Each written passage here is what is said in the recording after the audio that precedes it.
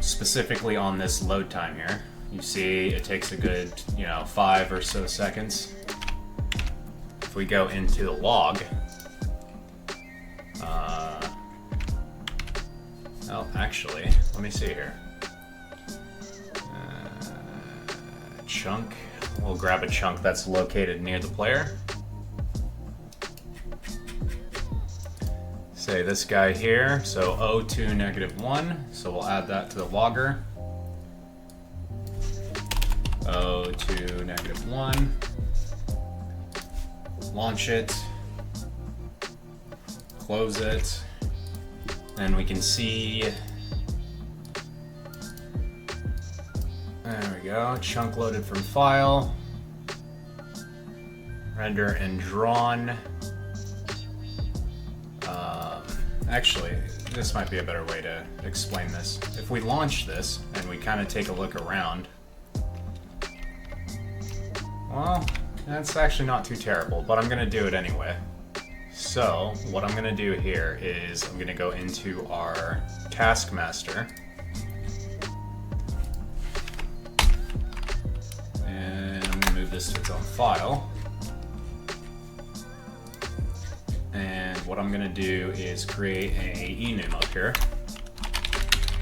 and it's going to be called a task priority. None is 0, and I'm going to do high is 1. And what I'm going to add in here on run anytime, I'm going to add an optional task priority, and we'll set this to none so it doesn't break any of our code. And if task priority is equal to task priority.high, what we're going to do instead is promise, or we're going to do task.run, I believe that's the internal logic we're using. Task.run. And we're going to do promise.internal action, and then we'll just return. So we're going to bypass the entire queue system. And then I'm going to go into chunk properties, and I'm going to add a task priority. Public task priority, like so. I'm going to go into chunk, and anywhere we have run anytime, so in 3 of these cases, I'm going to add this.properties.task priority to that. Let's see this guy, and then we're going to put him down here too. And I'm okay with that. And then I'm going to go into world where chunks are created. And this render around point then is used for spawning the player.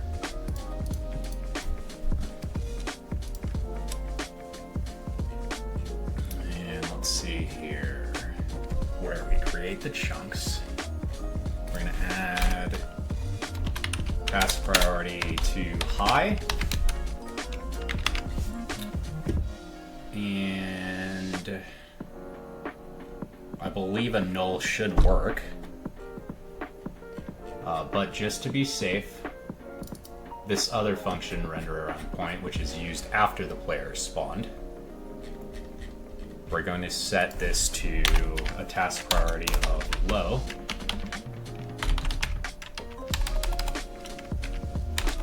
Dot, or none. None is good. And then we're going to launch that and see if we got any speed up.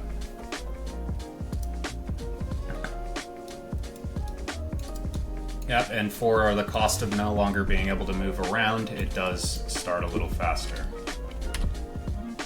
Okay, so now that we've got that taken care of, I'm going to want to work on selections. So I'll go into the player behavior, and I'm going to add, so we got the add rep position, sub rep position. I'm going to make a class called selection, and this is going to contain 3 voxel matrix coordinates, and this will be start position, and we'll use current position, and we'll use end position, and move this into its own class. And here's all our computation to figure out our positions. And then we need to decide, do we want to use the add retinal or the subtract retinal for selection? And I believe we'll want the sub so that it selects the block you're clicking on. Point ret is good. Let's go to point ret. And actually just going to leave that as yellow. Okay, so this is what we're going to do. We're going to get rid of this code, and then we're going to rewrite it. So if input get mouse button up, and I believe left is 0, so we'll do selections with the left mouse. We'll do up here, let's create a selection.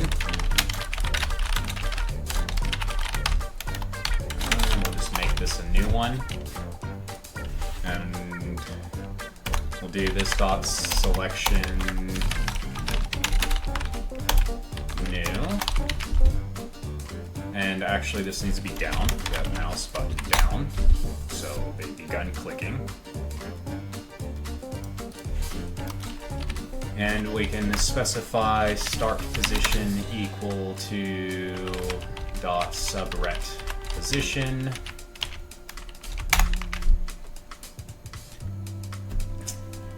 Add ret, and where do we set the add and subtract retinal positions?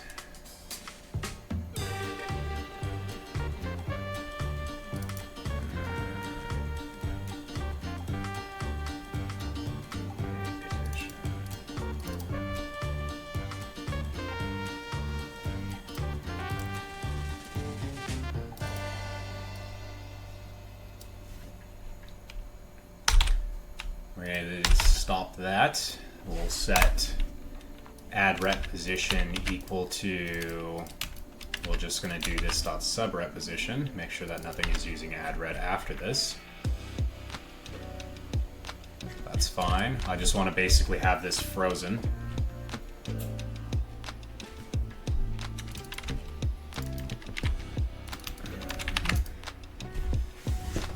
Now we're going to need to refactor this.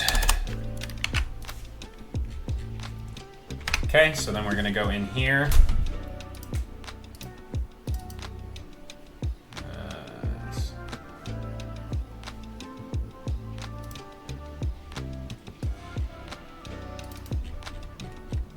The hell is this?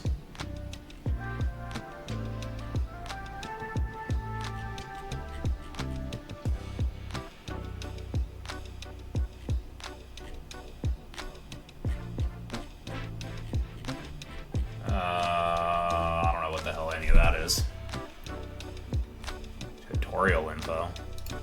I don't think we need that.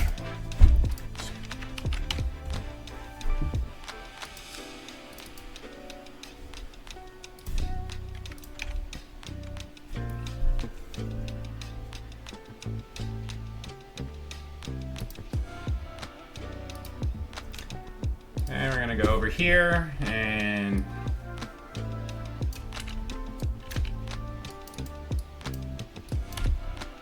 let's actually I'm gonna remove all this.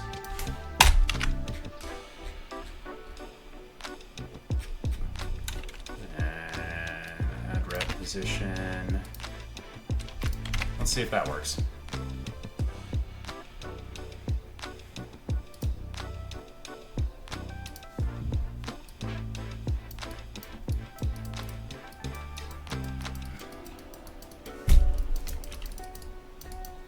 Why is that moving?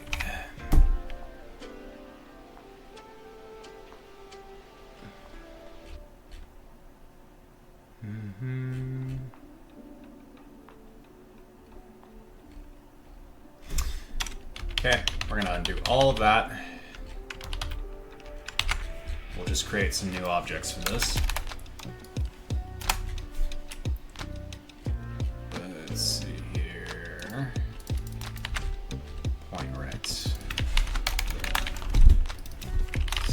selection ret.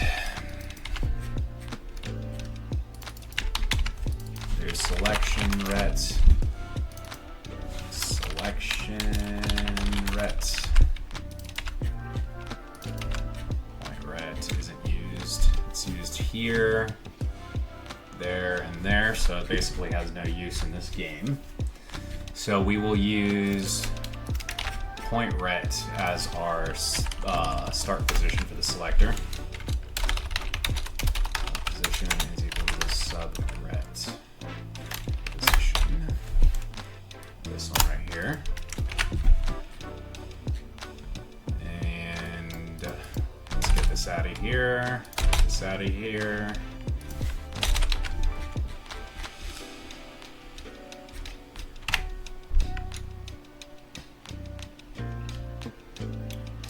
Okay, then we're gonna go into resources prefab, copy these two. I'm gonna rename this guy to selection ret. Selection ret.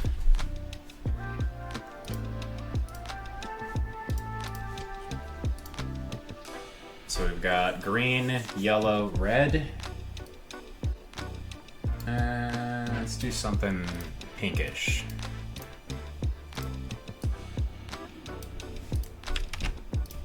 We'll launch.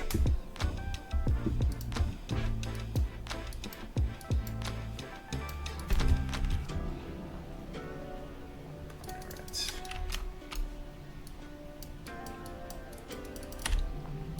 Okay.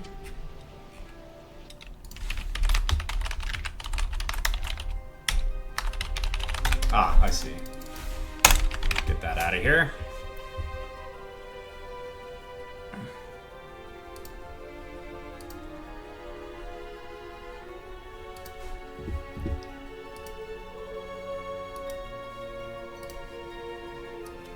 Okay. And then let's do get mouse button. This is going to be our current position. So we'll just set this dot selection dot current position equals to the current subret position. And then we will set the selection ret transform position there. And then we'll do a get mouse button up.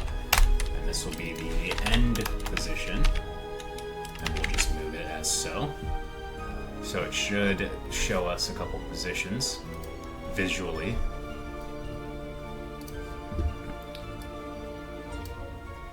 Okay, and we do have those two marked now.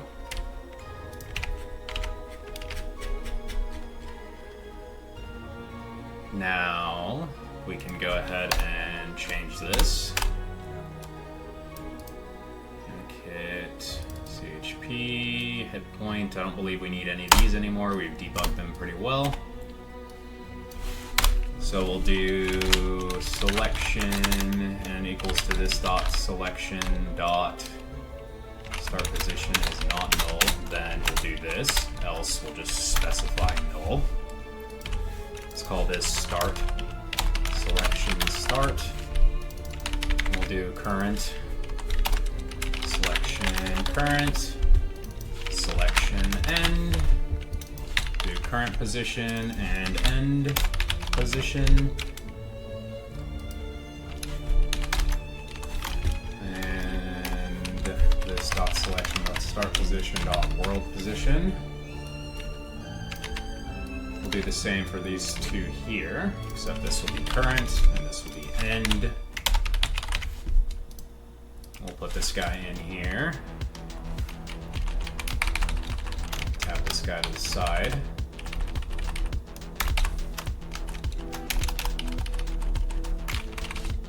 Selection. Start. Selection start. Selection start, comma. Current and end. Current end, current selection end. Then we're gonna do some math.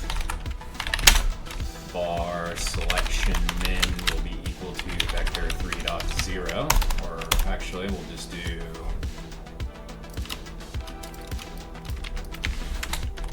null, then we'll return vector 3.0. Else what we're gonna do is vector 3.min between selection start dot start position, this dot selection dot start position dot world position vector 3, and then we'll do the same with the current here. Use current position. Put this guy here. We'll do selection max. And we're just going to set this to max. Selection min. Selection min. Same with max. And selection size. We'll determine that later.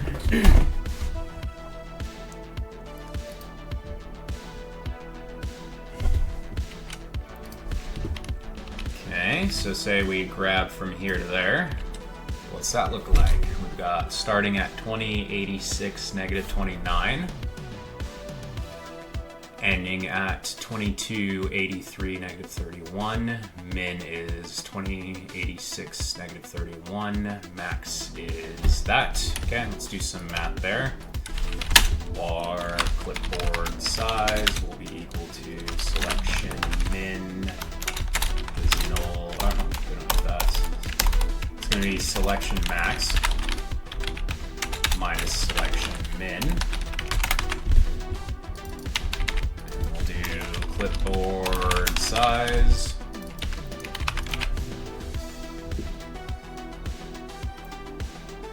And let's just start with something really simple. We'll come into the game. This is a 3 by 3 by 1. 3 by 1 by 3, okay. This will be plus vector 3.1. We want to make sure we do this after.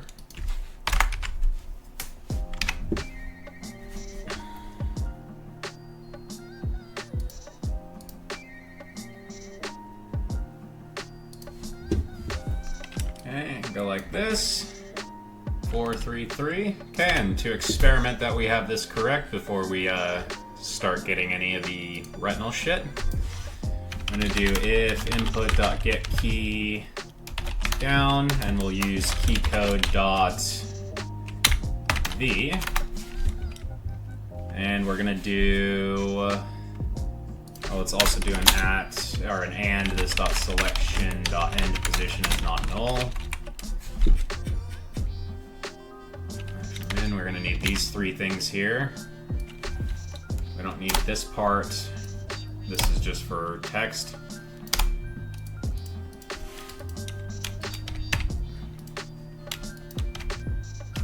Okay, and what we're gonna do is for int x is 0, x is less than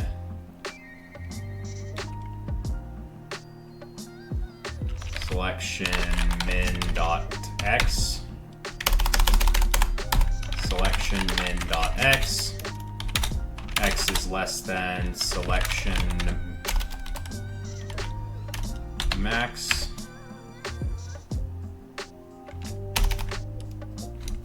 What's going on here?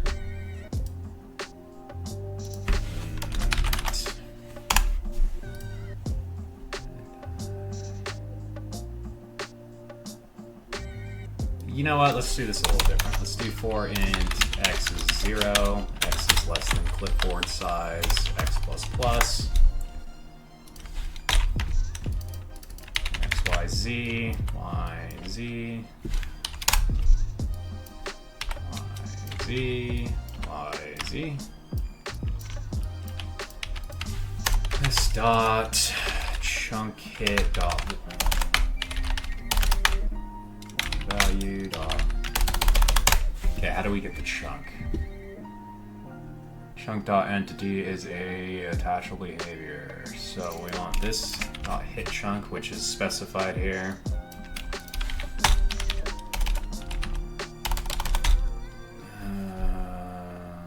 World. We're gonna set block selection min dot x plus x, selection min dot y plus y, selection min z plus z, and we're gonna just set this to a new, and we'll use hit chunk. Let's just steal this.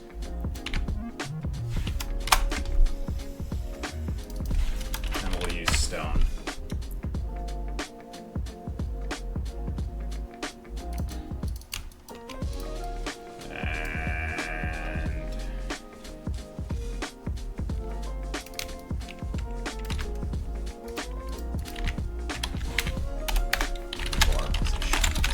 This.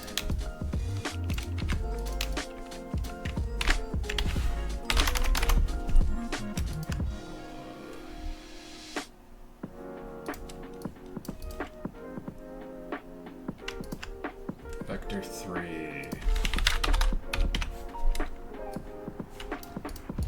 And we'll use this position here.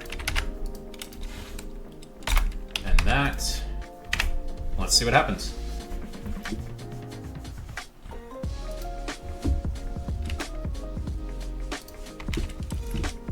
Okay, let's just start simple.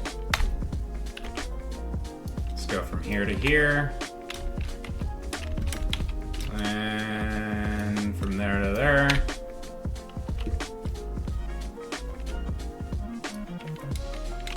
Ah, my range isn't very large.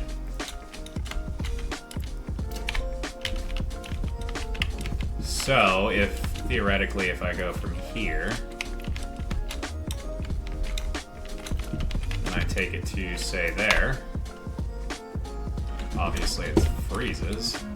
Why didn't that, interesting. Well, that worked. Alright, this is pretty good. So now we can figure out how to draw this. So what we're gonna need to do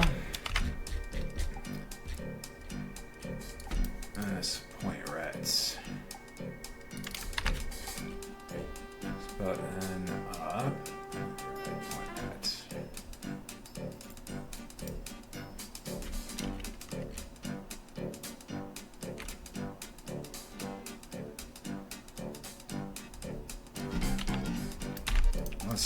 We'll do the computation here. And this will be equal to, we're going to start from selection min. This is a vector 3, yeah? And then we're going to add clipboard size divided by 2. And then this selection ret dot transform dot local scale will be equal to clipboard size.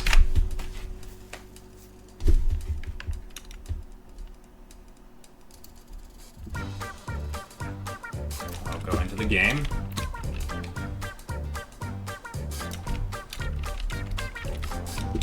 Whoa. Oh, I gotta turn around there.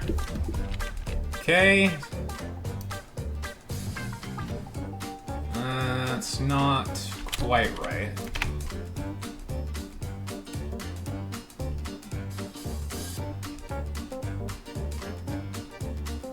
Oh.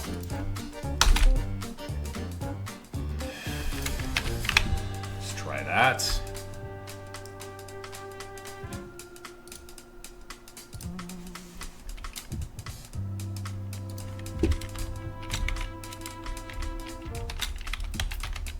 Let's go. Whoa.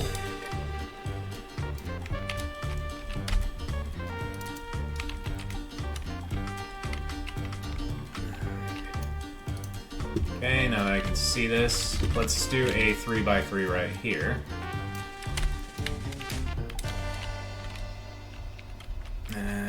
Okay, so we started from there. So, if we pause this, we really need to move this down to about here.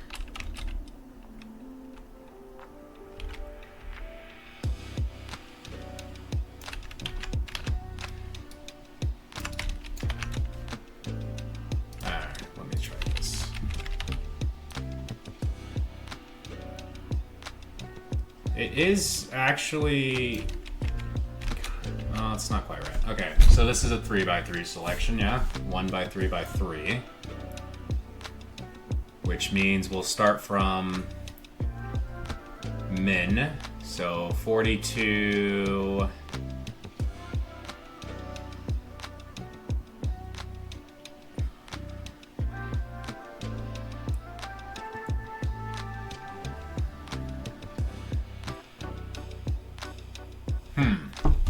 Gotta think about this.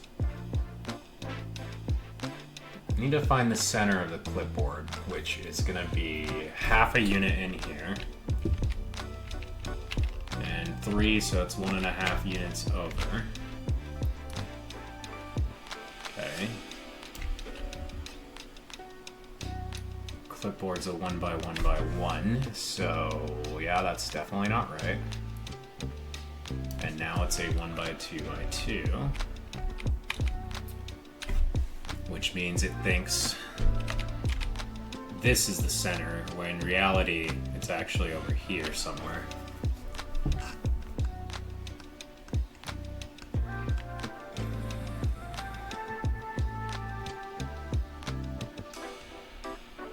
And then when it hits 3,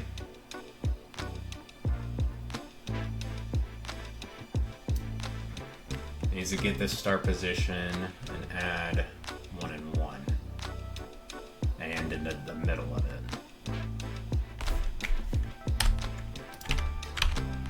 Let's try it like this.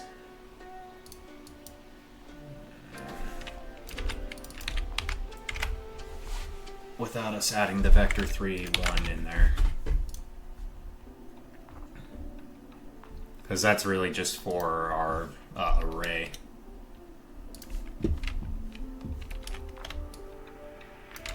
There we go, that's much better. Okay, so now we have a way to take a selection and we can at least paste this. Or not really paste, paste isn't the right word. While we're at it, let's go in here and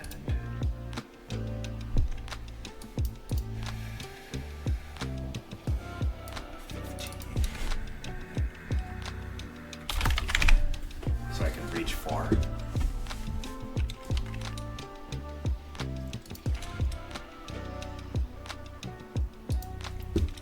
Now I can reach all the way over there. So that's what V does.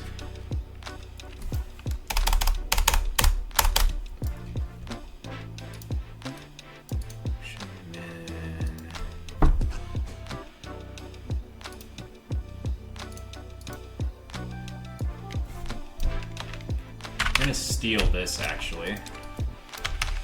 We're gonna go into selection. I'm gonna add comments here, and what I'm gonna do is public vector 3 min, and we're gonna point this to selection this dot start position dot world position dot vector 3.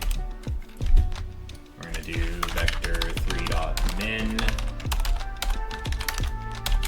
and we'll use this dot current position world position dot vector 3. Between this and this is a function. And oh god.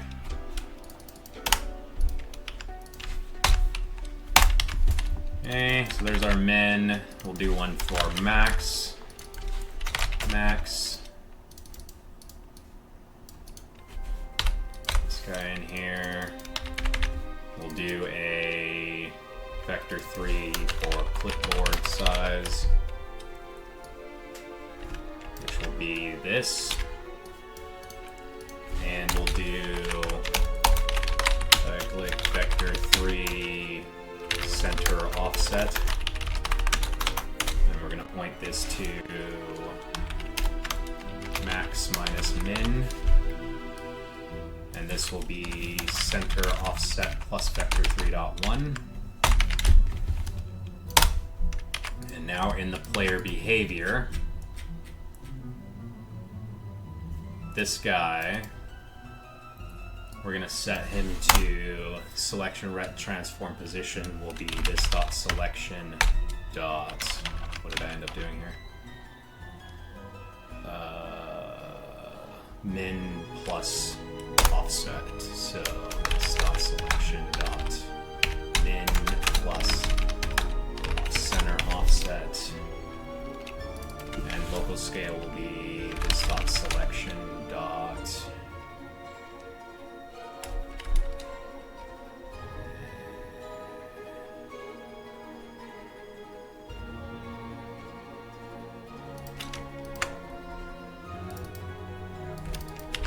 center offset. Perfect.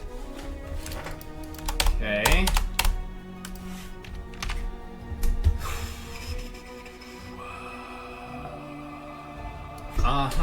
Okay, alright, let's see here. What do we need to do this? We're gonna need the world to set the block. So let's do this dot selection dot set blocks, and we're gonna give it our world, and the block will be this one. I'm gonna create this function here, cut all this shit from in here. Object does not. Oh, I see. Chunk block. Chunk voxel. Void. And we'll just change these. And we're going to use min, min, and min. And we'll use world here.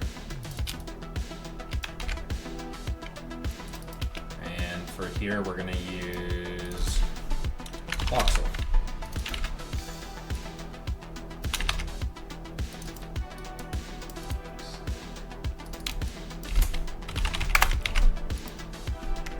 Okay, like so. Okay, so that's for V. We'll do one for X. And this will just be air. So it should be that easy now. Now we can delete shit.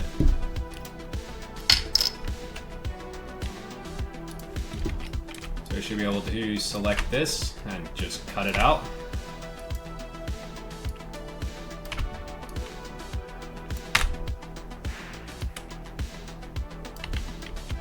That's not quite right.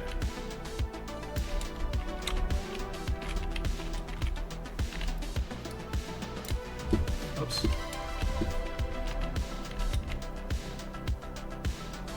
That's weird.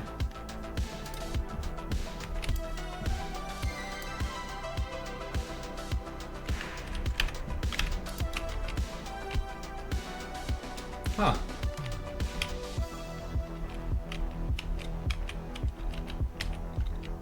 Why did it go all the way through? Okay, that's not right. Cast all.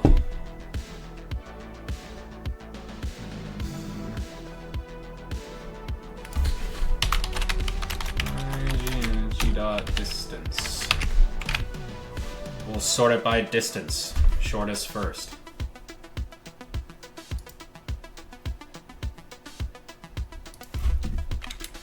There we go. Fixes that. Yeah, that's selection selections is shit.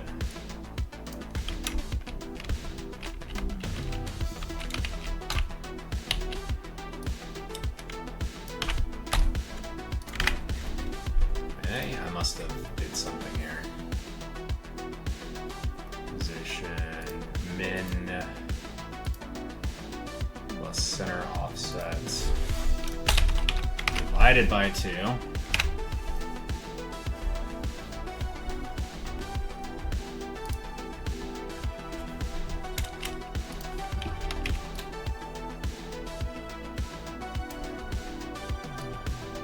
Oh, damn it, I just had it.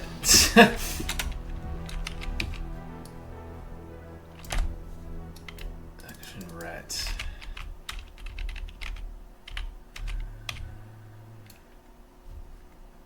Zero.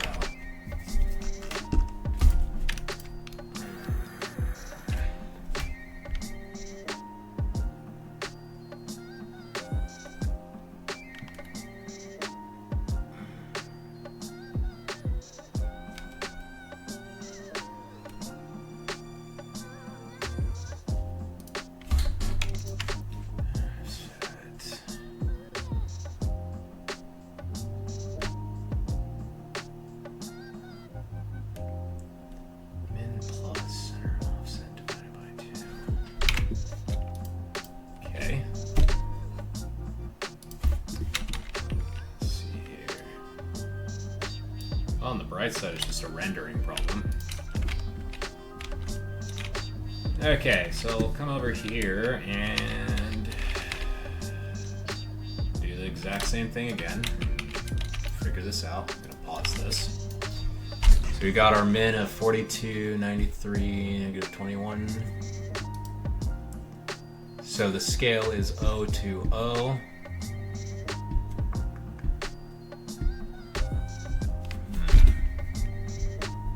So we need this to be centered at this center point here. And it should have a size of 1.5. So that'll be 1.5 and then 3 and 3.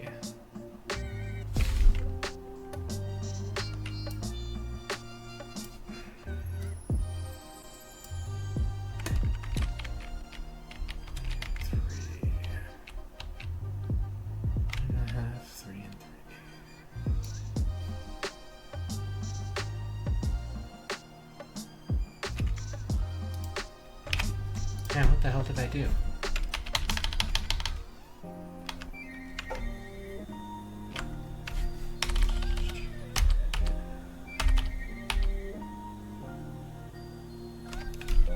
Just gonna go ahead and copy that.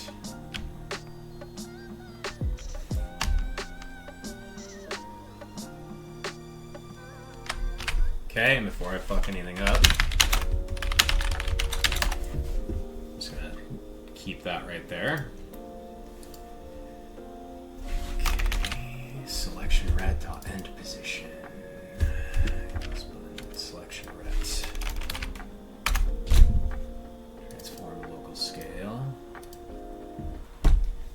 Okay, transform position is equal to selection min. Well, let's, you know what? Let's see if I can just revert it back to what it was before. Is it actually working correctly? Specific circumstance. Oops. No, that's working great. Okay, so what did I do wrong? Let's reverse this. So we need selection min, which is the vector 3 min of start position and end position. So this should be equivalent to this dot clipboard selection dot min.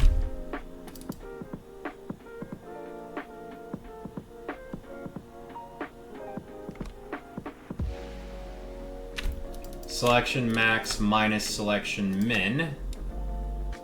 Max minus min should be center offset.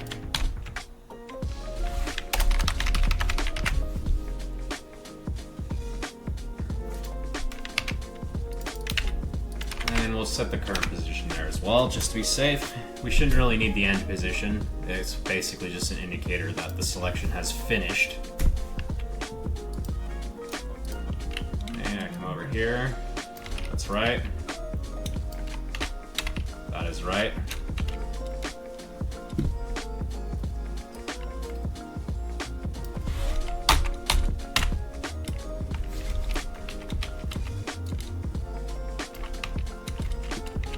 Okay, and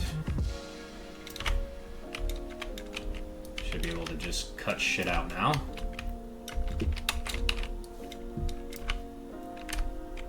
Alright, so now the next thing we should work on is copying these.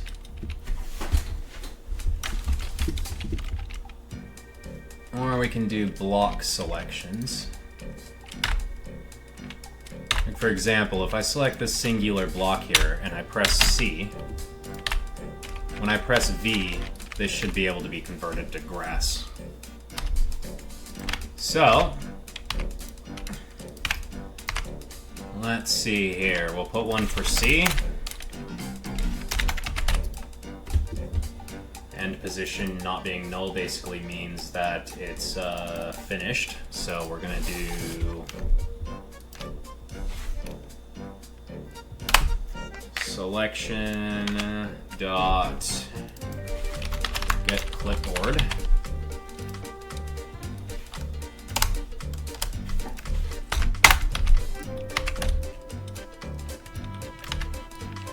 Steal this guy here. Don't need this. I'll do public void clipboard. I believe we already had a clipboard somewhere. Let me take a look here. Spawn box voxel. Voxel clipboard. Let's see what this looks like. Chunk voxel box is perfect. This is exactly what we need. Voxel clipboard. Clipboard is new. And it's going to need a length, width, and height. Luckily for us, that's clipboard size X, clipboard size Y, clipboard size Z.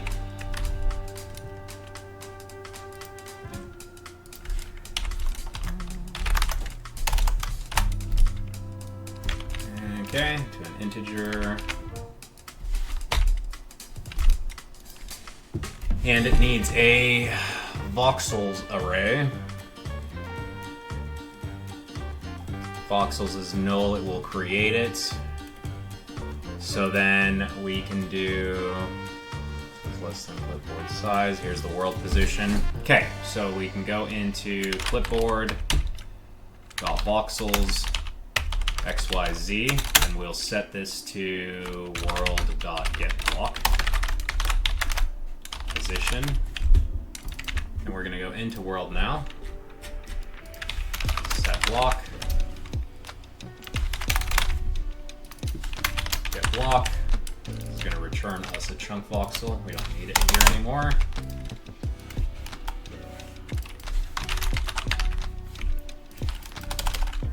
Okay, and we will return this guy. We'll go into chunk set block. Oh, damn it. What did I call that? Set voxel. Set voxel. Set voxel. Get voxel.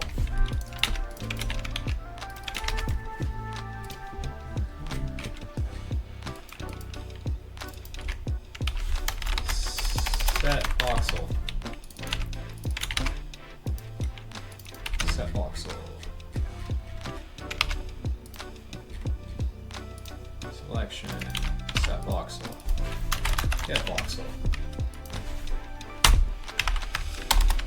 And we will do a dot clone on there, so they're not connected with the same metadata, but we do clone the metadata.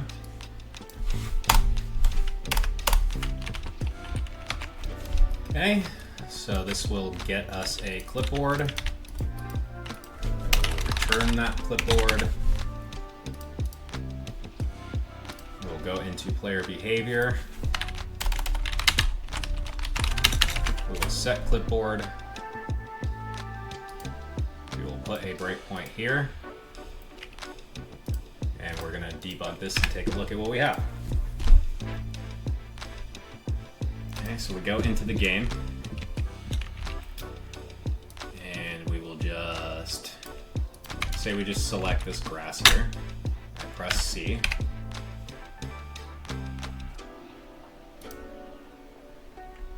What's going on here? Unverified breakpoint.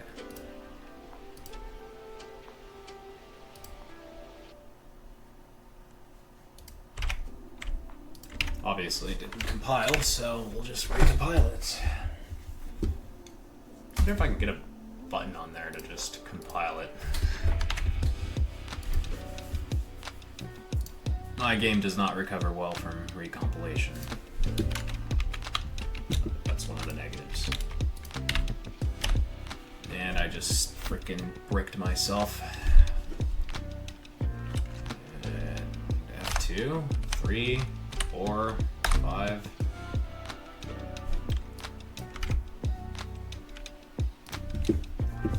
Let's see, if I go in here and then I press escape and then press C, I will get my cursor. There's our clipboard. It's a 1x1x1 containing a singular grass voxel with no metadata. Perfect. Okay, now if we set our selection at private voxel clipboard, current clipboard, we'll set this to new, a 1x1x1. Run voxel. Let's see what I have here. Player, get world. Okay, and start. Current clipboard is equal to new 1x1x1. This dot. This dot. Entity. World voxel registry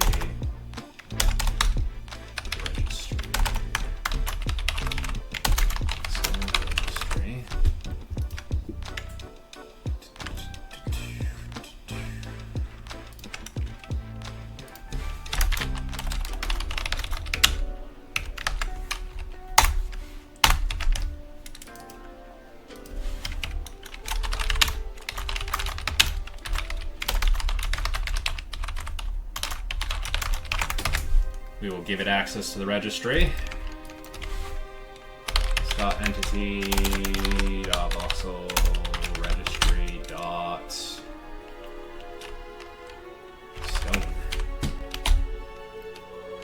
Do a new.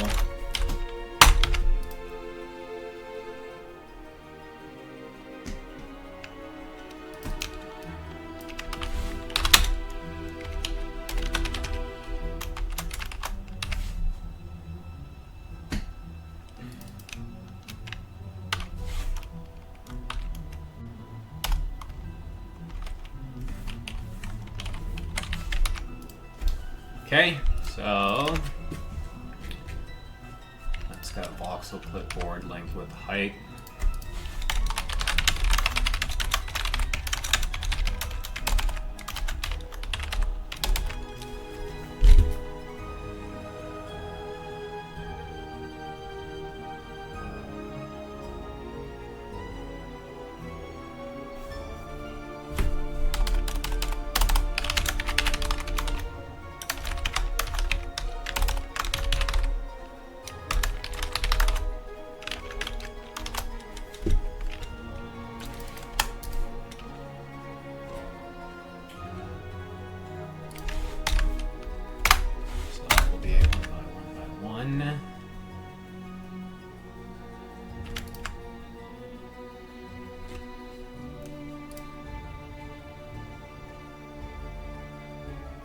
Oh.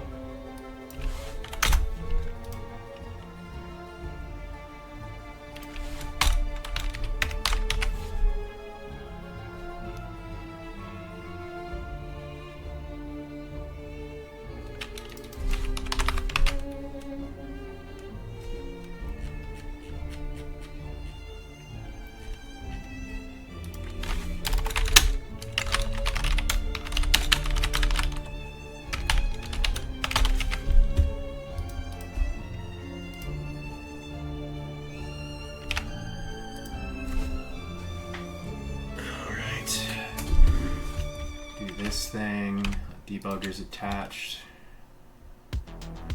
Go into game. Can't move, so something broke.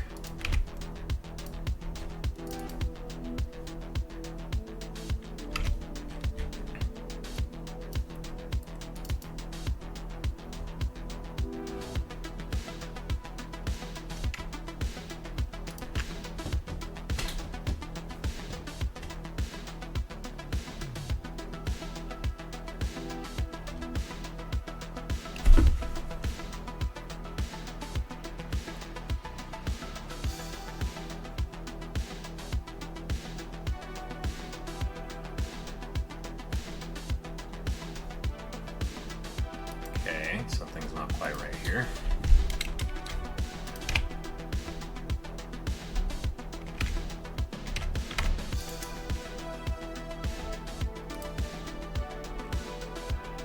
Entity, base, entity, player.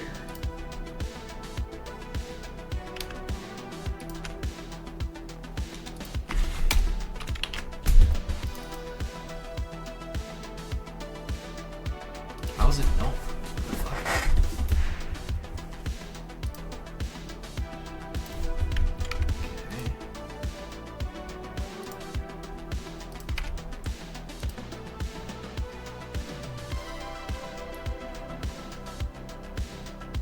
Well, that's rather weird.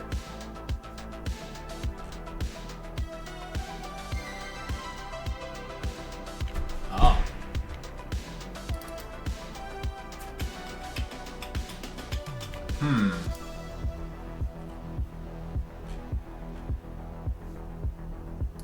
Let's see what's going on here.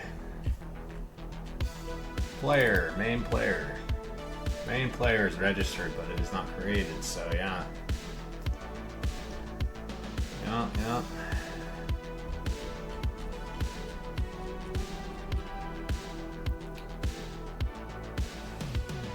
Yeah, that sucks.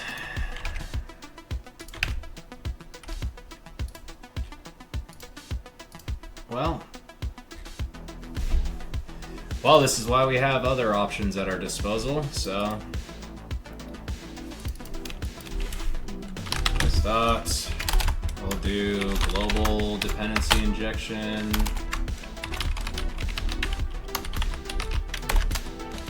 Global scope. Scope.global scope.resolve. Voxel registry. Stone. And we'll fix the player thing later.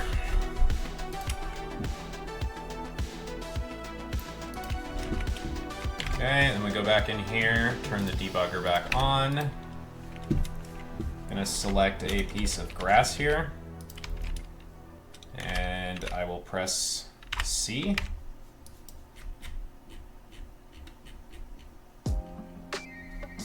Damn it.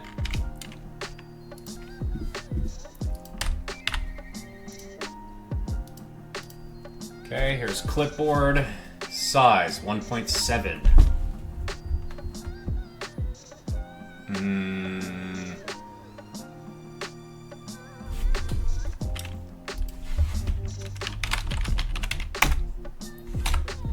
Voxels. Size. Length. 1.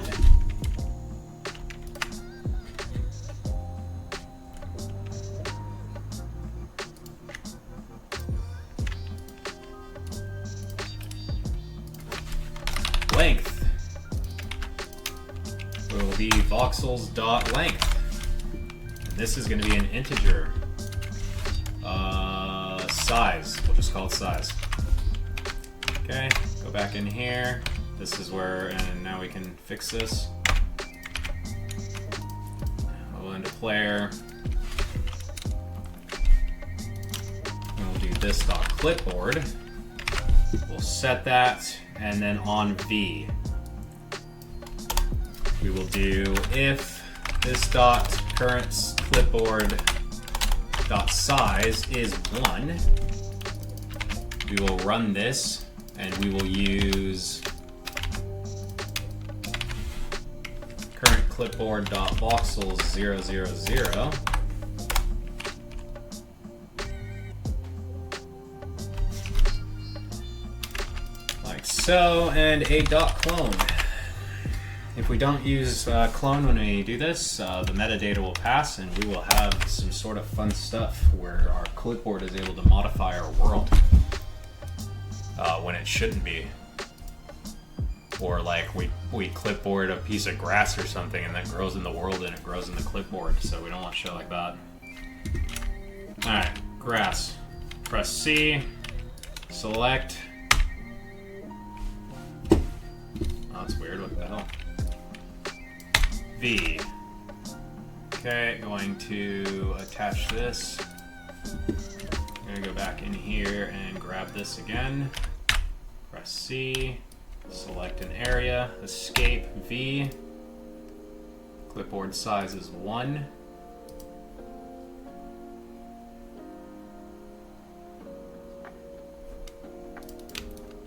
Let's see, what do you got in here? Stone, it's still stone.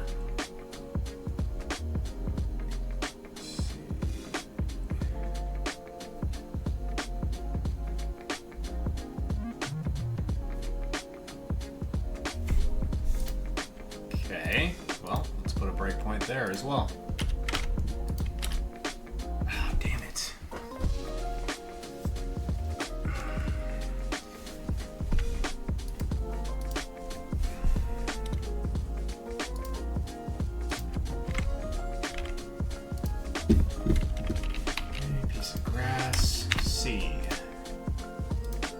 What is current clipboard?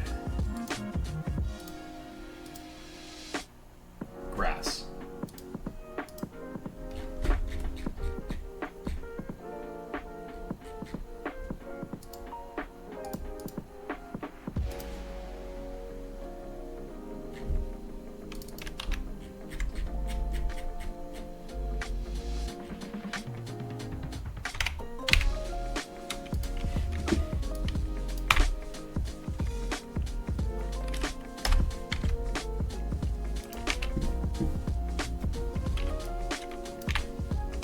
Now it's working. That's cool. Okay, not sure what happened there, but C, select this area, and D, it is working. What's this shit? Why aren't these things spawning? Trees. Where are the trees?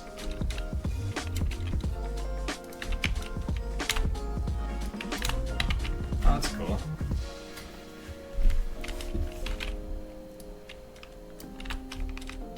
Yeah, let's see here. Here's some wood, so theoretically, if I select it like that, it will grab it. But here's my new problem.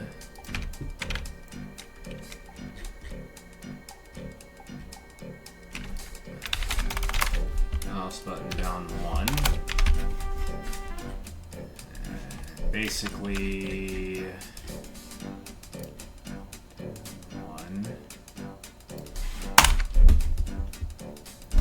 selection.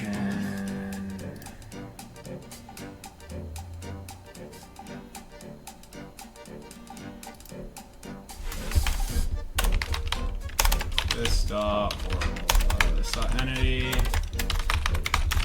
world dot set voxel, and we're gonna use the add ret position. And we're going to use this guy right here.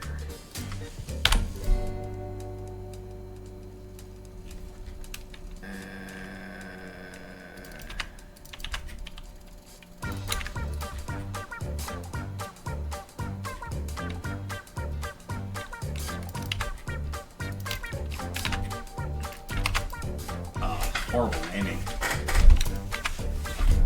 Okay, so if we right click, we'll just do it on the set block, or the add voxel area. So that should help us. So, if I go grab a piece of wood here, I press C, and I right click, get mouse button down one, attach,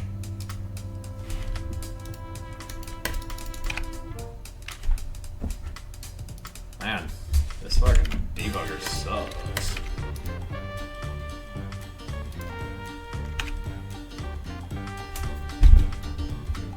I'm betting it didn't even compile.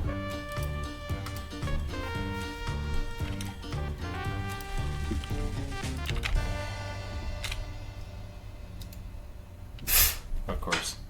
Okay. Alrighty.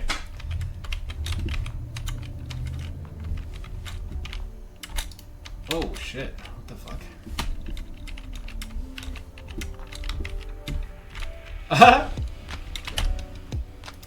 Okay. Jumping sucks. Up axis.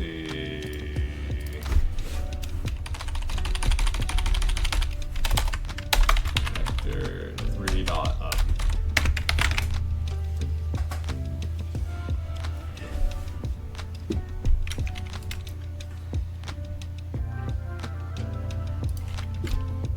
Okay. Copy. Select this guy, get rid of him. Gotta work on it next. Movement is horrible.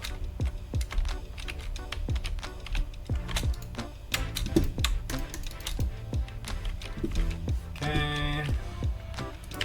Take this guy. Boom. Boom.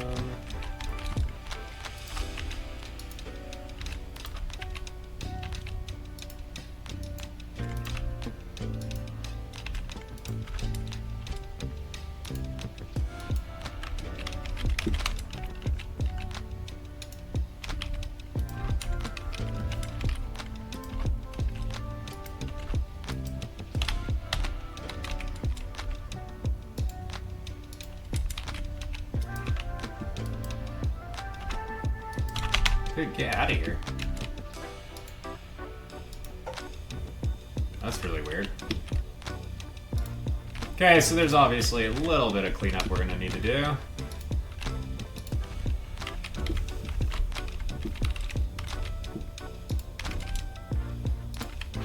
Huh?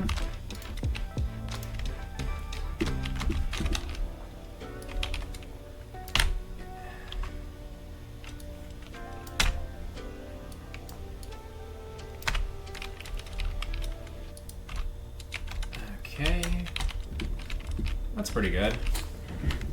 Now, how are we gonna get this selected? Well, the tree goes from here to basically here. Two.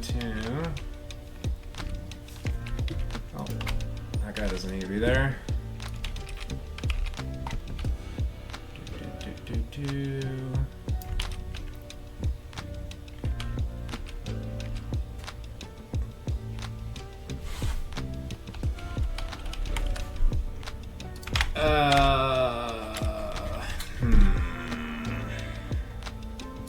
Let's try this. Keycode dot. Oh shit! Right bracket. Let's use the right bracket here. And then what we're gonna do is dot selection dot end position.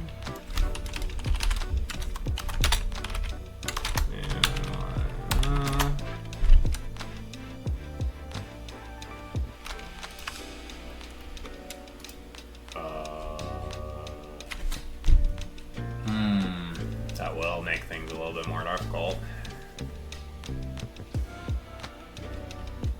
Let's see. Let's do this. Do this dot selection dot current position is equal to this. And what we're gonna do is we're gonna use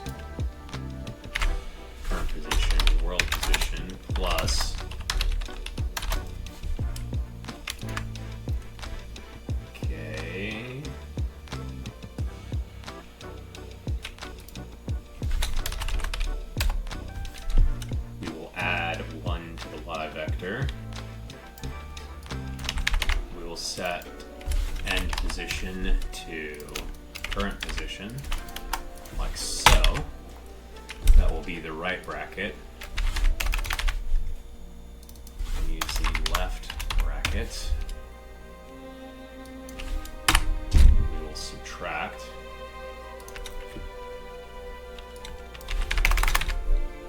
We'll override this minus operator. Just switch this around.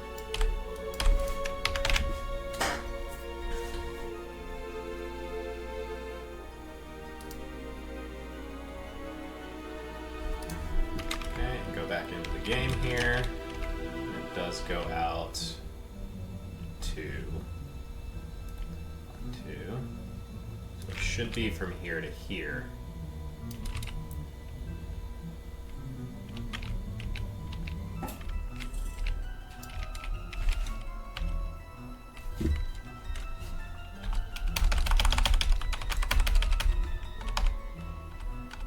Oh shit.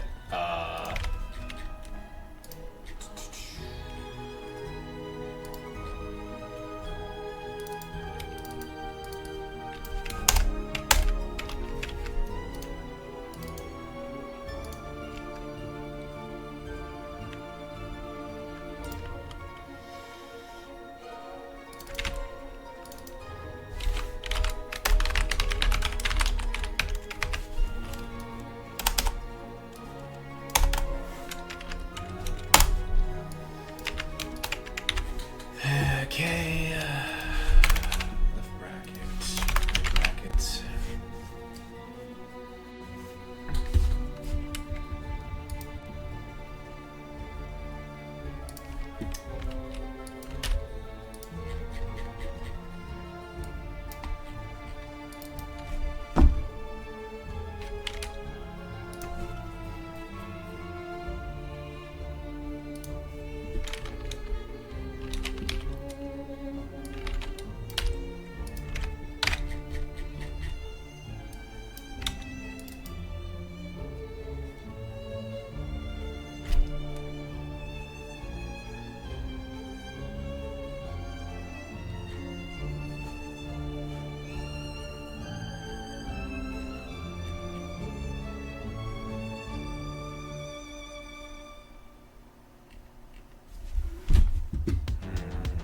What the hell just happened? Start position.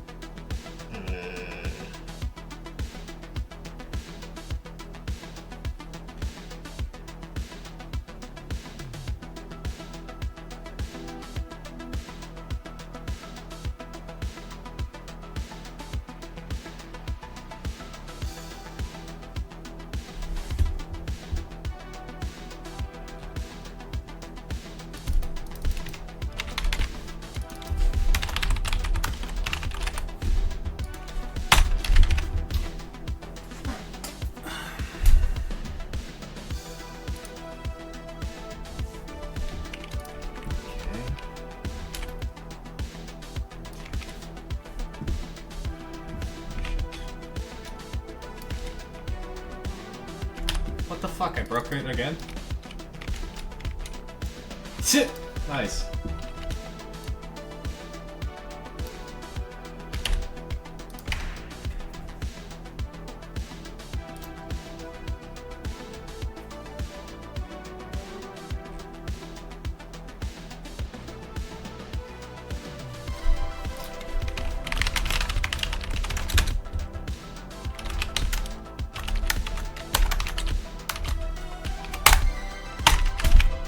Okay, well, we need to set the selection position, of course.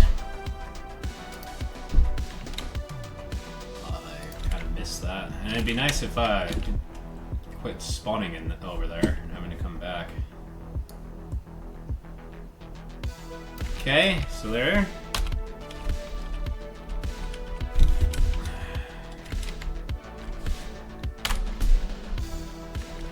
Okay, and that has captured it.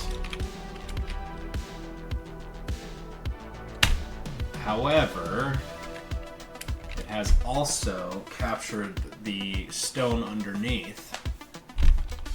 What's this guy do? Okay. Let's see, what can I do about that?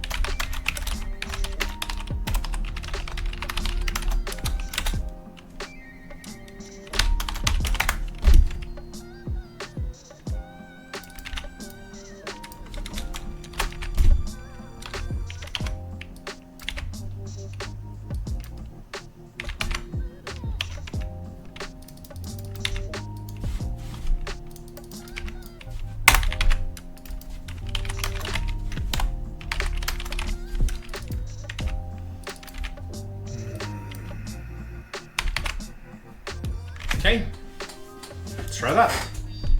Now the shift key will let us move our selection up and down from the start position. Okay, go over here. So it's from here, 1, 2. 1, 2. Raise that shit up. Damn it. Raise that shit up.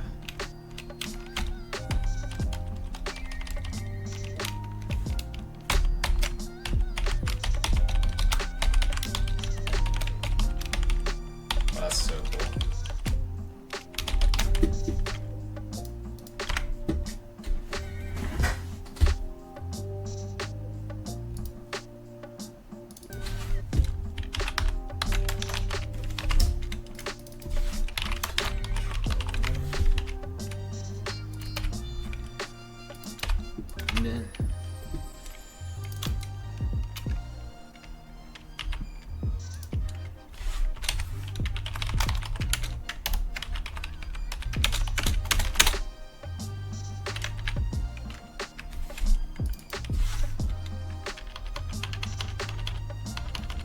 Alright, I'm gonna have to clean some of this up. Alright, I'm gonna take a quick break and then I'll be back.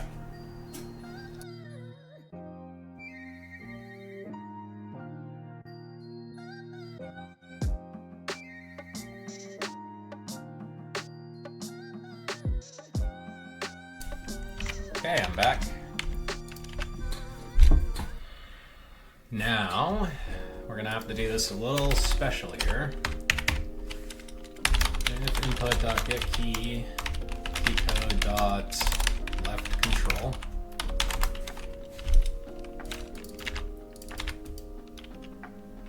We'll do an else here.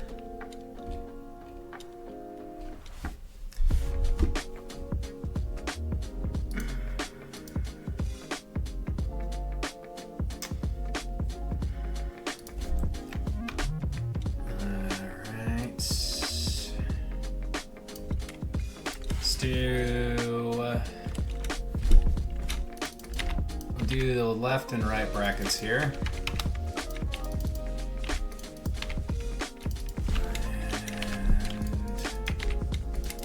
And left bracket. And then we're going to do this dot selection dot current position is equal to voxel matrix coordinate dot shift grid. This dot selection dot world position dot current. I'm just gonna do this.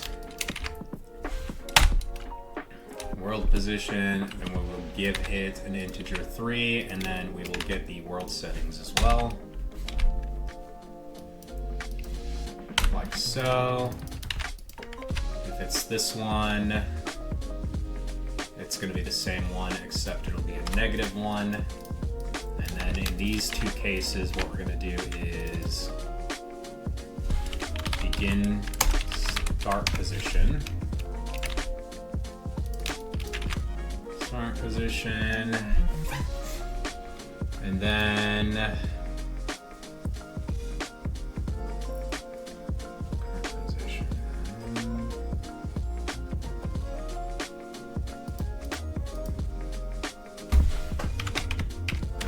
sloppy, but we're gonna do this or left brackets, wrap these two bad dogs together and put an and in here.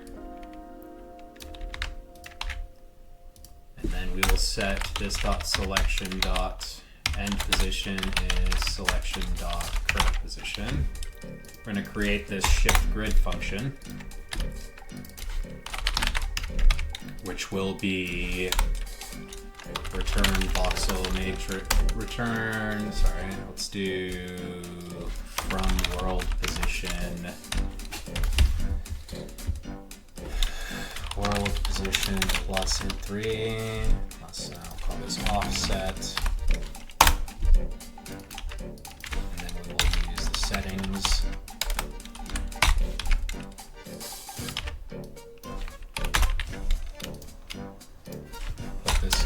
Here.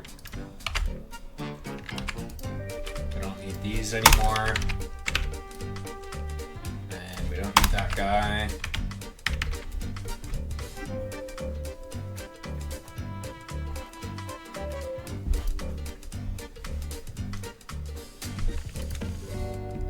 Okay, we will come in here, select this guy. I'm going to step back so I can see what I'm working on here.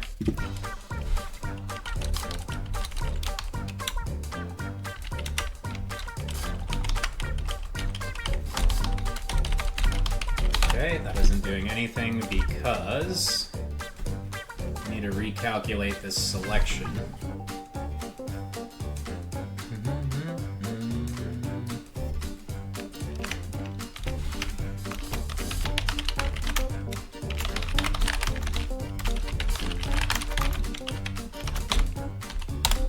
Make a function here, go in here, paste this guy in here. Go back in here and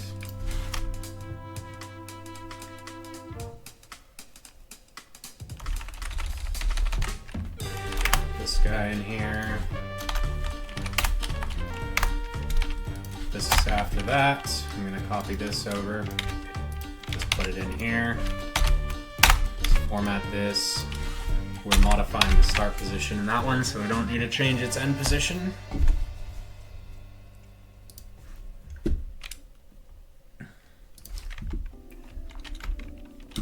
Come back over here, select,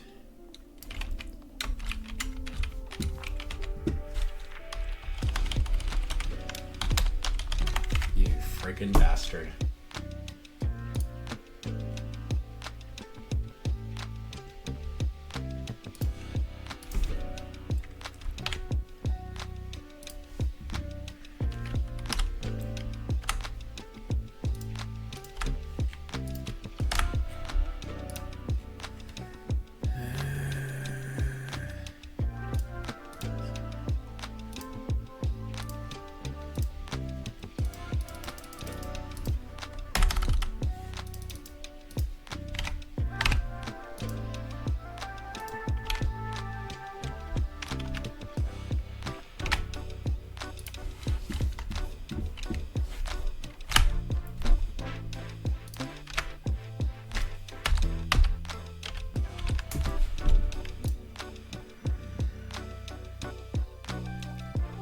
Correct. 4192 negative 27.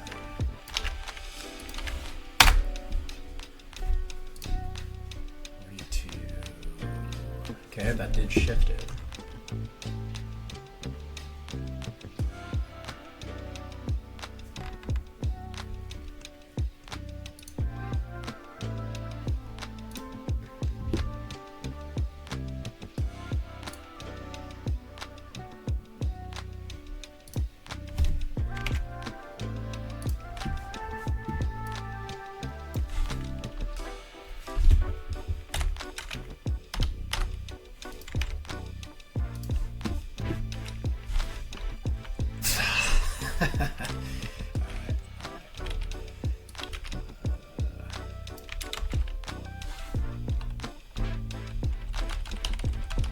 Oh, that's weird.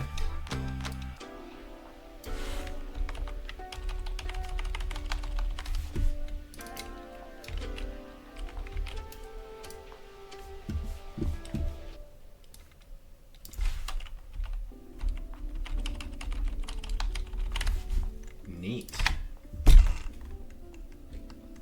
Okay, if it's left control, these are actually inverted.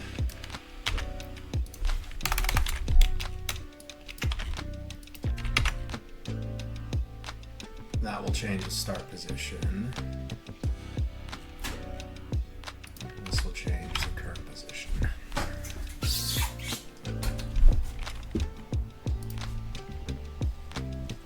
And I guess we don't need to go all the way over there. And it's increasing it.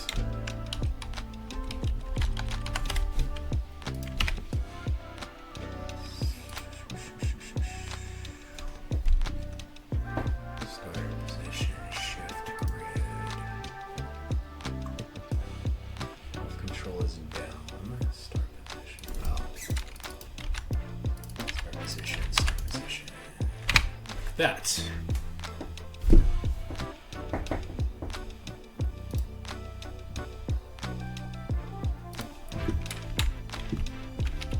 Okay, over here, select my tree, bring it up, there, press C, and now, if I press V, nothing happens. Perfect. Now we go into when they press V, and this else here, selection dot paste. We'll use this dot add rep position. That will be where we do it. And we need to get chunk entity world. We'll add a paste in here. And basically we're just going to steal this entire chunk here of code.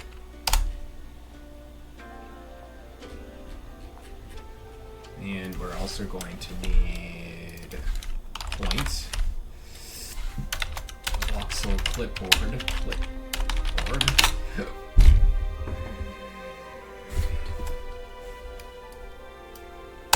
Actually, let's go clipboard, current clipboard. Is current clipboard.size greater than 1. And I do it like this. Paste this guy in here.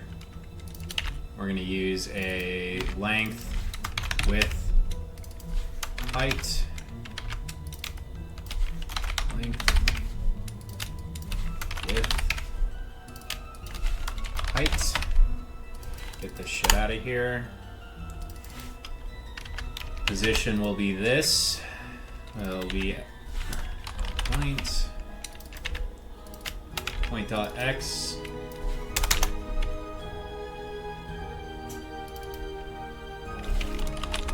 World position dot x. This will be point y,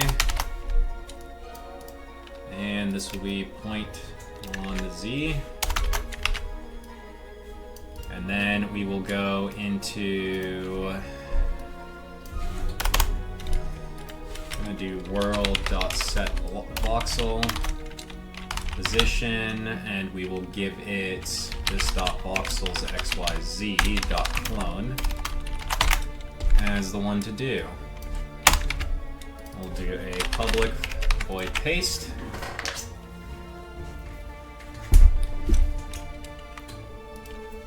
We go into the game. Rinse and repeat. Select this guy here. Shift him up. This guy down. Good. C.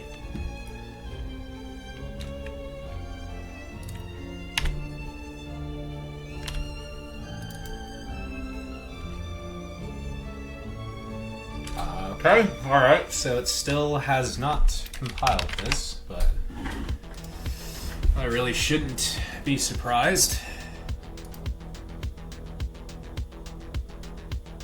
There is gotta be a better way to do this.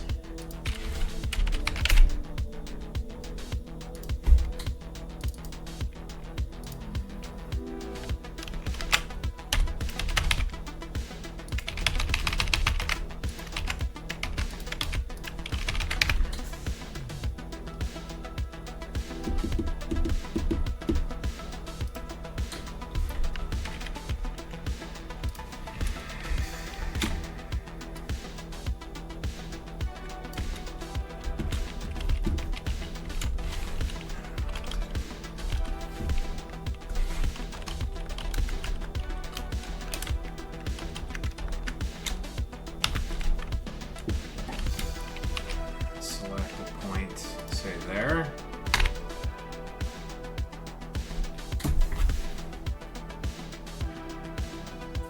That's weird.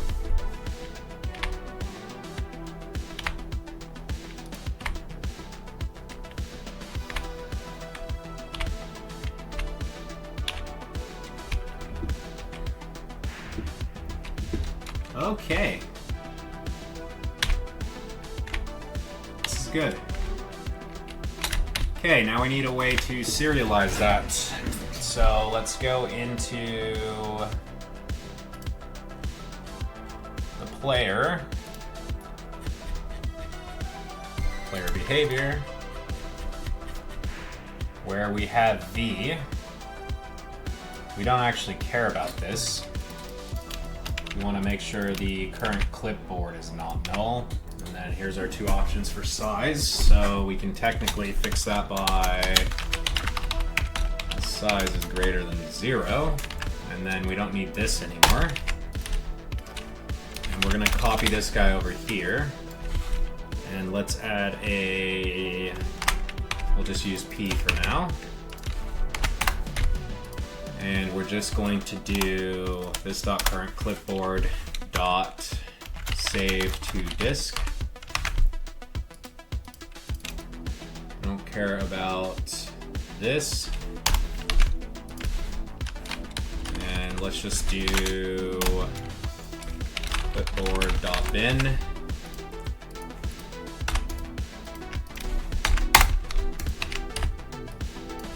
Okay, using var byte writer byte writer is equal to new byte writer. We'll go to the chunk where chunk does its saving.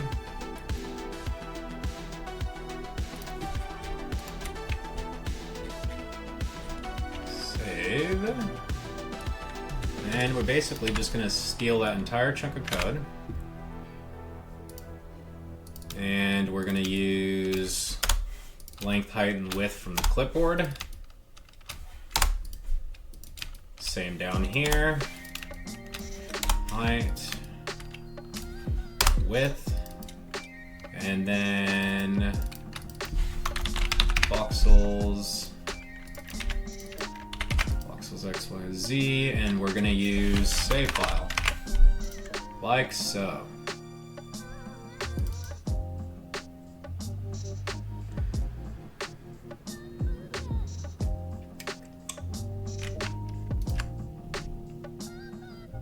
I guess it has its own voxel registry, so we don't need the world either. But I believe we will to deserialize it, so...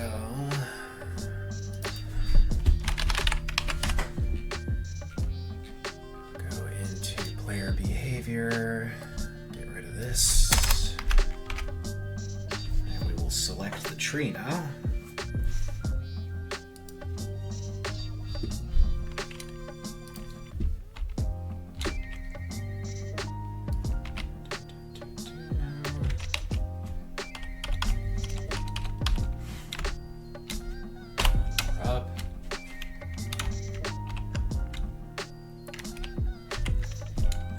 Copy P, index out of range, okay?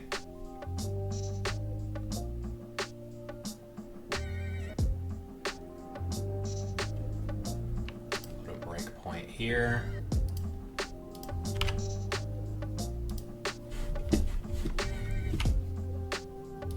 Do the same thing again. Damn it.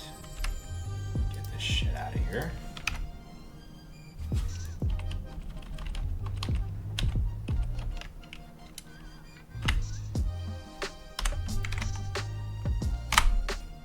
Okay. Length 5 by 5 by 8.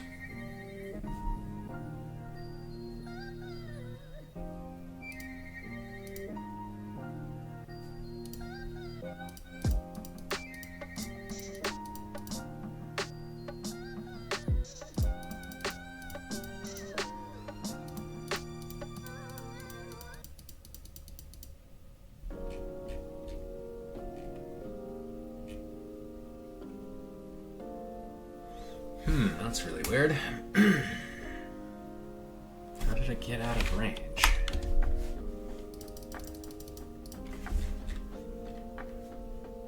It's still at Voxels. This is a 5 by 8 by 5. 5 by 8 by 5. Length, width, height, XYZ, XYZ, XYZ, XYZ, length, height, width, XYZ.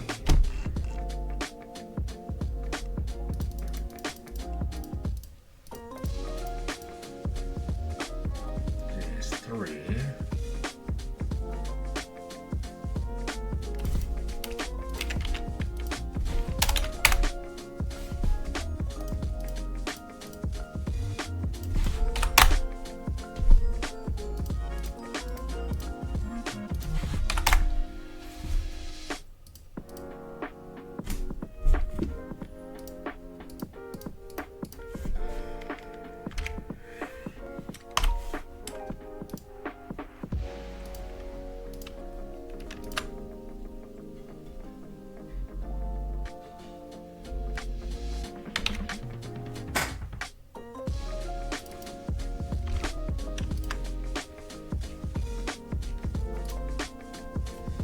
Voxel 55.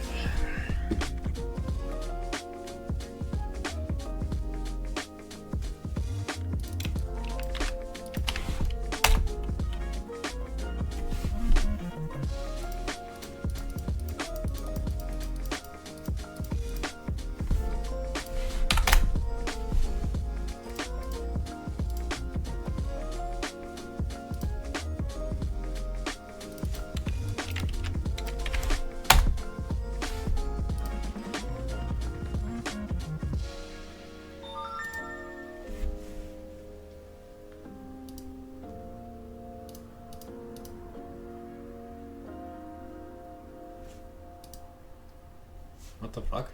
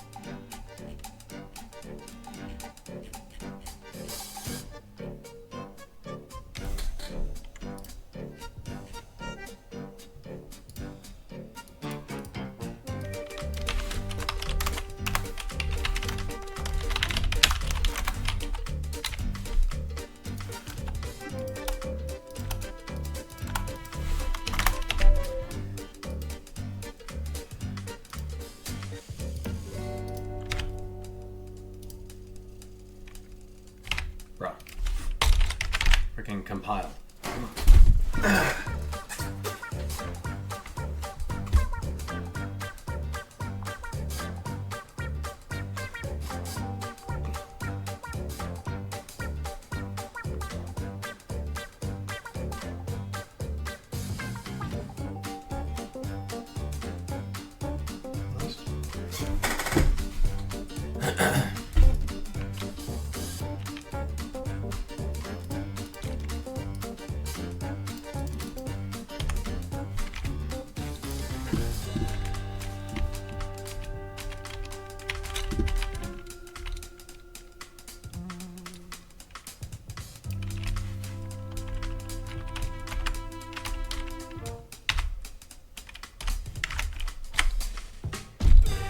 Okay, alright, let's see what's going on here. Index out of range. So we're trying to access 0, 0, 5.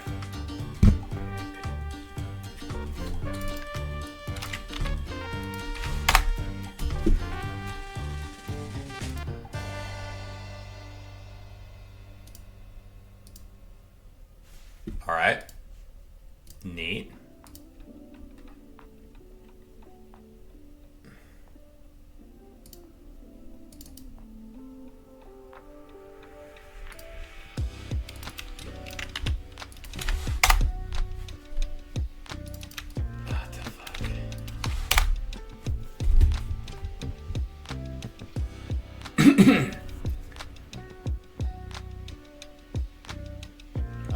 Huh.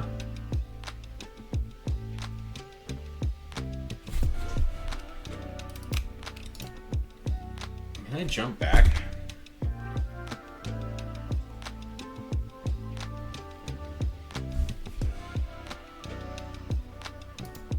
Yes, perfect. Onto cursor.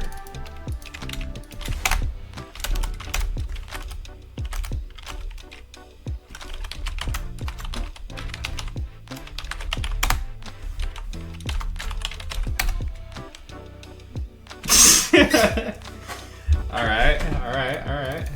And this one's good too. Yeah. So, how?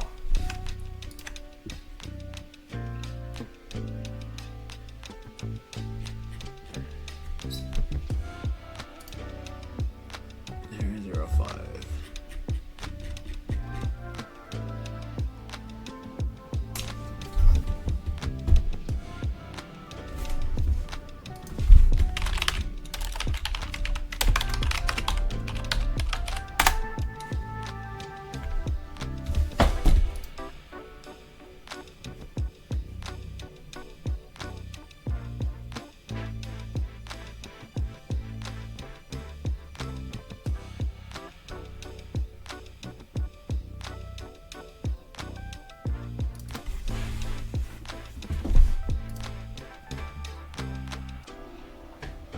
Height, width.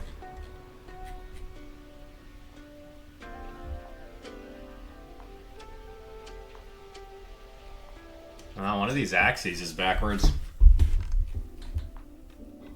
It's the Y that's high. Length, height, width.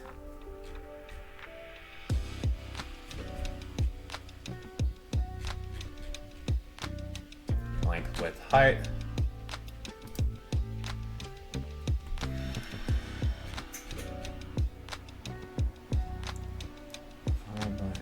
Yeah, there's totally a swapped axis here.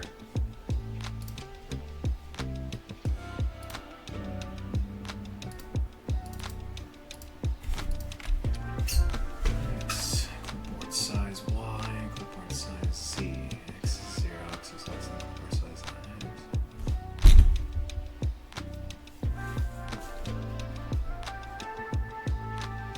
X. How's that?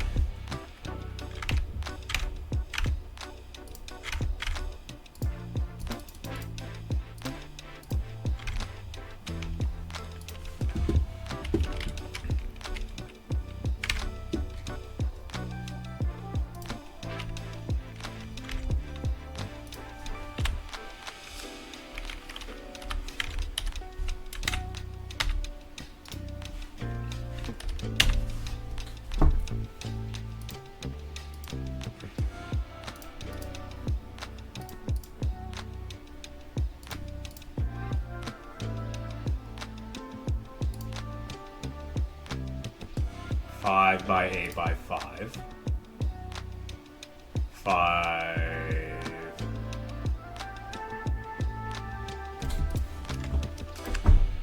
Length, width, height. What the? Damn it, bro.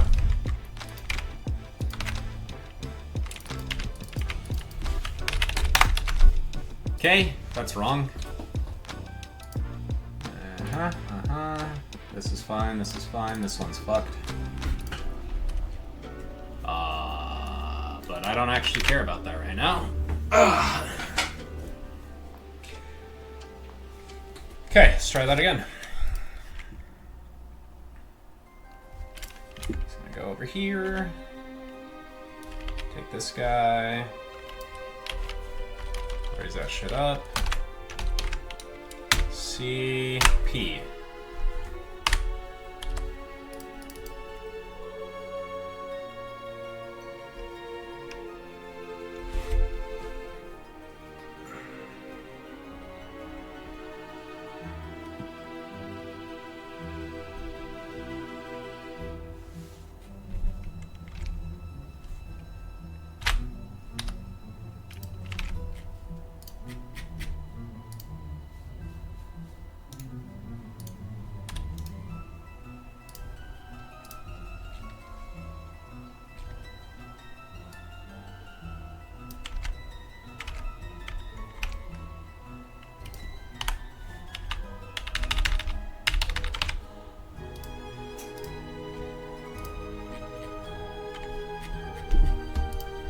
This isn't right.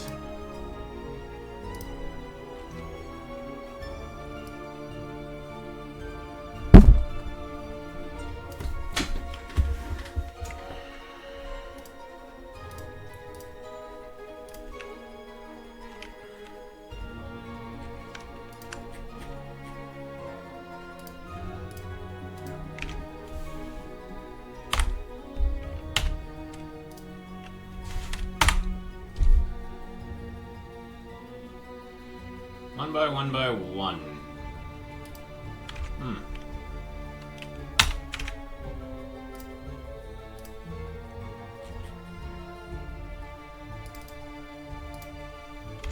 Okay, so there's no end position for some reason. Go up, C. Whoops.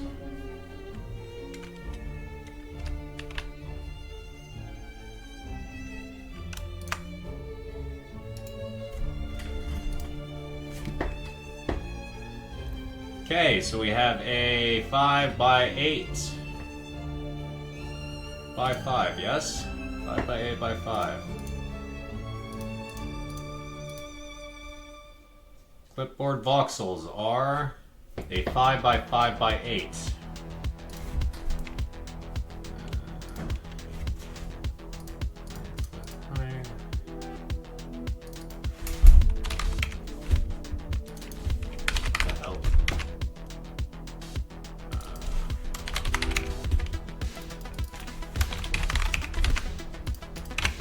Okay, I think we'll get it after this one.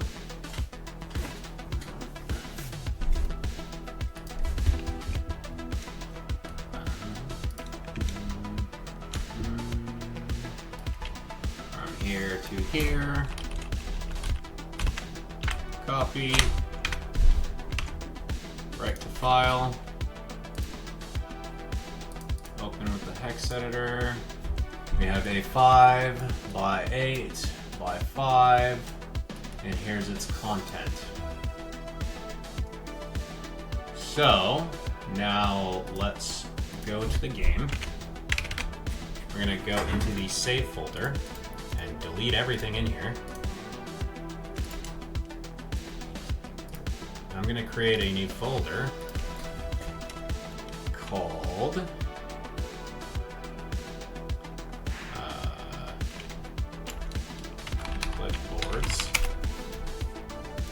name this tree.bin, put that inside clipboards,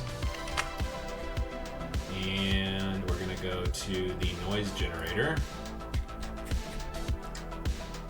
the spawn tree function, and make a spawn tree 3, metadata is new metadata. Type Voxel clipboard, that's fine. Now we need to get a clipboard, so we're gonna do Voxel clipboard dot from file. We're gonna do clipboards /tree.bin and var clipboard to be equal to that. We don't need any of this shit anymore.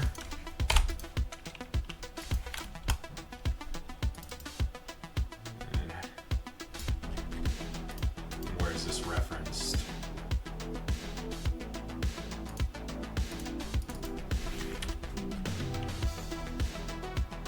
That's a lot of rights.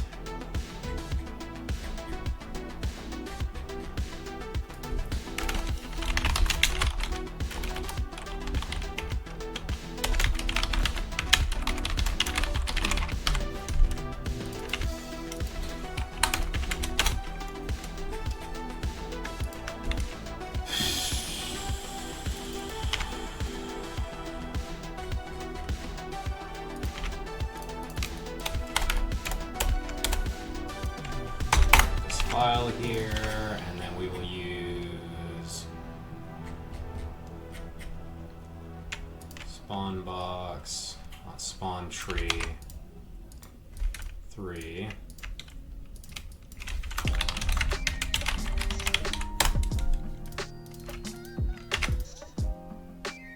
Just like that. Clipboard.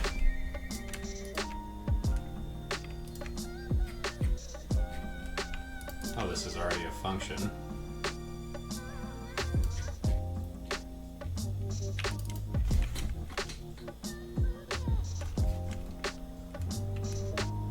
Okay, we'll call it spawn tree 3 for now. We'll use the tree clipboard from here.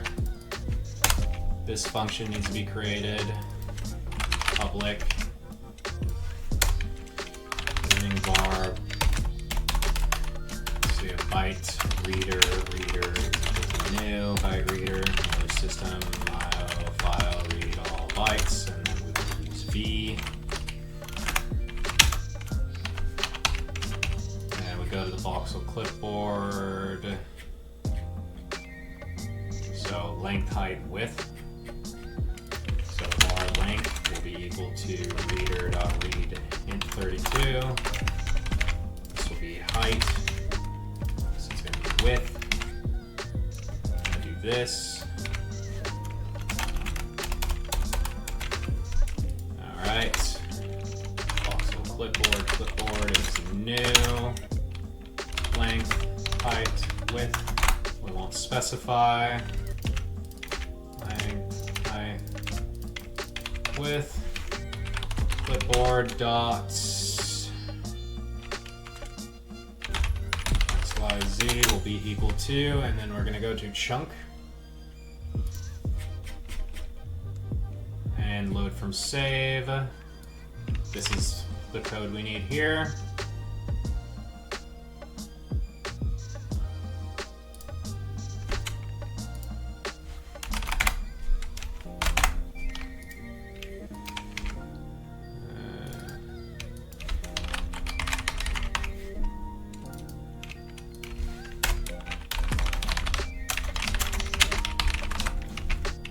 Registry for this,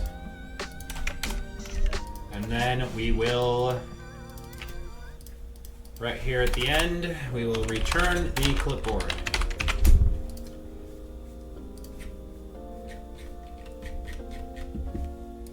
This guy can go into his own file, and we will give this the voxel registry. Okay. And if we did this right, the world should generate our new trees.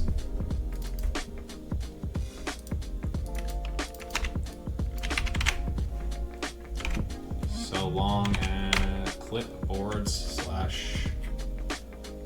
/ones tree.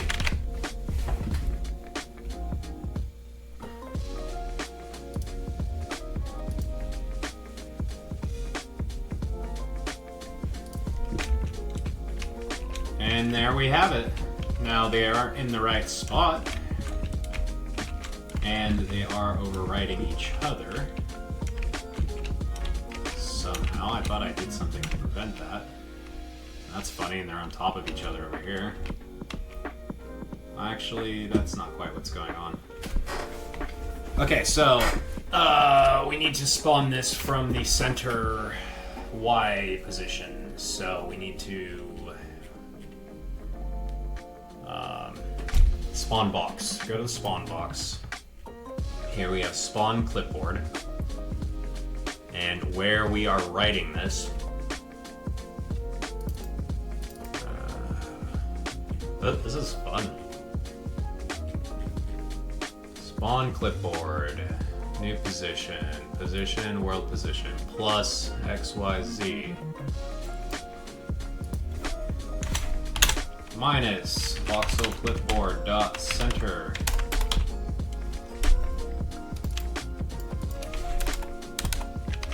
So position is where this is at.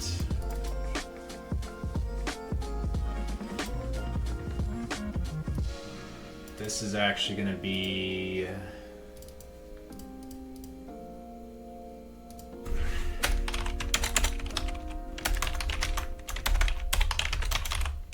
Voxel world.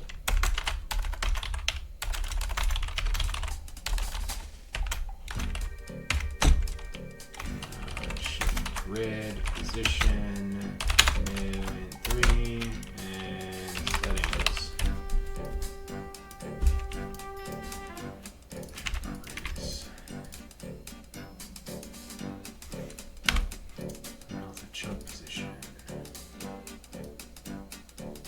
Not have a world.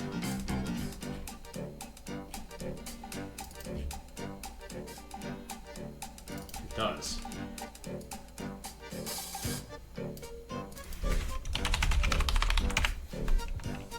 Now this is going to be the clipboard.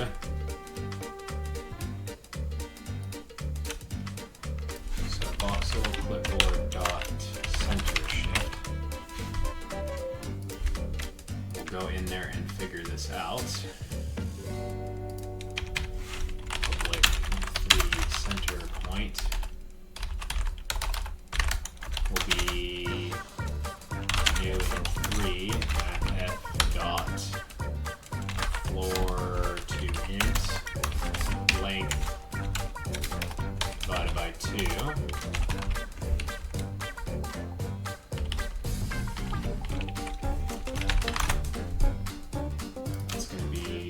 X, Y, Z. That's going to be the height. That's the width. And we're going to do center point, and that's going to be a negative center point.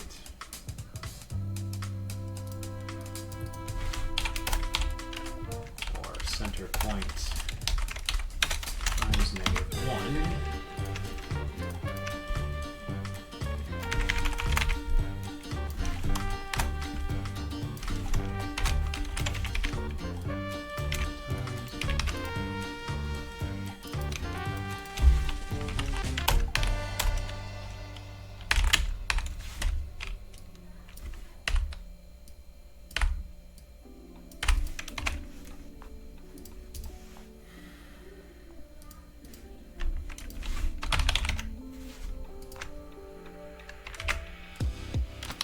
Okay.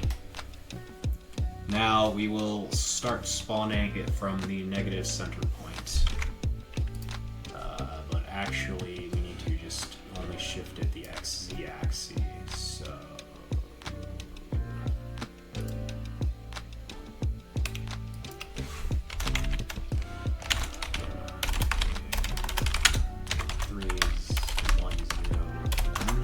So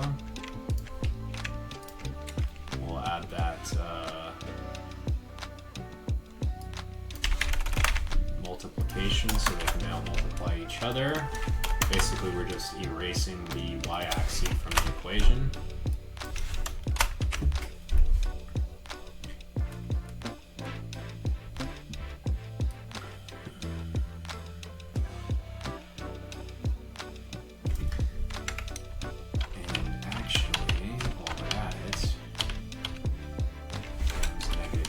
And then we're going to multiply this by mutant 3, 1, 0, 1, like so.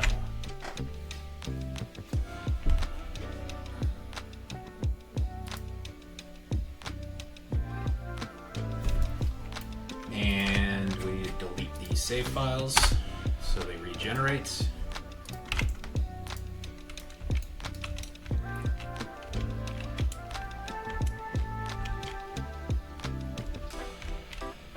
Perfect. This is exactly what we needed. Okay, now they shouldn't be floating anymore. And they are spawning exactly on the bottom of the grid. And now we have our new trees. So, now that we have clipboards and trees, the next thing we're going to probably want to do is either fix the player's movement or add more trees and spawning shit. But the movement's pretty shit, and I'd like something a little bit better. And also, I would like some sort of block selector and potentially a color palette or selection of blocks that work with this game. And we can clean up the retinals and move them around. So next time we'll probably work on the player movement. So I'll see you then.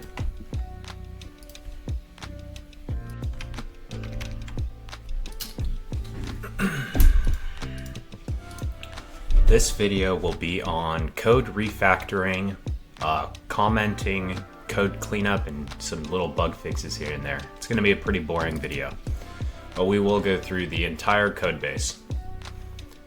So, before I forget, I found a bug last time, and it's in Voxel clipboard. We just need to swap the height and length or width here. And now we should be able to paste appropriately, copy and paste correctly.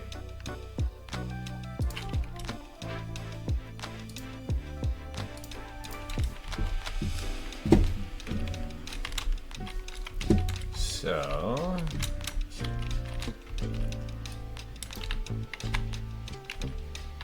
perfect. Okay, let's just go ahead and get started in the reverse direction. So I'm just going to go through here and kind of figure out what's going on.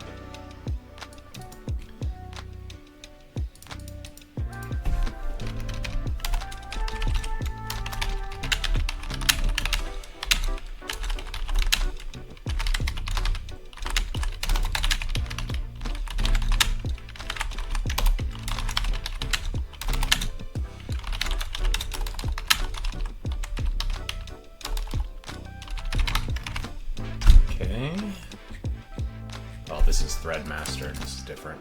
Threadmaster tick.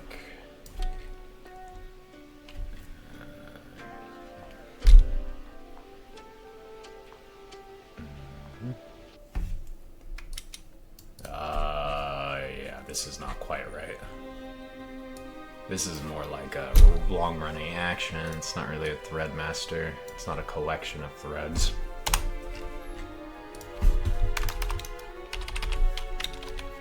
Well, I guess we can just fix that now while we're in here.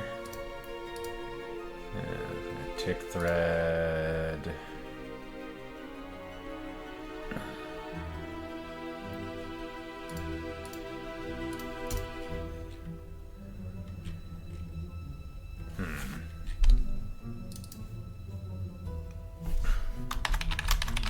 We're just gonna call this a tick thread.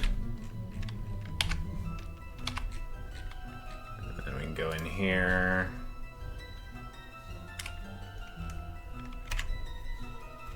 Compile it and look for our error here. Oh, hey, it's already called that. Okay, so then we'll go over to Taskmaster.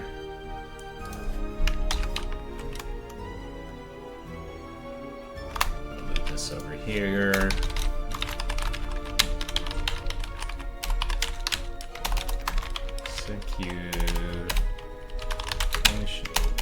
Execution, queuing, dequeuing, dequeuing.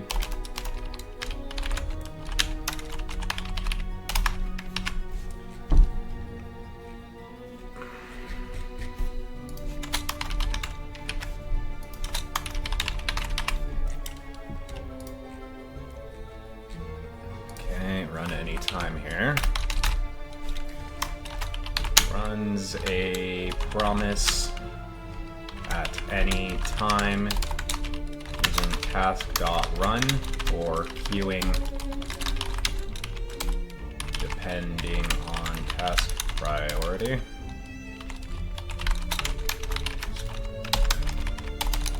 I will run now. We'll schedule to run now. Low later. Runs task on Unity main thread. Updates. This is more internal. Main thread tick. This runs promises queued in run on main thread. It's not dispel.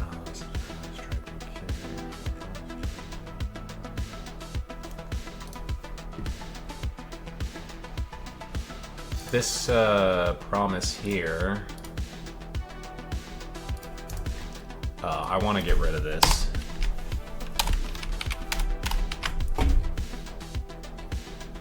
It's not a promise if there isn't an actual way to what to do with it afterwards. So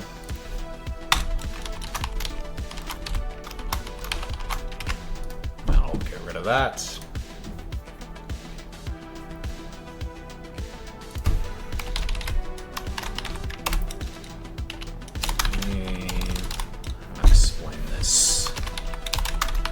An internal action buffered with a exception handler giving an after and error callback. Writer.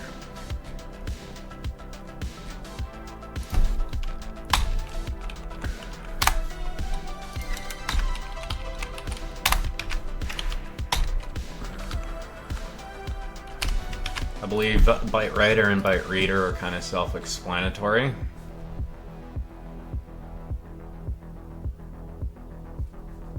Maybe not this part.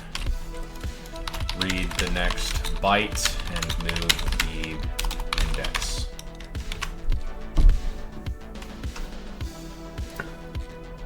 Okay, world settings. These are good for now. While we're in here, we can probably fix the player.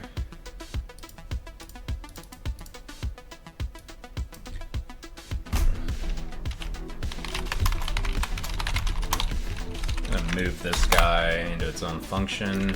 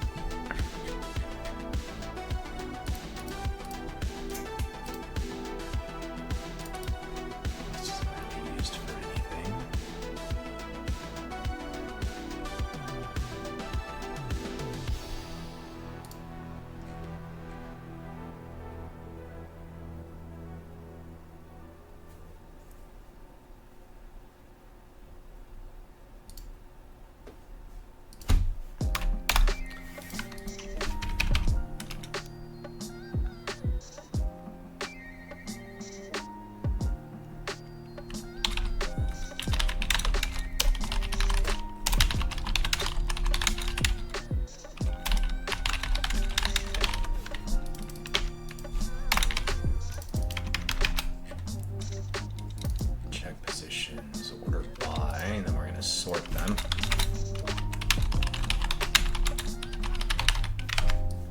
I'm gonna lock the chunk lock. If chunks contains key position is false. So if we don't have the chunk, then we will spawn it and we will add it to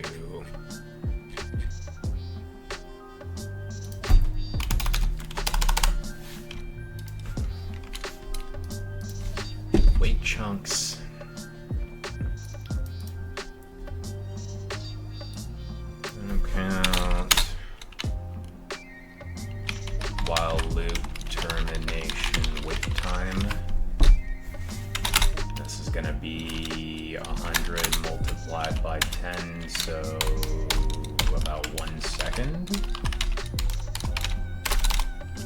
Yeah, 100 times 100, about 10 seconds.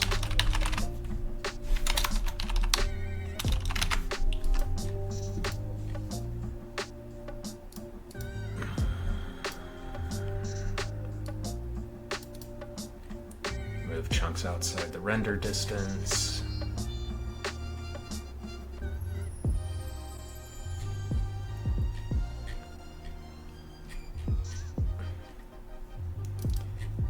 These two are remarkably similar, except this one just doesn't have the complexity. So at a later point, I might be able to do something about that. But for now, I'm just gonna leave it. Dispose is fine here. This tick code I don't really like.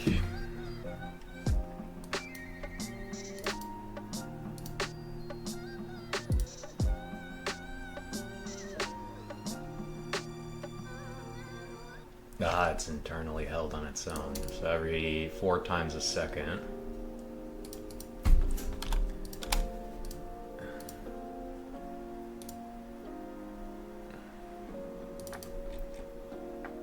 Surrender around point.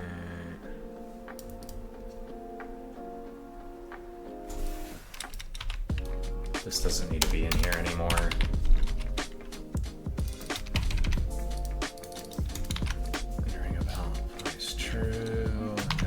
Do here instead.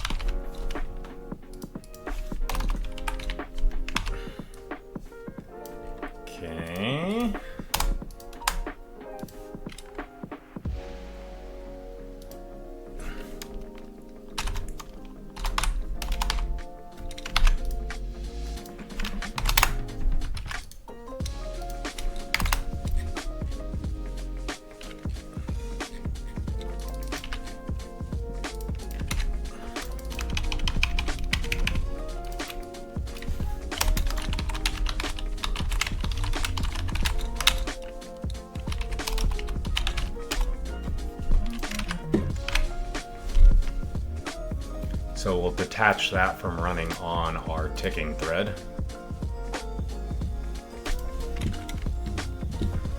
So it doesn't halt the game anymore. And technically, that could have actually killed this spawn box system.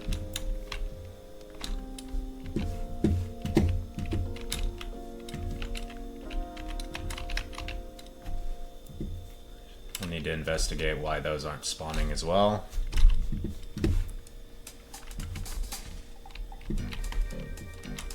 Oh, maybe they it was already loaded before and it just wasn't able to serialize back correctly.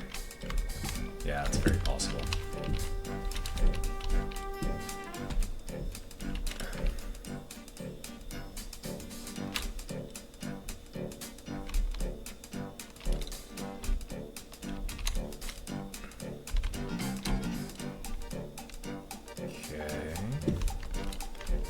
You know, while I'm in here, I think I want to change some of this noise as well. Let's do more of like 64, 64, 64. I'm okay with 94 there. Delete the save file. Before I take a look at that, I want to figure out the rest of this file.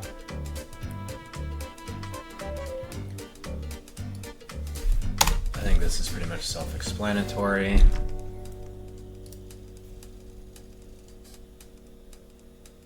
Yeah, all good. Try get chunk. We don't have any try get voxels. that's alright. Alright, let's go check up here.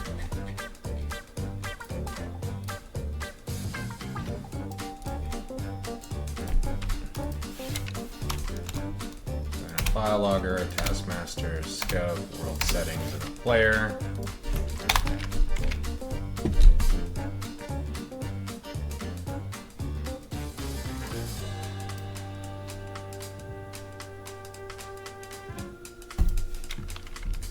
Yes, this is much better.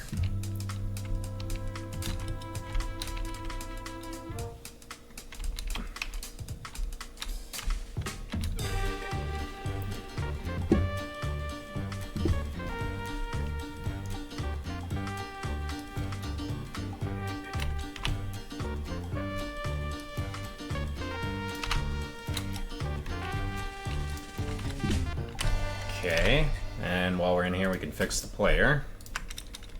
So let's see, what is a player? It's got a position, some angles, a player behavior, and a reference to the Voxel registry. This position and these Euler angles here are really the things that we need to save, plus inventory and such. So what we can do is serializable, public class, player save file. And we'll do a public vector3 position, public vector3 Euler angles, and these two we can inject. I'm gonna put these in here, save file.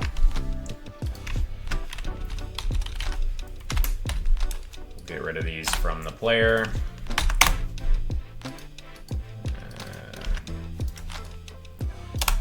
We'll give it this save file here. And then player transform position will be equal to this dot save file dot position, and then we'll do this dot player behavior dot rotation is this dot save file dot rotation dot Euler.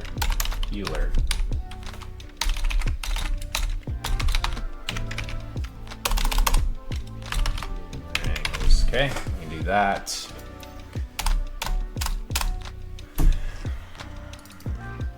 This guy should be in charge of managing his own player behavior. So if we go into world.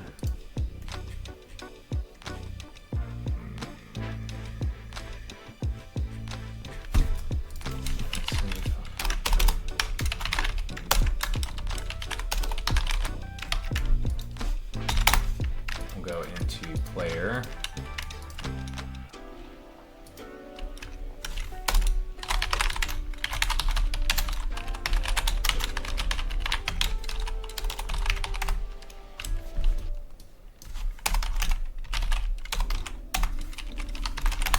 We'll put a getter setter on here.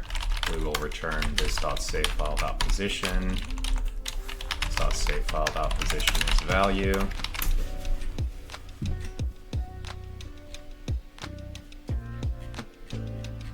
And then we can do the same for rotation.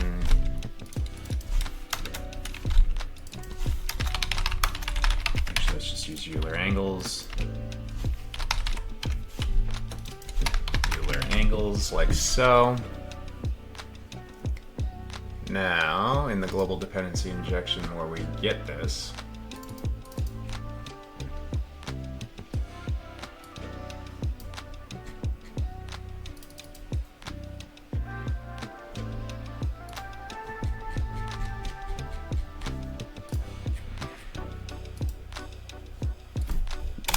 let's see, where does this player behavior come from?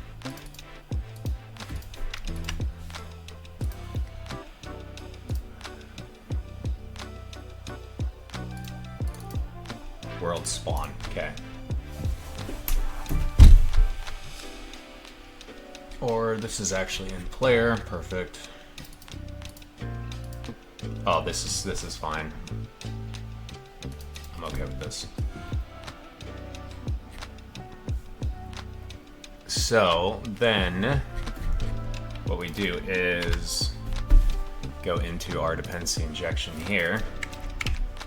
And let's see here, where's player at? 1493, negative 28. 1493, 28. Oh, nice. 1493, negative 28.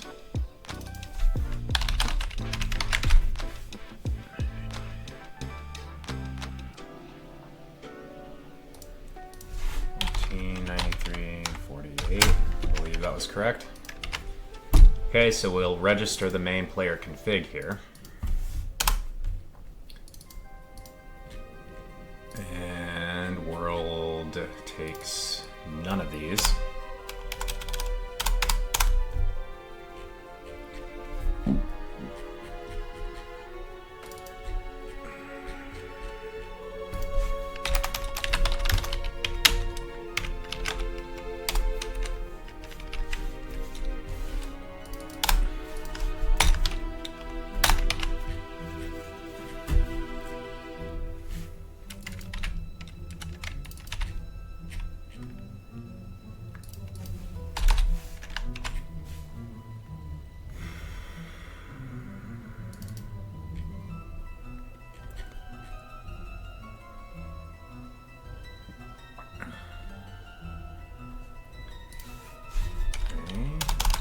Stop player.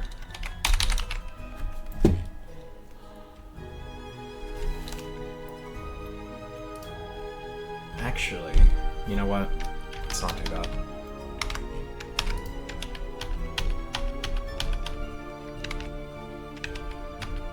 We will put the player in there, but what we'll do in here, player configuration, or player save file. In player config, register player.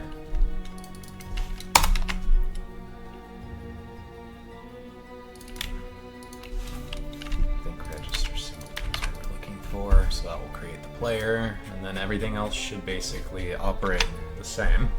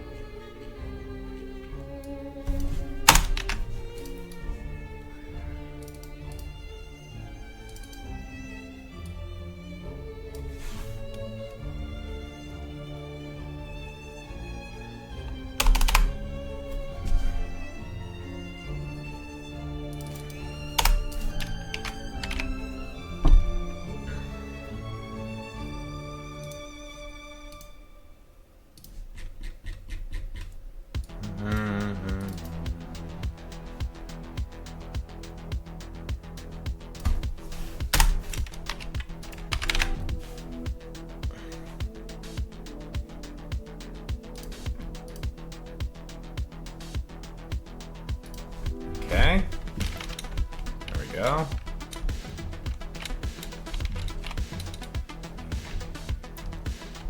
Okay, and it is binding those positions correctly. So now, let's see, I'm gonna go into here. I want NuGet, this package manager.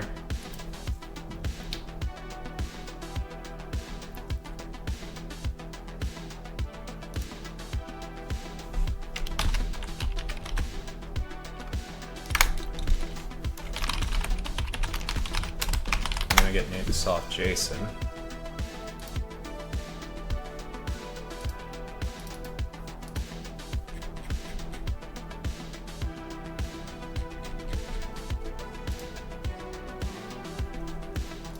I'll just have to head over.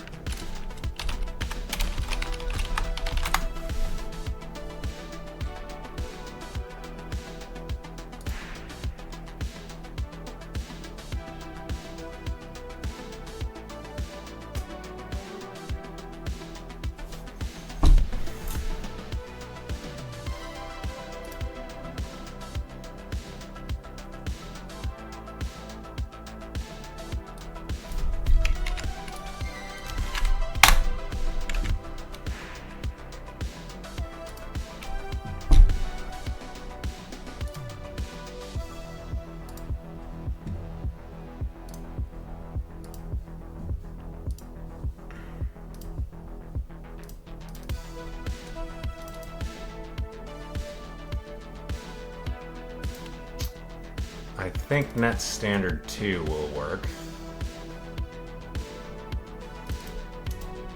I'm going to take this DLL.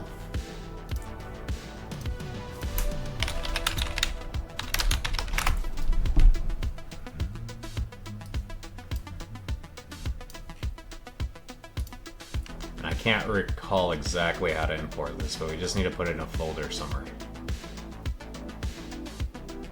I think it is just called plugins.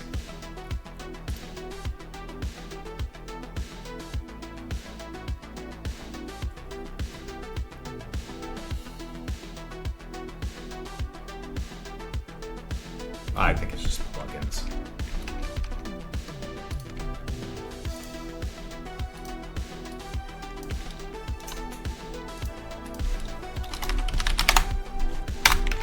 I'm just going to drop this guy in here.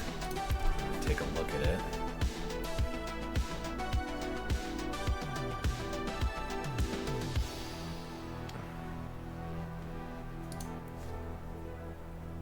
Any platform, perfect. Okay, now player in this save file here. Actually, let's create a separate class. So save file, save file, we'll just leave it like this, but then we'll have another one. File name. We'll do this file name down here.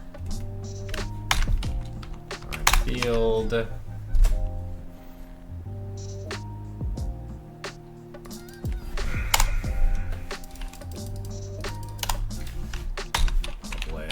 Field, string, serialize, return Newtonsoft.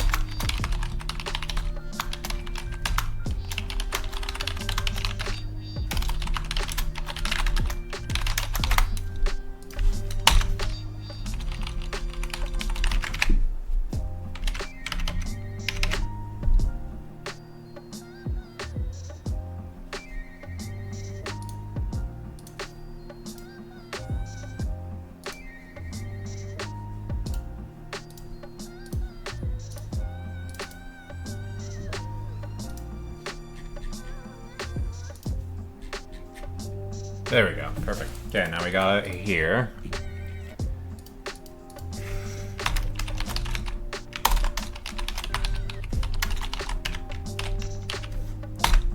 Implement this notify property change field here. And I think it's public.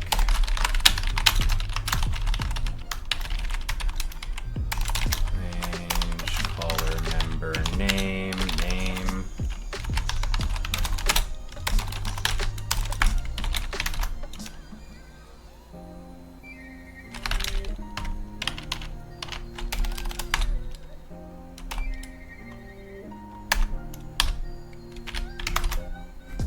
I'm gonna look this up because it's been a while.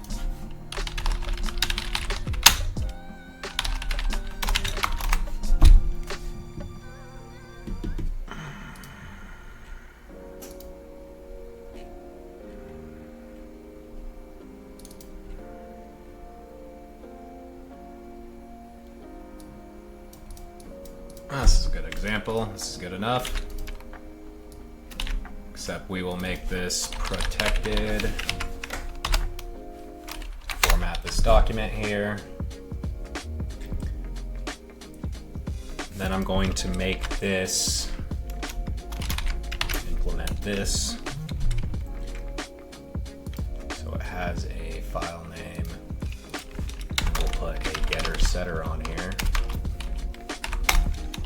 Private vector3 position, private vector3 Euler angles.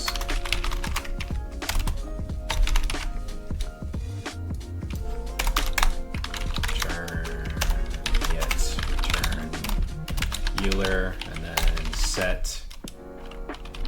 Oh, sorry, this is gonna position is equal to value, raise property. Is this protected? Protected, void. Now we've got property changed.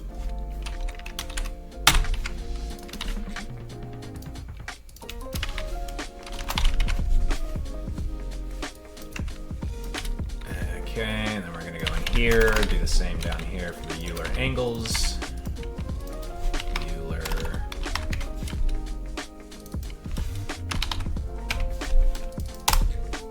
Okay. Then we need to tell JSON to serialize this correctly.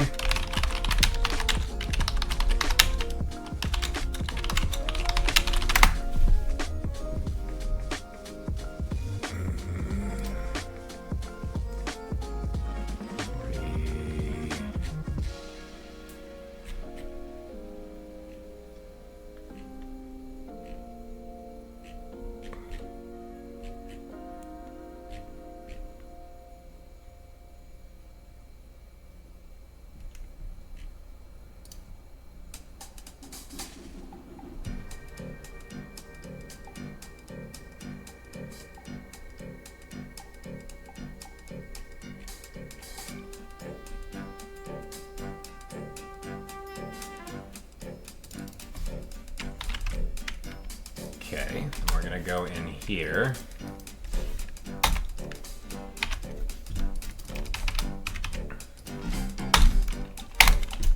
I'm gonna call this guy position. This one we'll call Euler angles.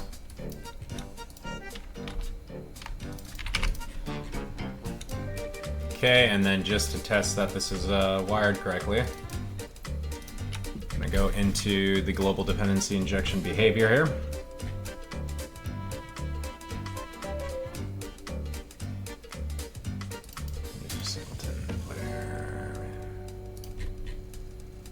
What is this looking like in Unity? I don't think it's gonna work anymore.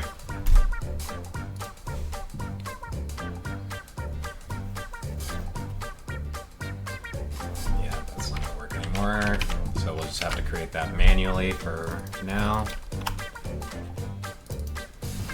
So let's say var player config will be equal to new player config,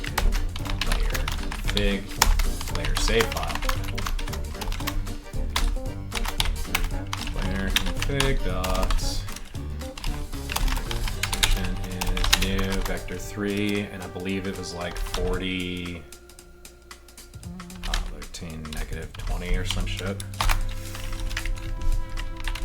And Euler will be vector 30. And then debug log Unity engine.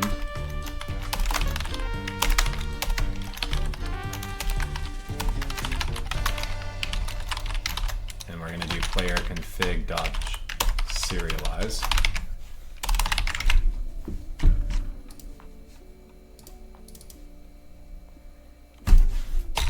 This should break the entire game, which is fine.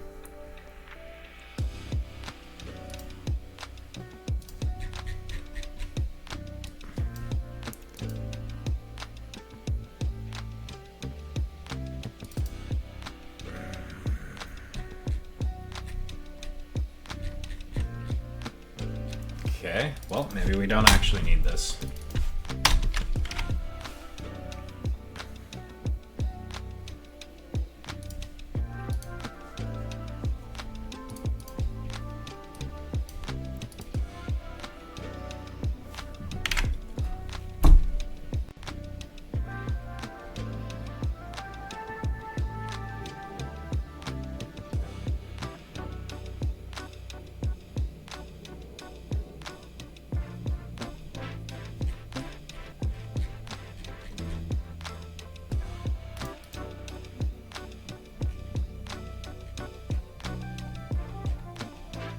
Damn, that's gonna suck.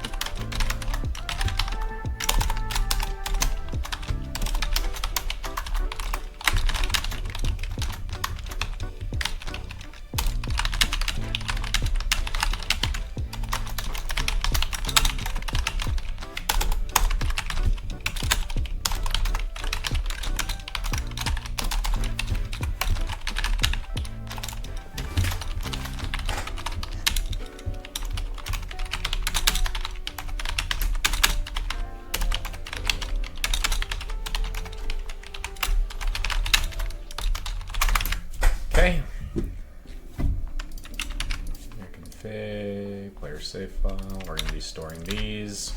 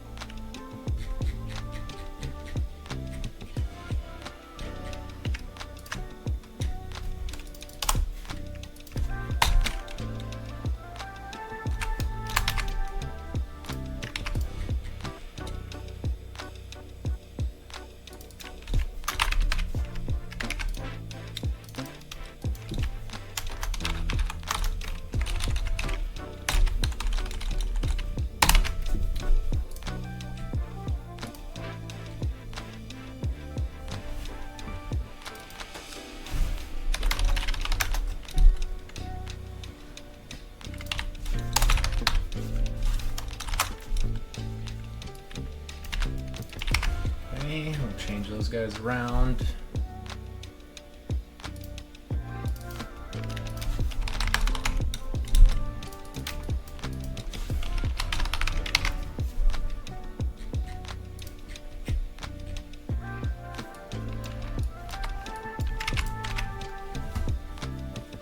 Alright, that should get rid of our self-referencing loop now.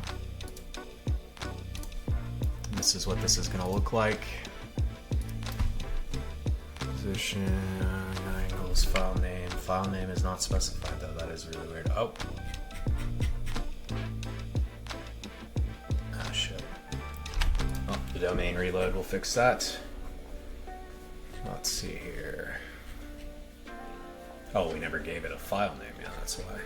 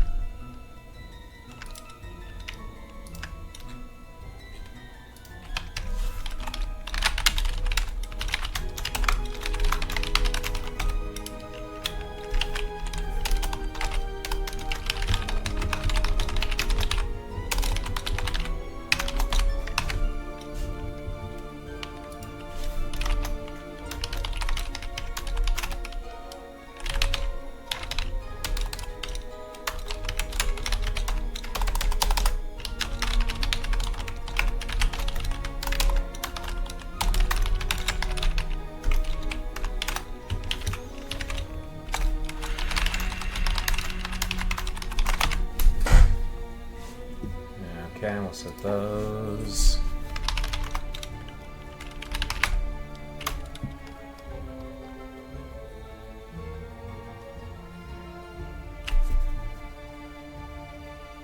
You know, I don't really want to do it this way.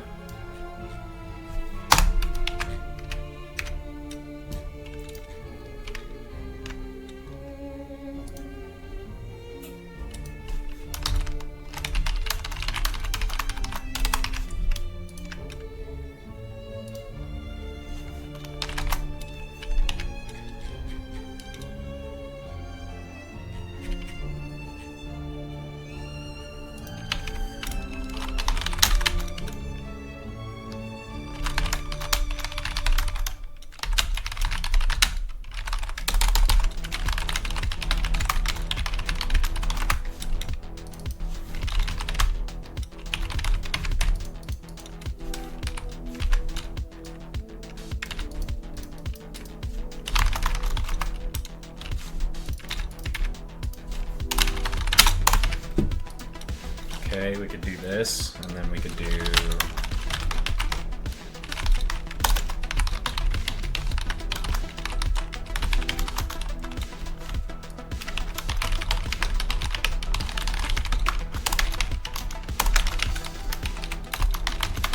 then we could deserialize this.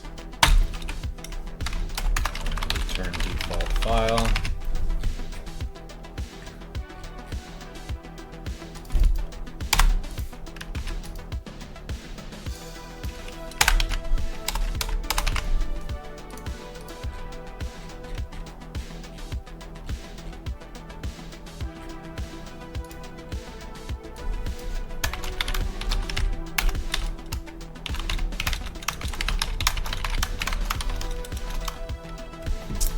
We got this guy in saves slash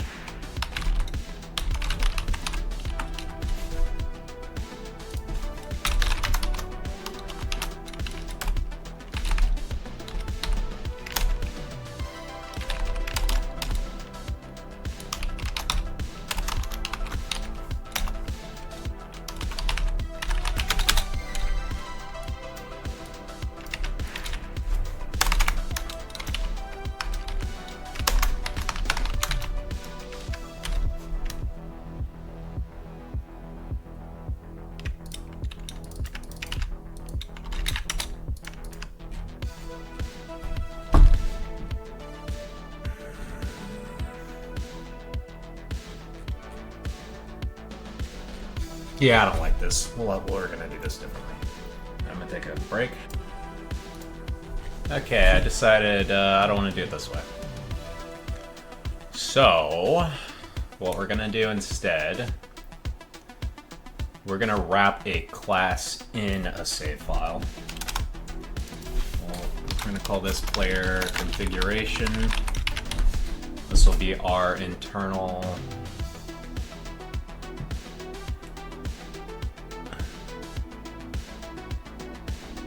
Actually, I got a player here.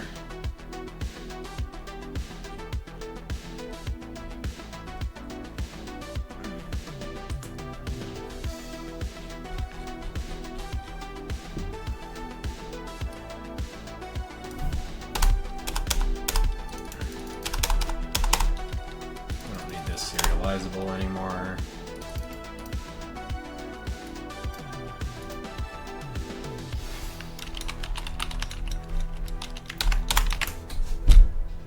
You know, we don't really need any. This is too complicated. Let's just go like this.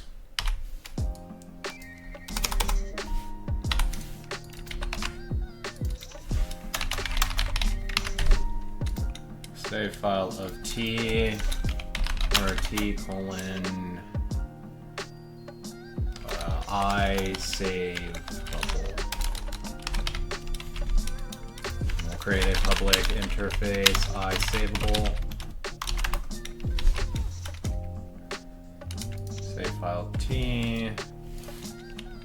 This will be a save file. Okay, I'm actually just gonna get rid of this entire thing. We're gonna move this over here. This isn't serializable anymore, and we're gonna go into our saving system here, and we're gonna put this in here.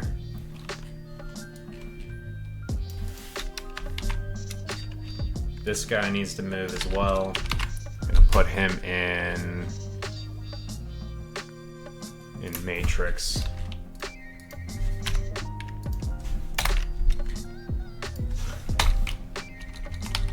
Well, actually, you know what?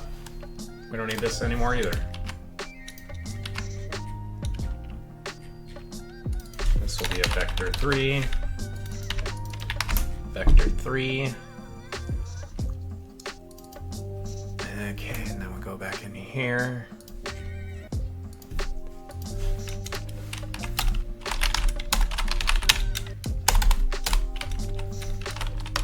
Public void serialize byte writer.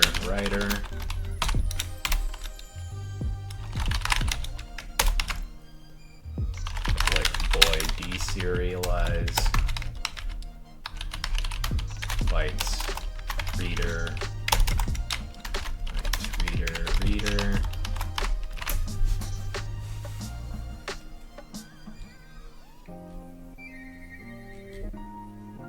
Okay, public save file T. File T, or T,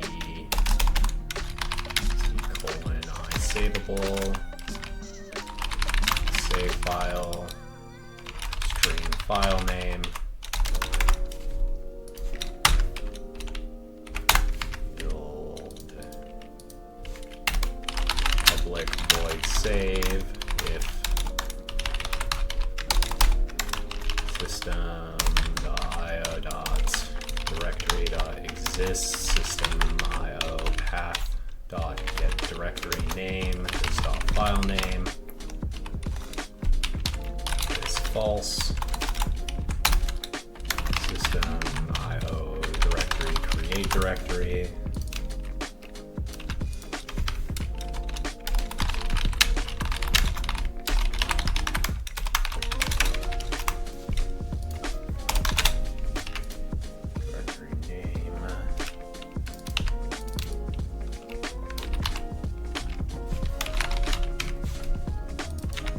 that directory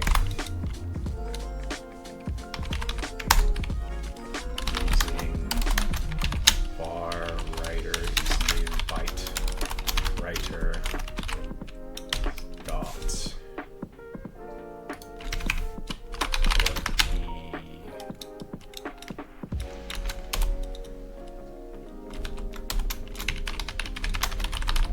savable entity.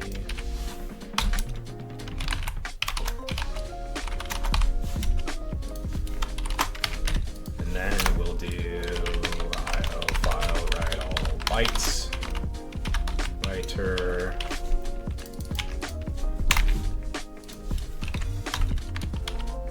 to byte array,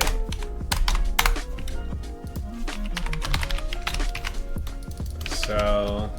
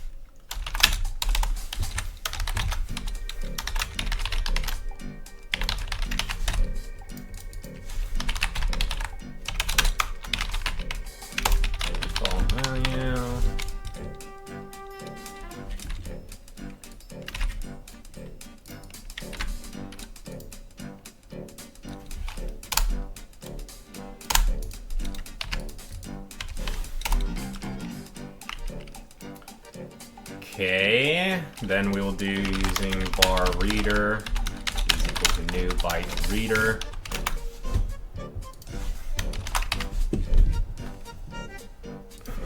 Static.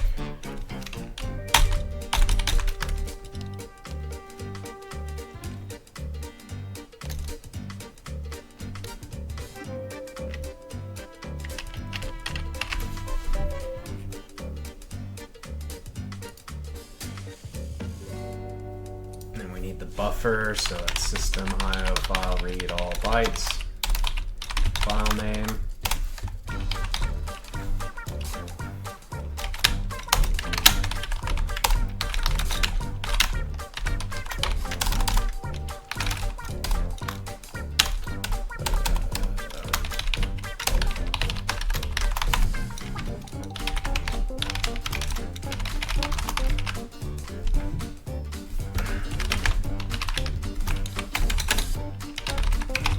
okay, like so.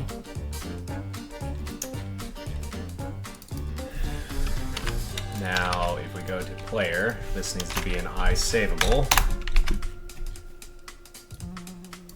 And for now, we're just gonna do integers. So writer.write position.x. We're just gonna round that down.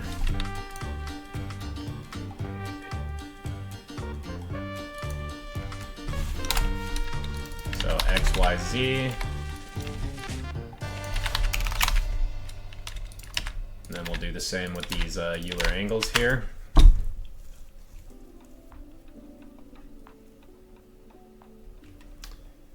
And then deserializing will be the opposite.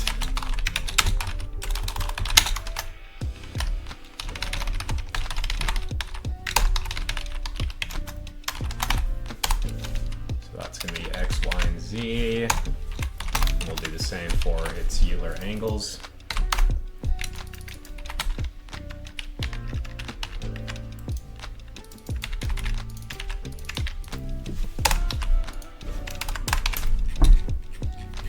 Then we're going to do a save file player configuration.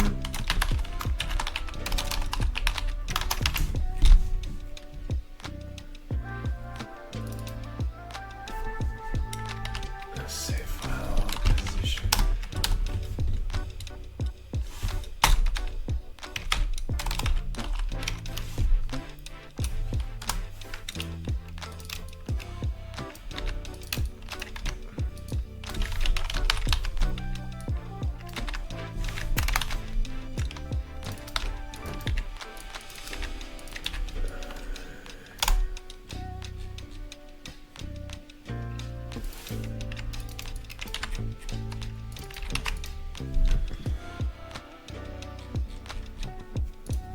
Okay, so now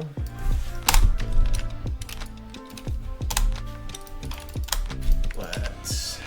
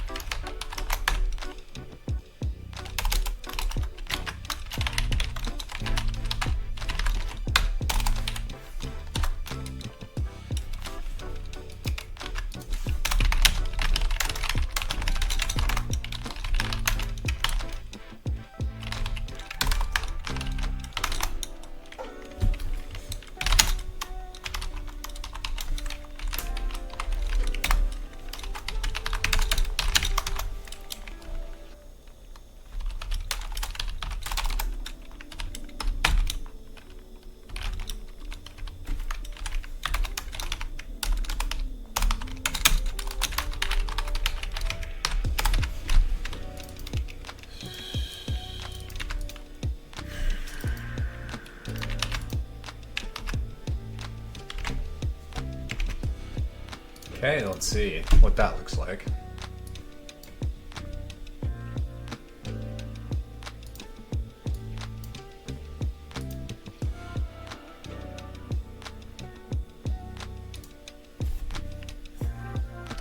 $34,084. The player is at 64, 32 and a half, 64.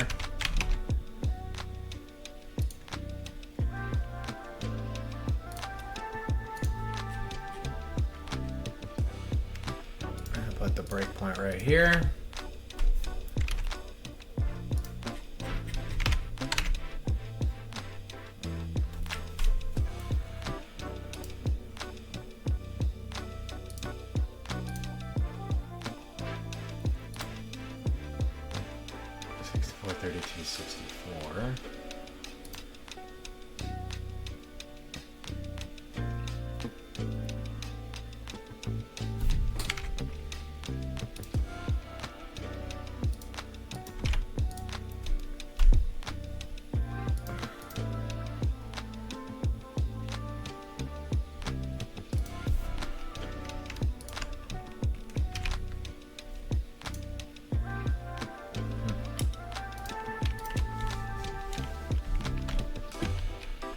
Okay, so we'll just I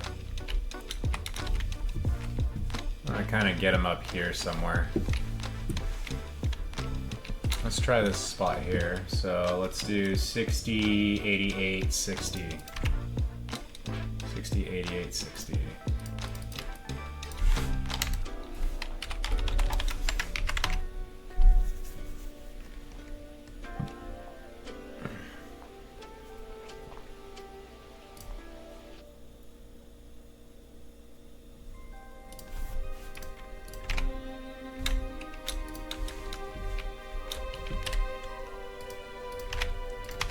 Okay, and then in player behavior,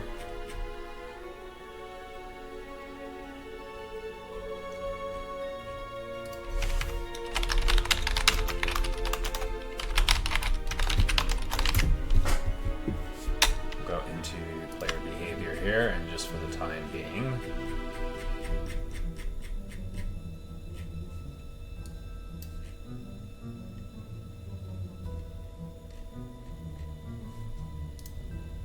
actually, you know what? I kind of have a better idea here. Let's go into world. Because we already have this ticking thing.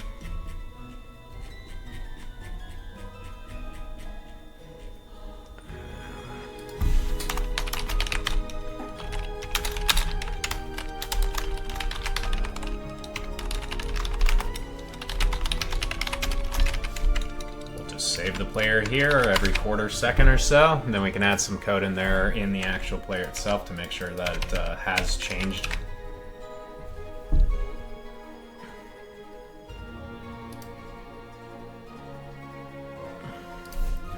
So we should be able to just kind of get out of here. Say go right here, close the game. There's our data file. 58, 27, 35. Launch the game.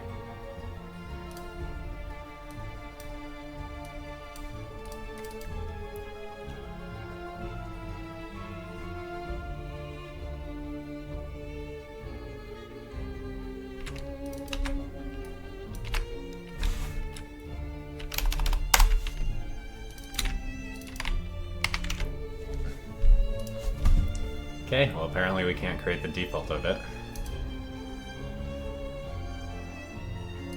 Okay, so now we're over here.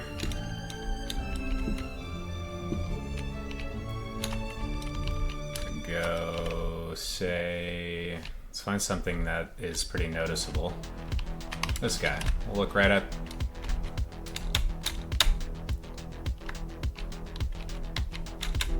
Gotta fix these physics.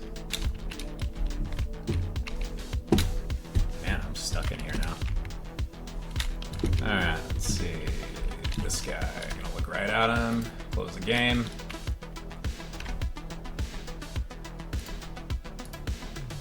Text editor. 1, 2, 3, 0, 8. So there's some data there in rotation. Okay, now we can keep the player in a relative area. And let's find me a piece of stone somewhere. Copy that, and let's set from here to down there. Stone. Then I'm going to take this entire top area.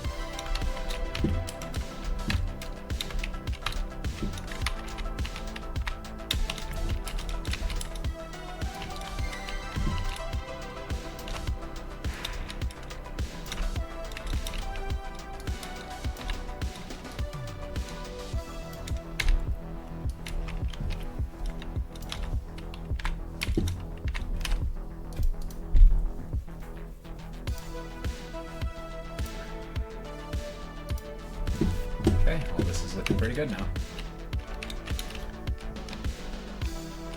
So, that will be sufficient for now. I'll go back to what I was working on here. World settings. Correct. I think we already went through world.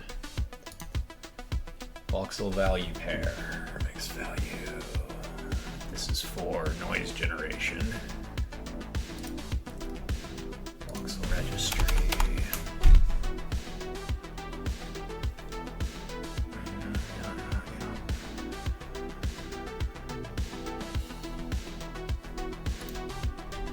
coordinate. This file is pretty complicated.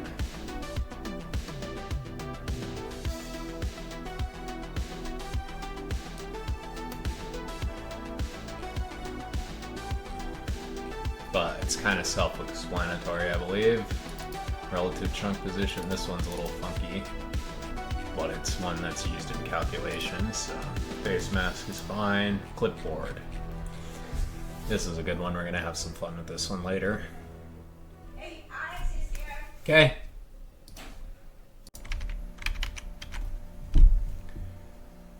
Okay, and I'm back. I'm going to remove this actually.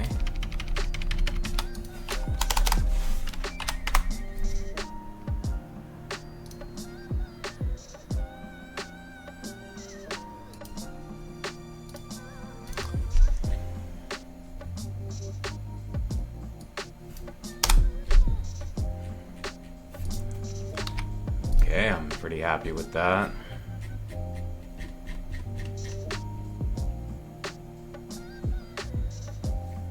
I'm alright with that.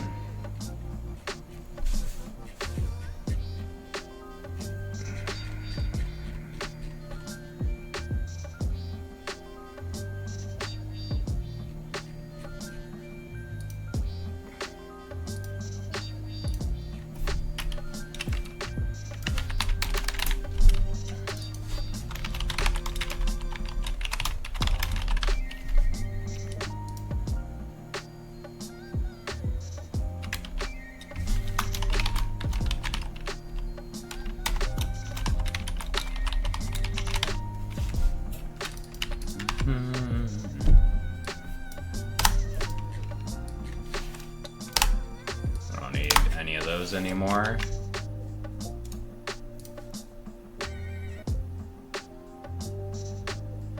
What did I change in here?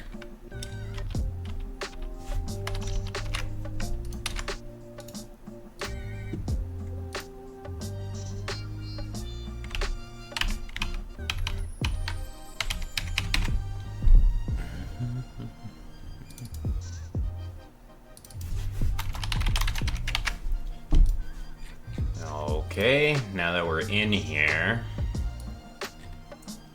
we're going to, we only have the one type now. So,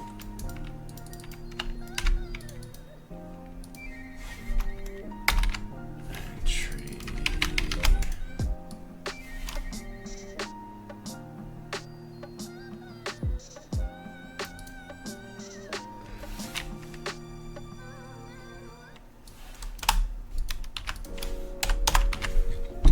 And under that, we actually don't need this anymore.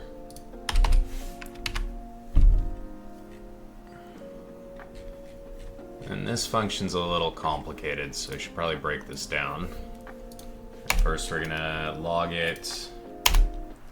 We're gonna get the relative position of, let's see, current voxel position, spawn box position.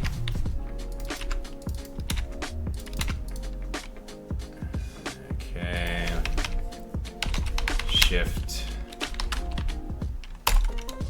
spawn box position to start at an offset from the clipboard. Get bottom XZ center.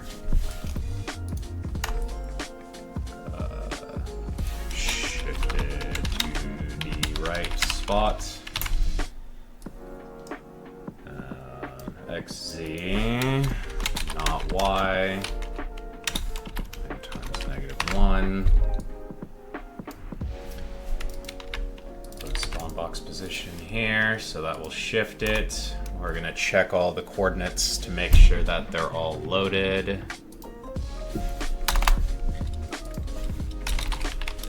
Check all positions on the clipboard and world to ensure they're all loaded before setting blocks.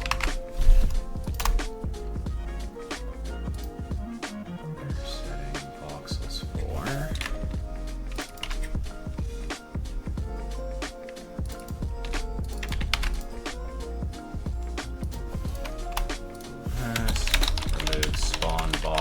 if it's not overridden by.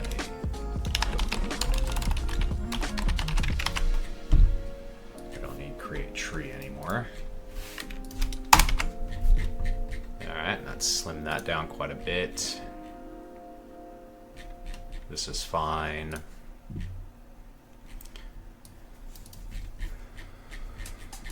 When we come back here to work on this, I'll do some more there.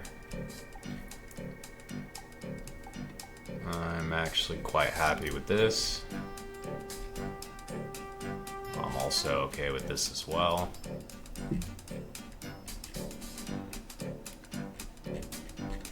This is alright as well. Tickable in 3.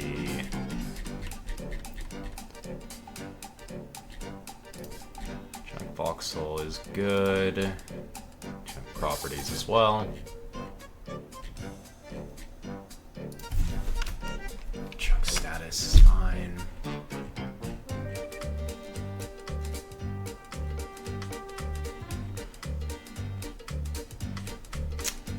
I think later it might change a bit of how this operates, but for now I'm happy with it as well. File logger is okay. This is alright. Not entirely happy with this save file system yet, but I'm just gonna keep it for now and work on it. I like the dependency injection system. That's alright. This needs to get broken down into a few different classes. We should have a player movement behavior and a player, what would that, interaction? A better name. I would like this to be a bit cleaner too, but I'm not really that worried about it. This guy's just here so we can get the components. This attachable behavior script is fine. And I think that's good for now on the cleanup.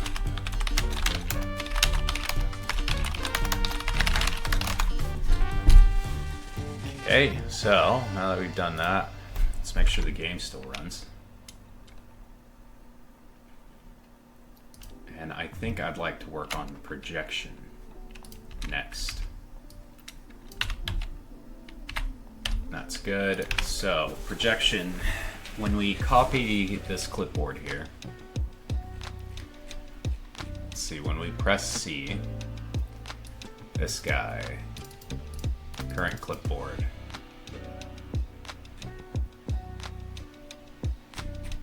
we need to have this current clipboard is not null.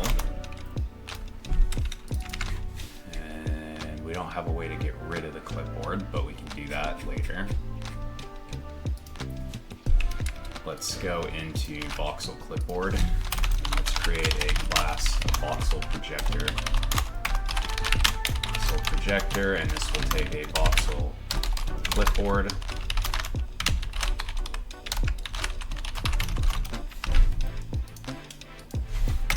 And we're going to want this disposable. Set clipboard here. We'll create a function. Let's have this return a transform. Reject.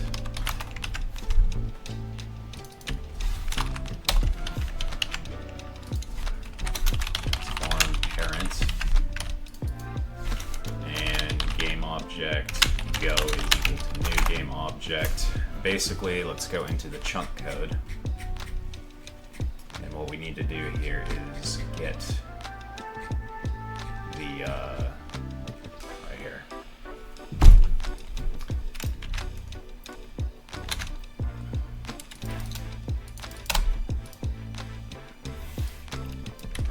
All that's gonna need to change. I don't believe we're gonna need this behavior.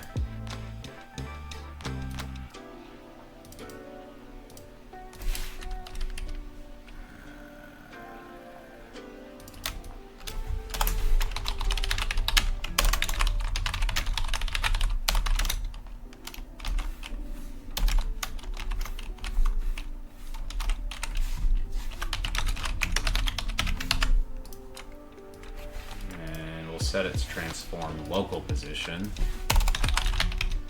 Local position is vector 3, 0. And we're going to set its parent.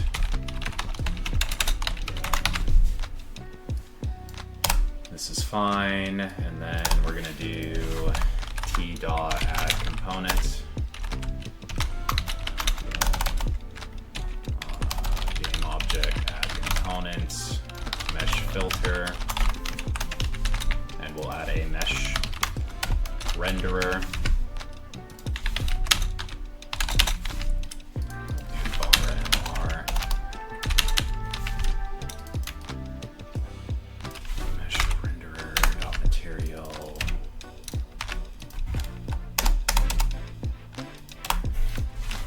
Okay, and then we'll go into chunk here.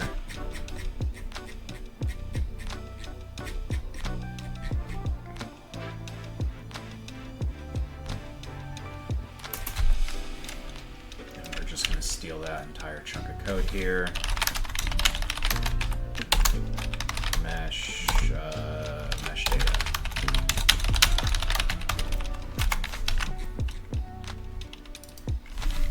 We'll do this dot clipboard dot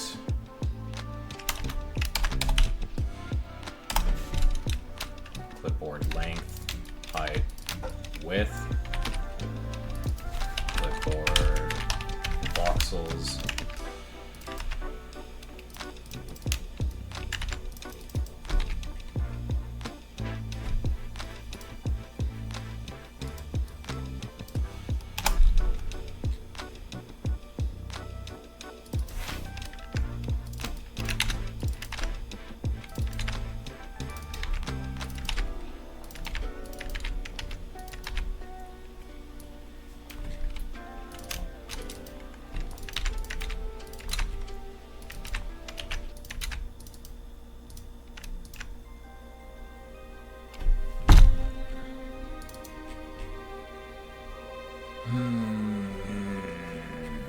Grid size, eh? Is that really all we need in here?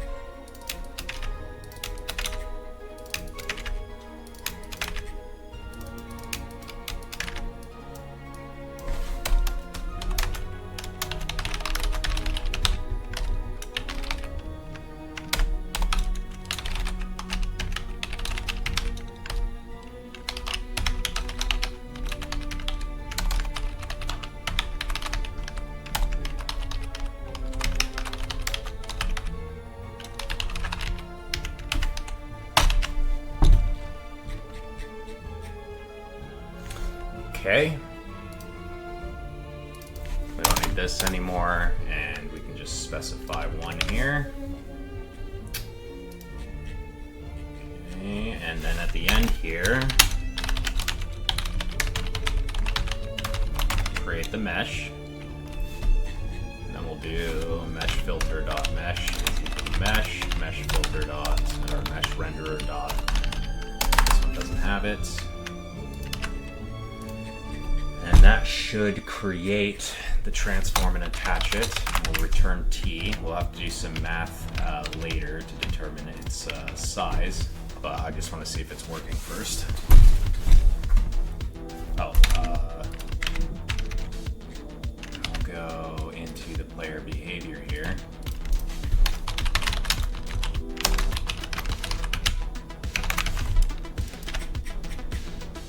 copy, we'll create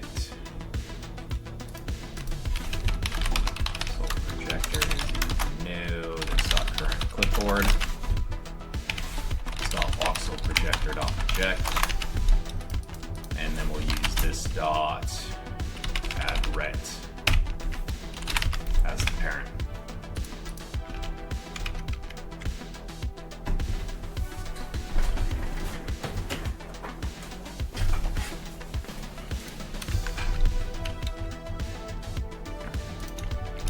So now if we copy this, actually let's just take a 3x3. Now we have it in here. And actually that's pretty reasonable already.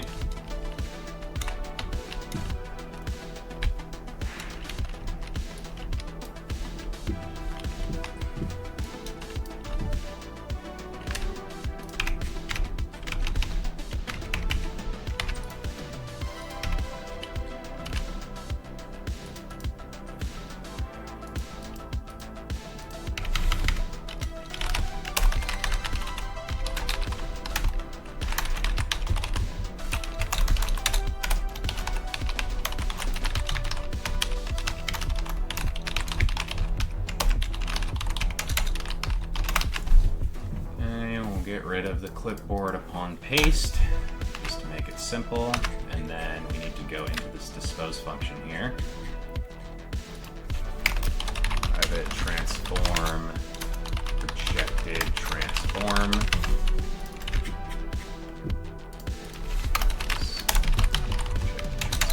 T. If this dot projected transform is not null, throw new exception. Projected transform is already created. And then we'll do GameObject.destroy this dot projected transform dot GameObject. And that should get rid of it.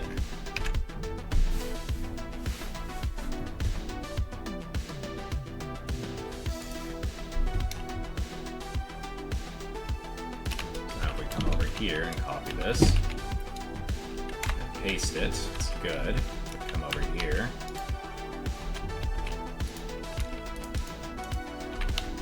Perfect.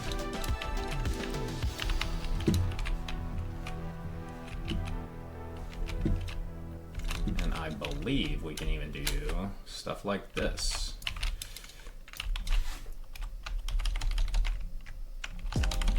Ah, there we go.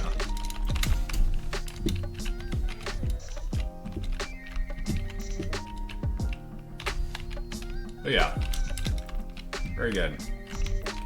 Okay, so we will use this project function a little bit later to compress objects. So here's an example here. Say I want this to be a singular voxel within my game, right? I'm gonna need the ability to take this projection and transform it down into a singular voxel. Then we can make a box or an item that uses that instead, so we can have multiple voxels within each item, like a pipe or a machine or something, right?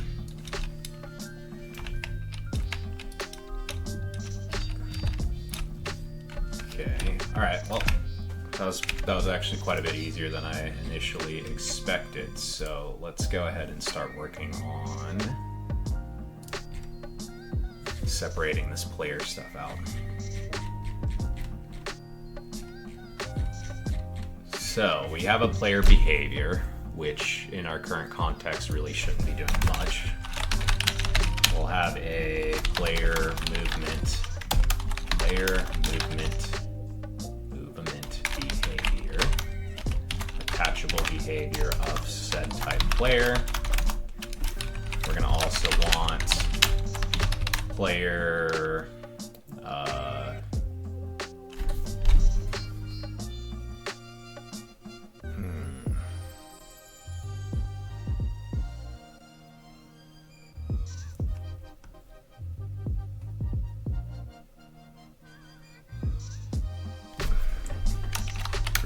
manipulator behavior, attachable behavior of player.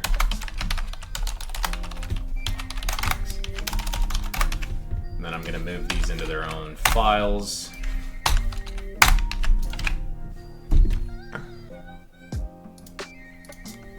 Then in our resources player, where we have the player behavior, I'm going to add this player movement behavior, and we're going to add in the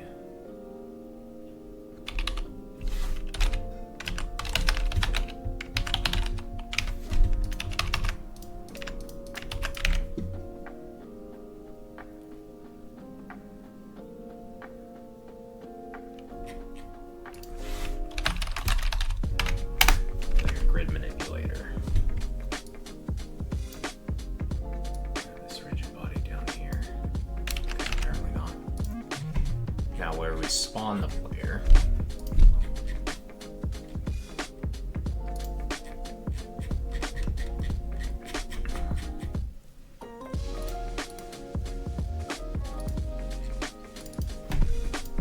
And I think we can actually make this even easier.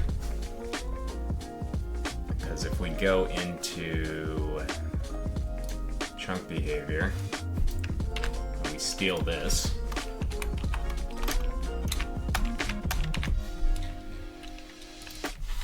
let's do a player movement behavior.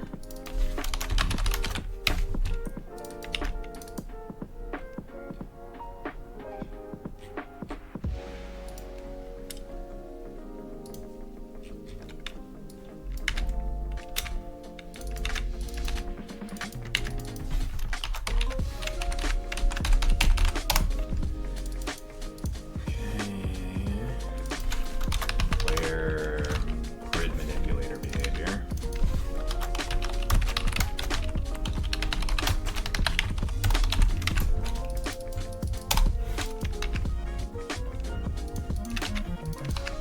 Boom, boom.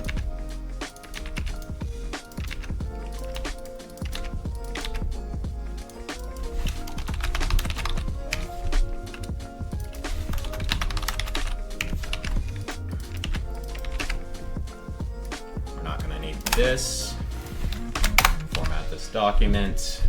This attachable is a virtual function, so we will go override attach. We will run base attach, and then we'll do this dot player grid manipulator dot attach entity. And we will do player movement. Now they should both be getting attached correctly.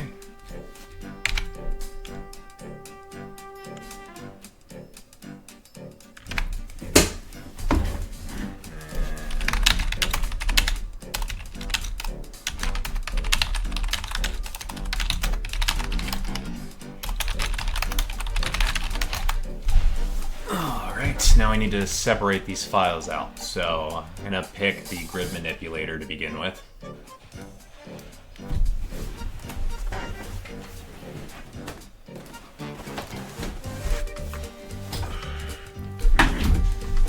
And we're gonna just take basically everything we have in here that is related to that.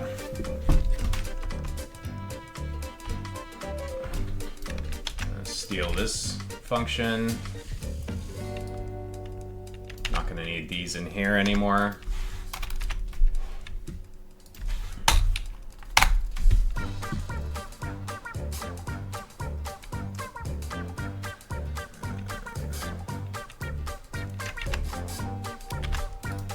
This shit into here.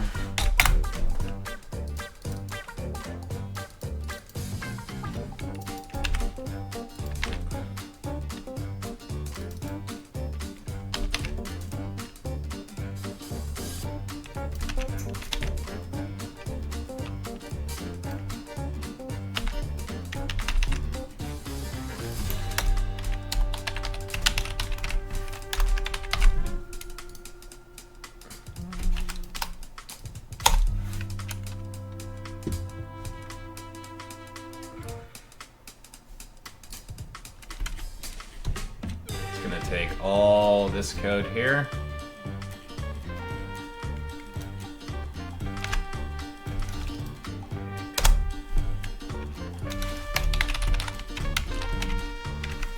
I'm just gonna paste it all right in here. Let's steal this.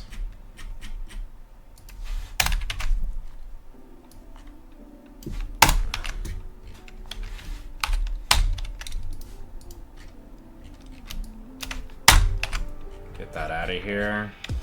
In fact,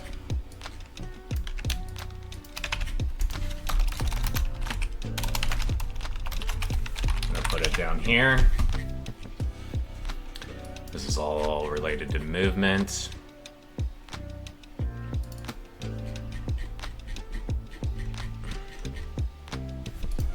Let's steal this code chunk it here.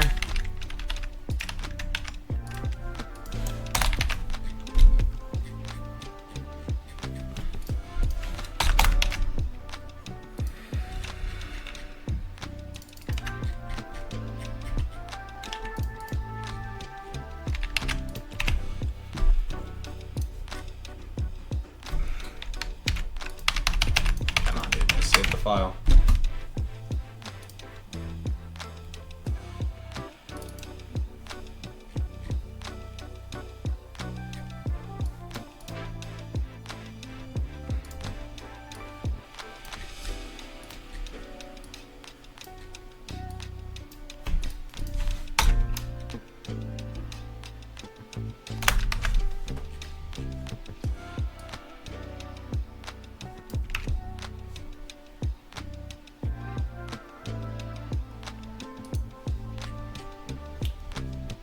Okay, and now if we go into the resources here, and grab this player, and I can give them this camera, and I can set that voxel layer mask.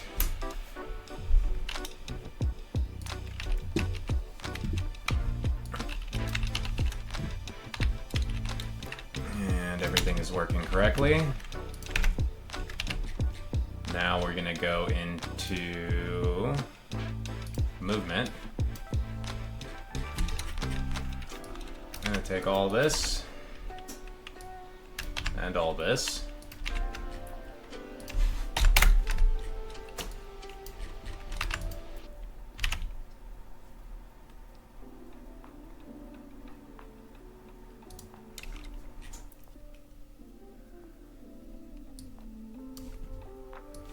Camera in here. I'll just leave that as the same.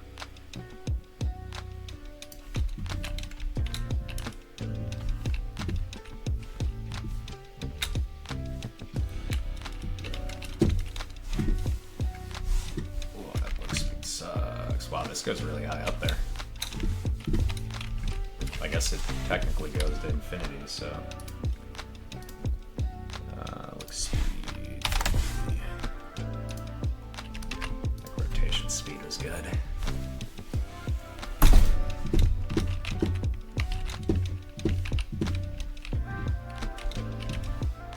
Ooh, that's fun. Never noticed that before. We can just fly, huh? That gravity really boosts up. Okay, so pretty good with this now. So I think wow, this is actually kind of cool. Neat.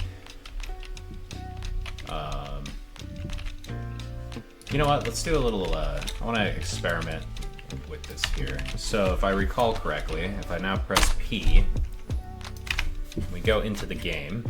We got this clipboard bin, which should be a 3x3x3 of all stone. Perfect. And if I go into clipboards here,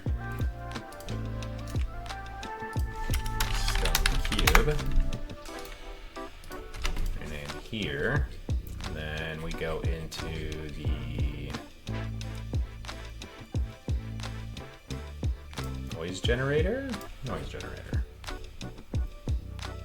Y is greater than 0 and voxels grass, and the noise generator random seed such and such yada yada.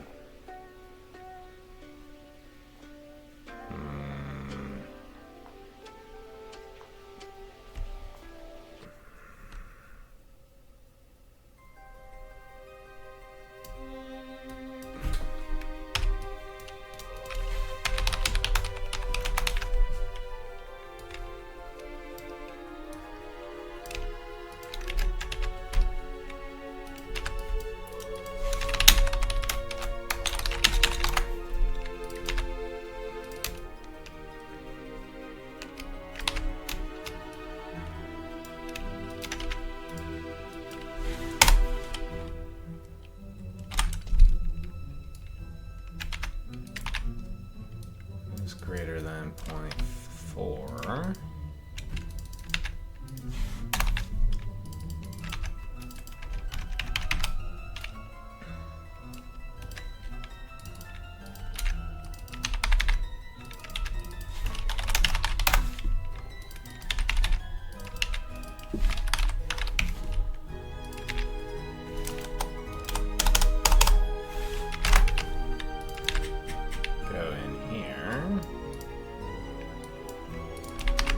Delete the save.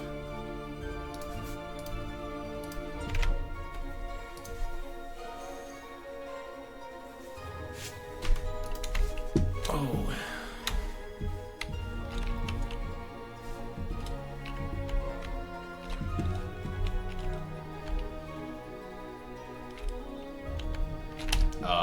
Yeah. No way. Get out of here. Tree noise is greater than 0.8. Tell us if tree noise is greater than 0.4. Stone. There's no way to save.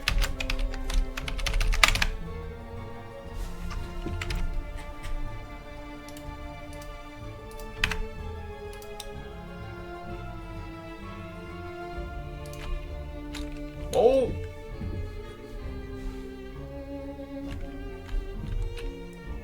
Wowzers.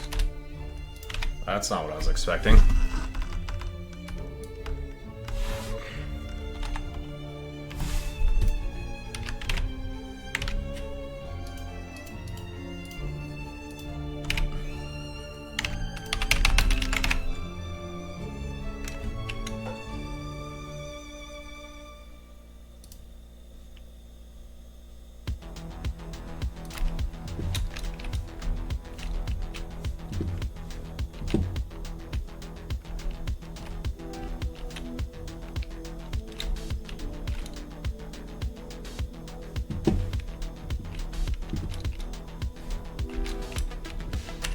What the hell? Oh, let's go back here. What was the value before?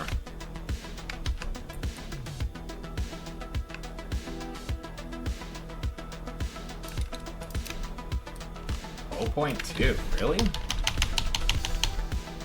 Oh, 0.6.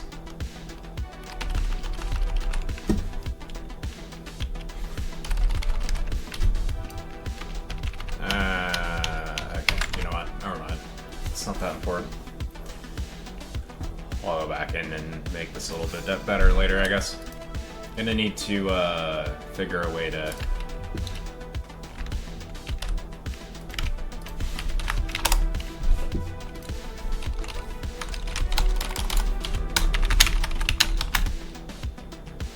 Oh, yeah.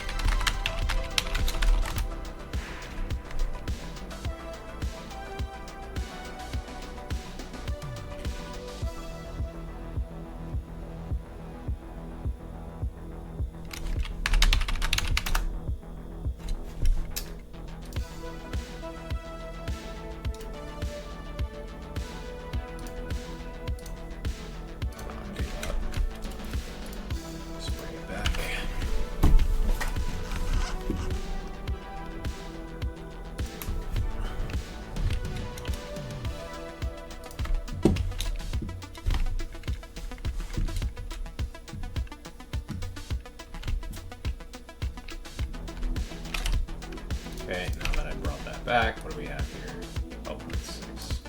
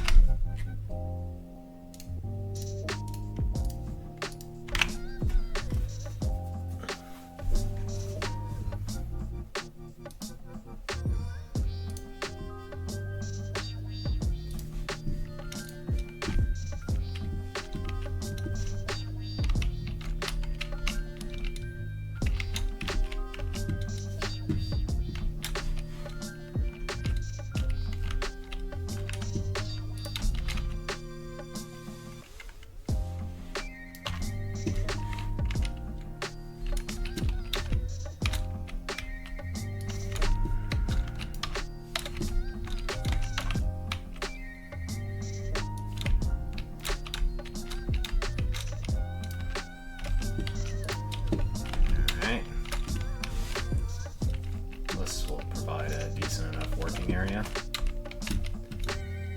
So we've got, man, movement needs some work.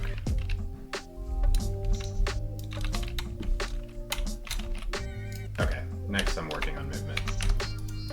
I'm gonna call it here for now, and we'll work on movement when I get back.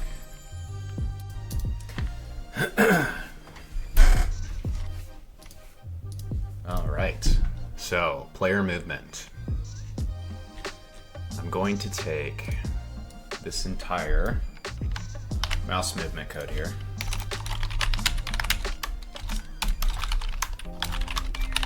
And I'm going to move this into its own function here.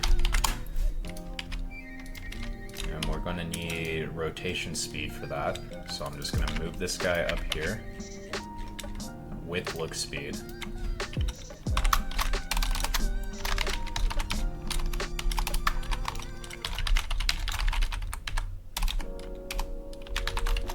Like so.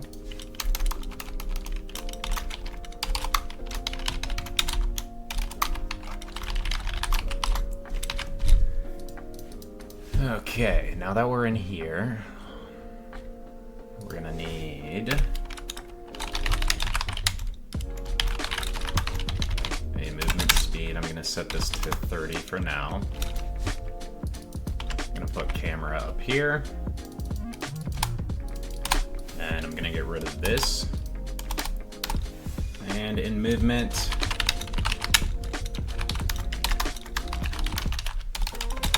set a skin to, but let's try 0.1f, and I'm gonna get rid of all of this code, and I'm gonna do if, oh, actually one more thing, layer mask, voxel layer mask.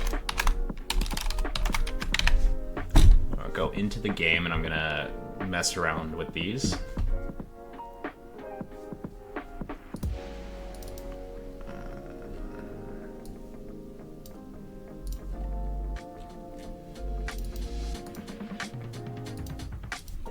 I'll put a private float for mouse Y here.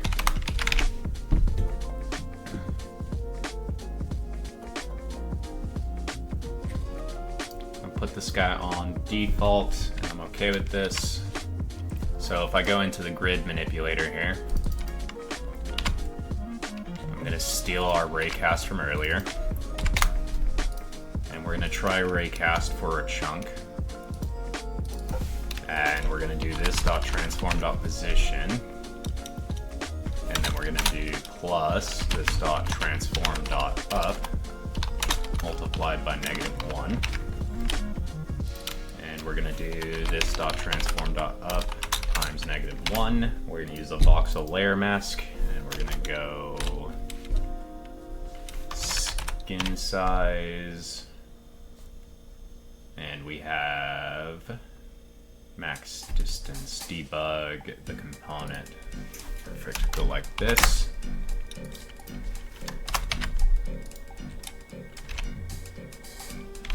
And let's go ahead and add a public bool is grounded, and we're going to just set this to false. And I'm going to put is grounded to true.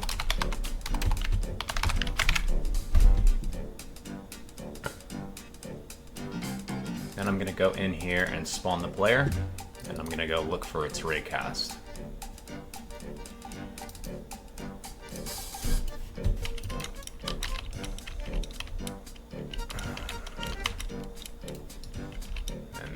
Right there, and I assume because it's black it isn't triggering, and it is not.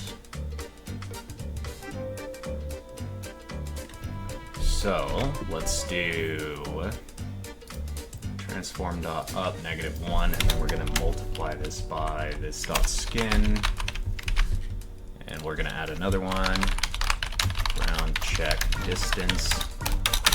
And we'll set this to 0.1f as well. And then we're going to do this multiplied by skin plus ground check distance. So we're going to offset that raycast into the player so it's not right on the ground. And then we're going by the skin. And then we're going to lower it past the skin into the check.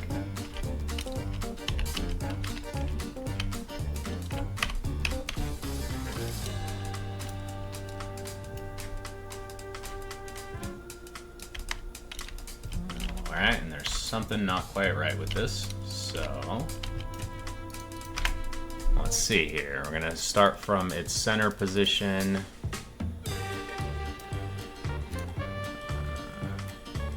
Multiplied by -1. And then we're going to multiply it by skin.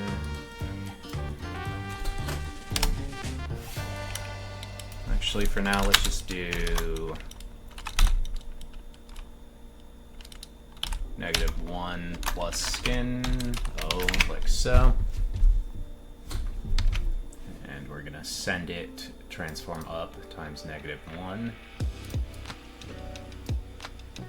And the distance we'll calculate over here, which will be skin plus ground check distance.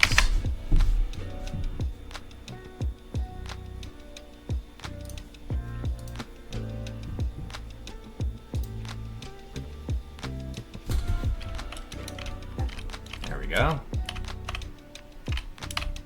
Okay, so it is most certainly popping through here, but it is still not triggering, so let's see why. Oh, it is grounded. Why isn't it red?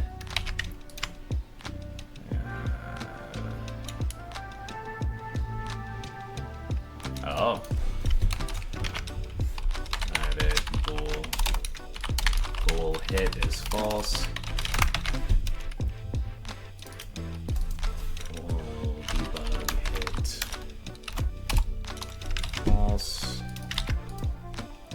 Copy this over here, and then I'm going to do debug hit is true. Or actually, you know what? We'll just put this guy here, and then before I return down here, and this guy, I'm going to set it to red. Format this document. Now we should be able to see when the raycast hits something, and we have debug on it. Which is good, good. Okay, so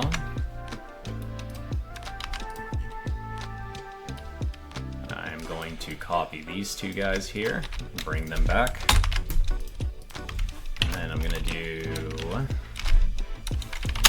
movement direction will be equal to, I'm going to do this dot transform dot right multiplied by x axis times movement speed times time.delta time. So we're going to take this guy here, and then we're going to add in transform.forward, and we're going to be using the y-axis here, and then we're going to do an additional raycast here. And we're going to start from the transform position. And we're going to add in movement direction.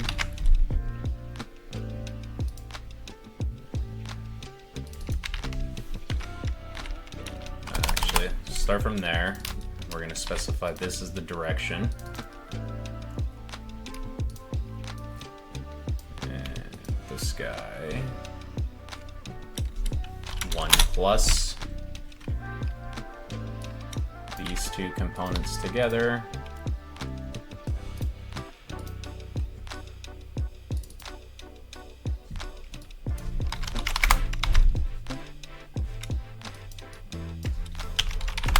I want to use the same variable, so I'm wrapping these.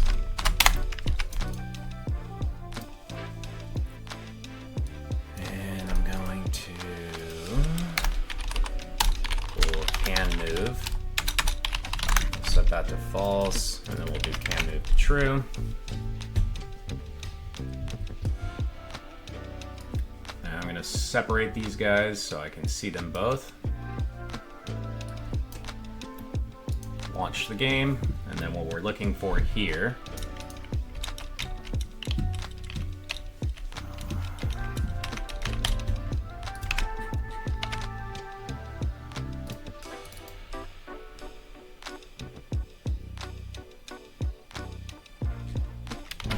are we even moving?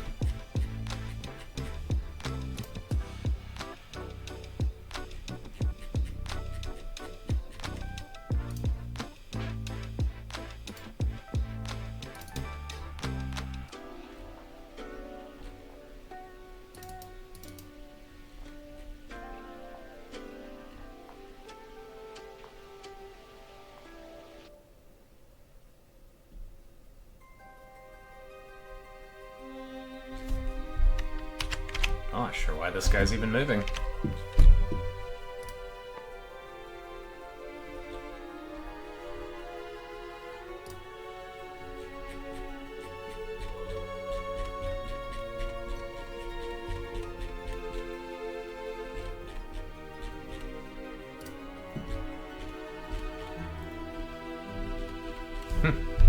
That's strange.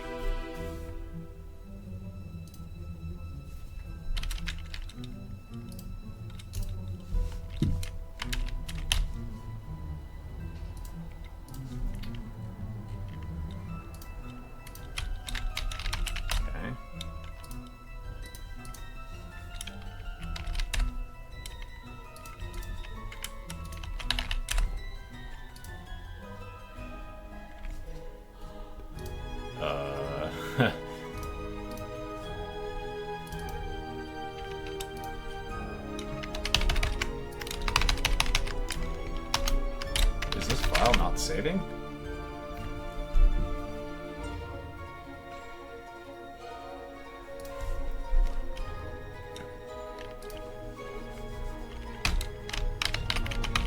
Okay, that's looking correct. Alright, let's see. This is forward. There's our check.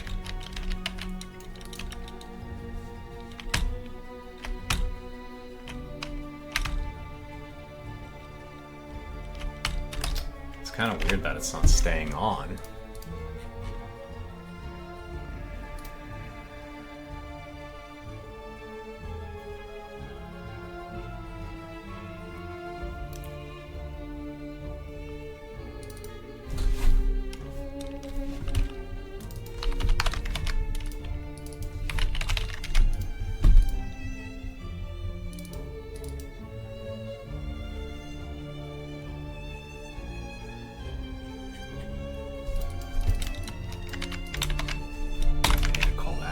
As well.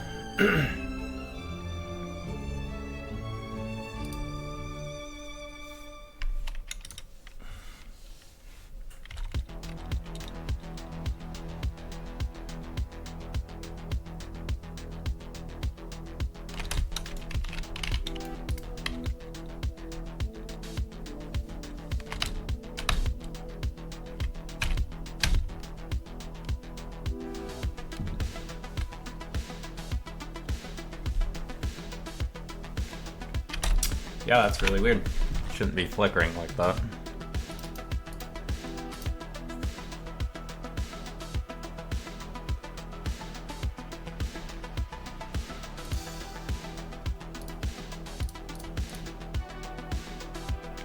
Oh, let's just roll with it for now. Let's get component, rigid body, add force, movement direction multiplied by...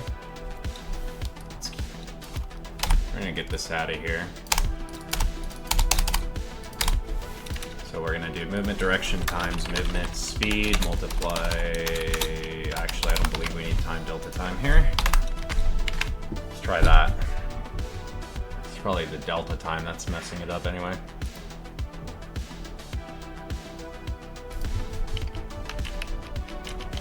Ooh.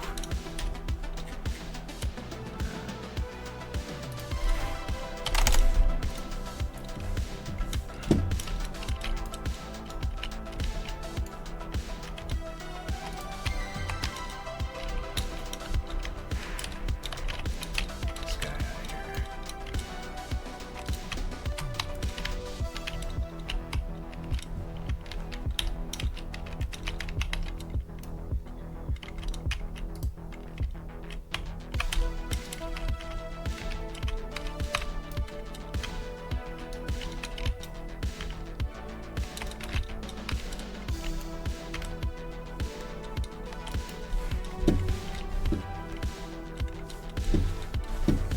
basically stopping us from moving. Okay. Now, this guy, let's try a rotation speed that equals the other speed. Movement speed 30 and 50, 50.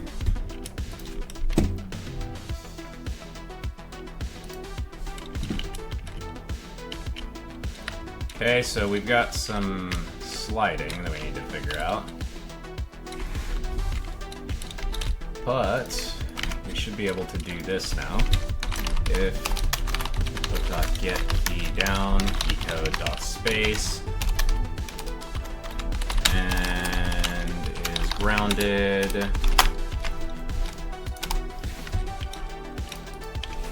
We'll do a private float of jump timeout. Actually, we'll put this in here.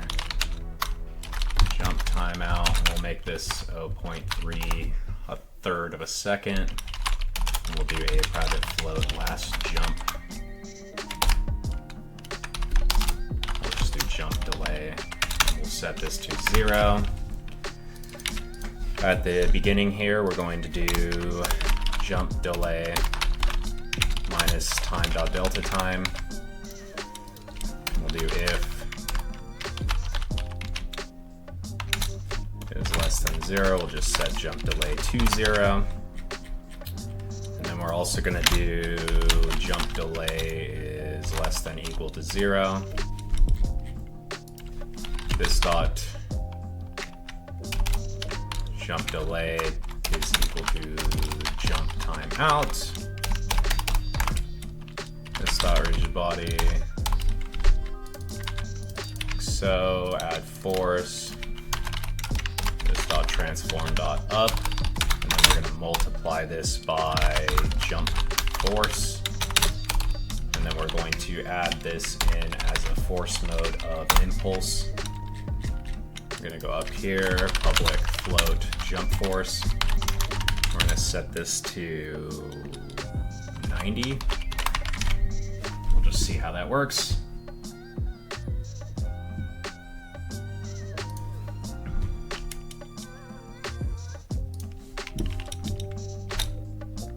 Is too much. Let's try 20.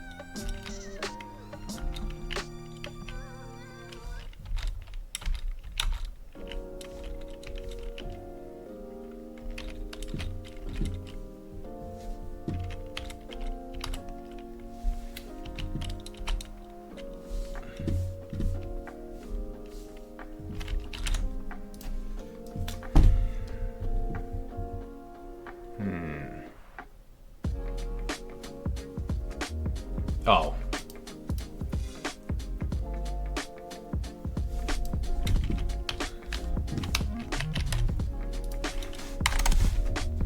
I'll just go into player here and do these modifications.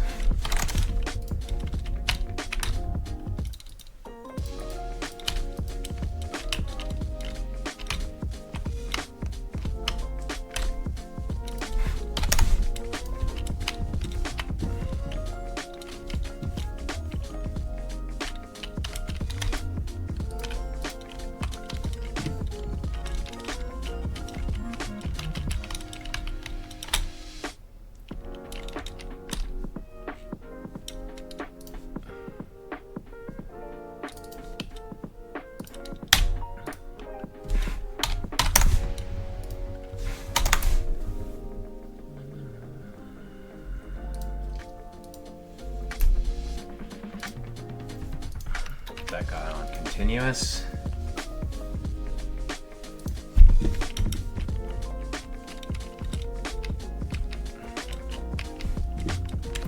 And I'm also curious how far this raycast is sticking out.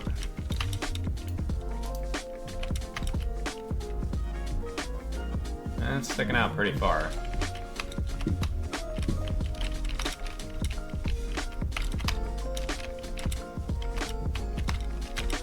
But we can trim that down as we need. This jump is ridiculous.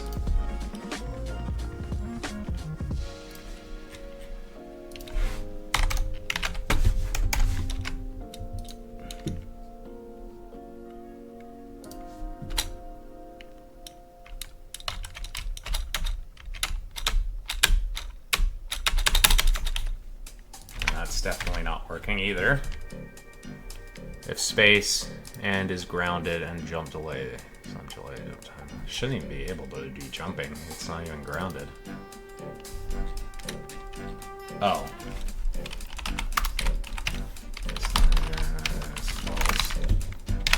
There we go.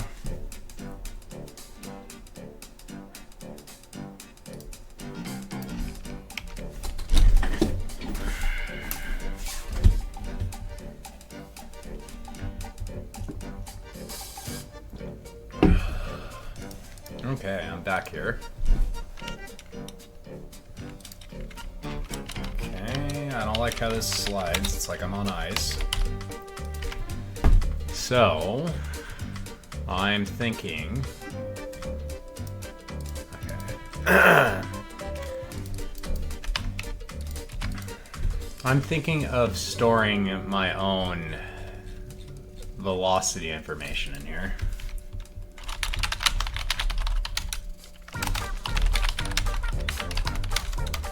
Try velocity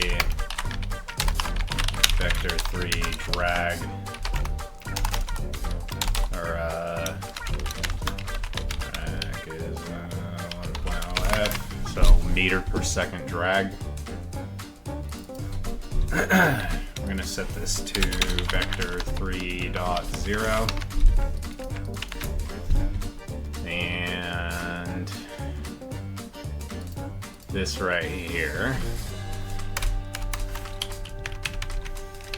So we're gonna have our own internal velocity where we can control what the player's doing, and I want to separate that out from what's being applied to the player. But first, let's add this here.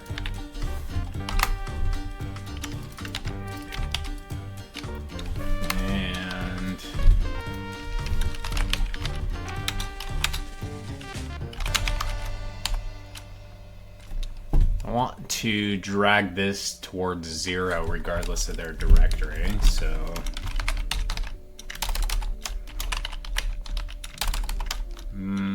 lerp.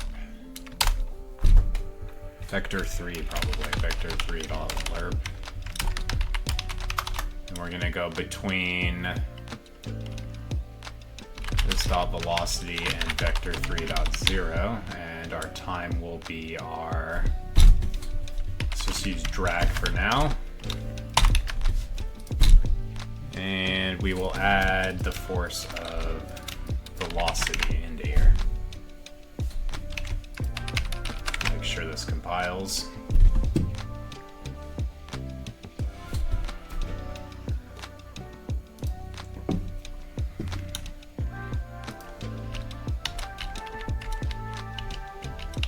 Okay, it's pretty similar to what we already have.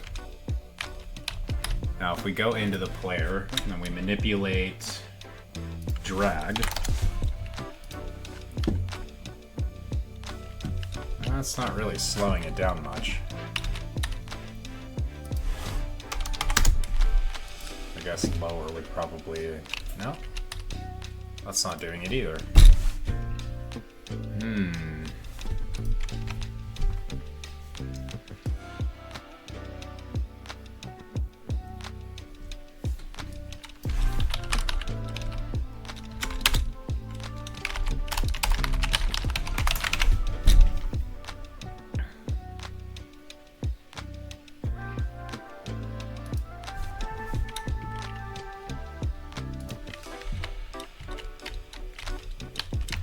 Okay. Yeah, that's actually quite a bit better. Really slows us down here. Jumping is pretty much shit now, though.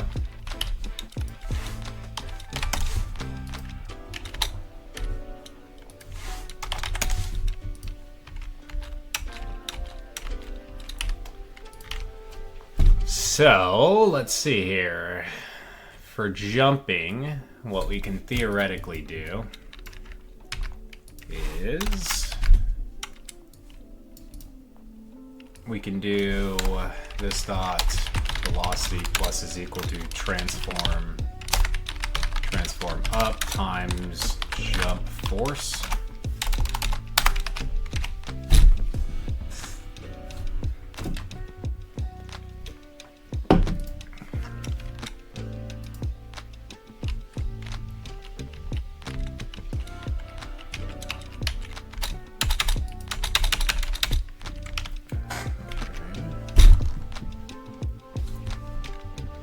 What is our jump force?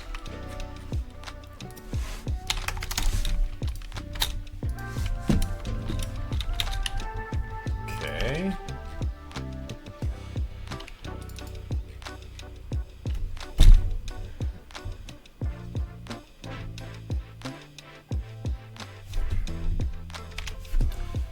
Should, I believe, be able to manipulate that drag property.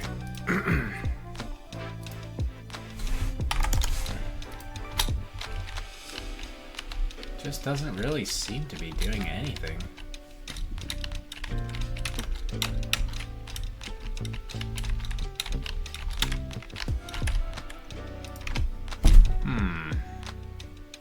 If I remove this.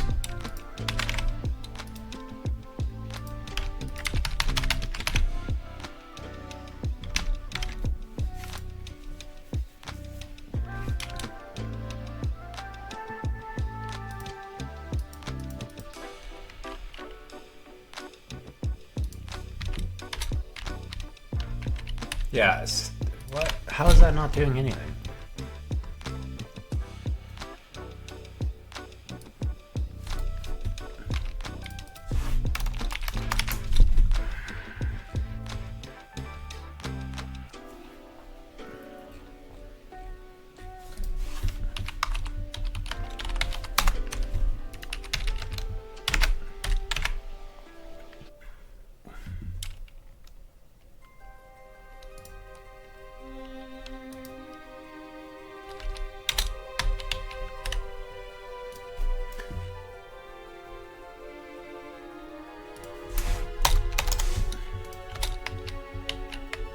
That is bizarre. Why is that not doing anything?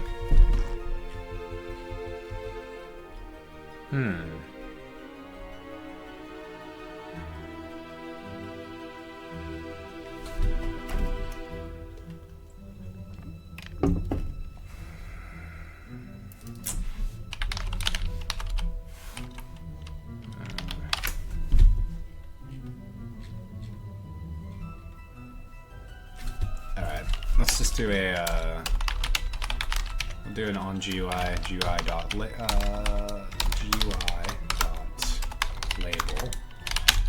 and we'll do 0, 0, 300, 300, and then we will fill it with velocity, this dot velocity. I want it to actually peek this and take a peek.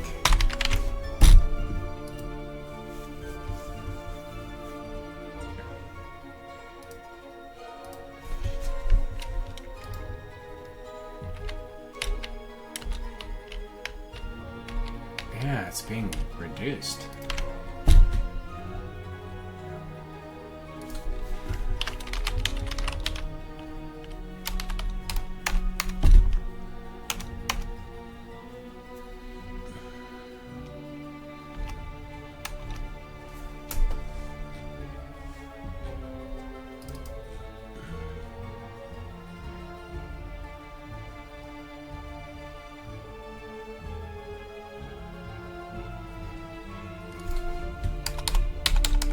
Oh, I see what's going on here.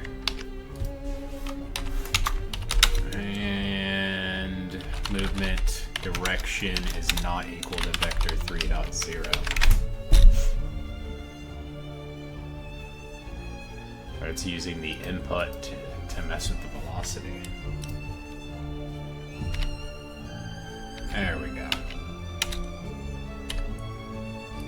Okay, now lerp the value down.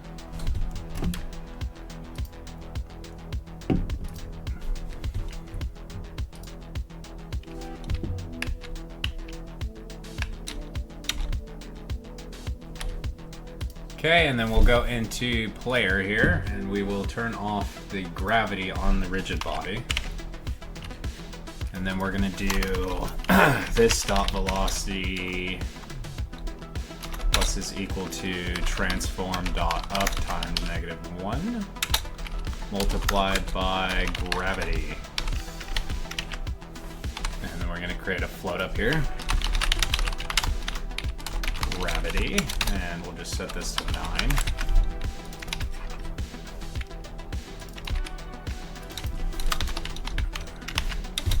Times time dot delta time. I'm gonna wrap these two guys together.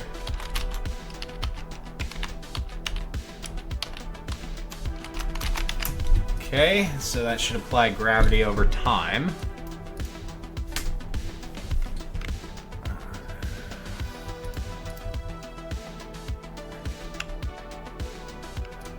So movement basically kills our velocity. I believe that's how it's working. So we'll have to fix that too.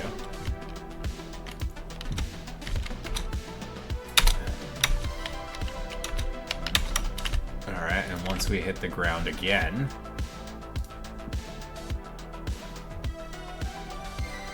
let's put this into here.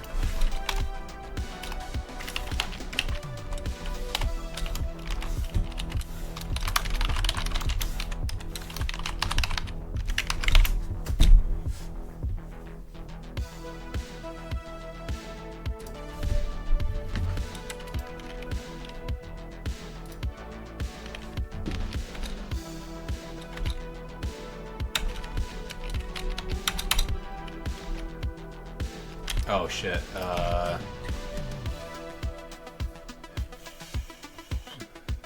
yeah, it's just increasing infinitely. Let's see, if is grounded, so here. If not is grounded, we'll do this.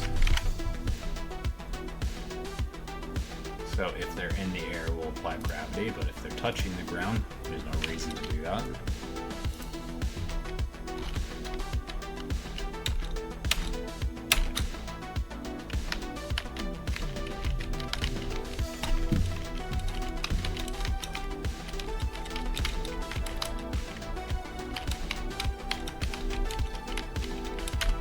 And then we'll do a max movement speed.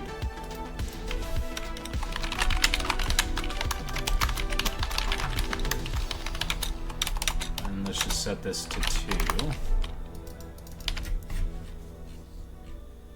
And then finally, if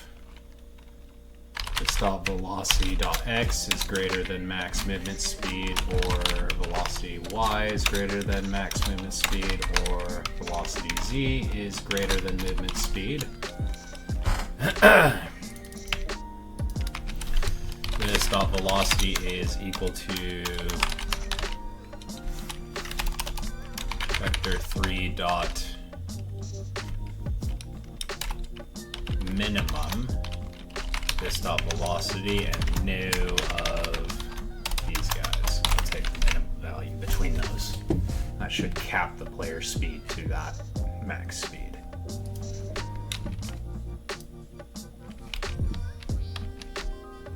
Yep, and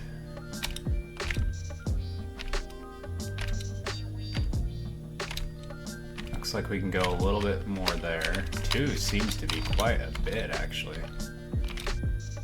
Oh, that's 20. Oh, I see. Okay.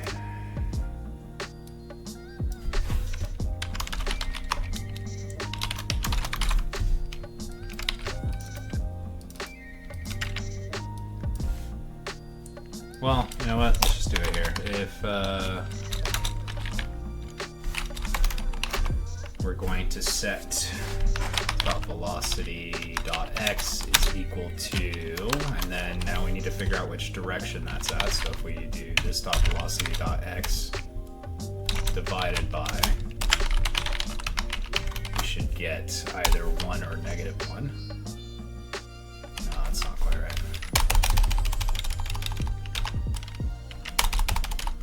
We can just do it the really slow way.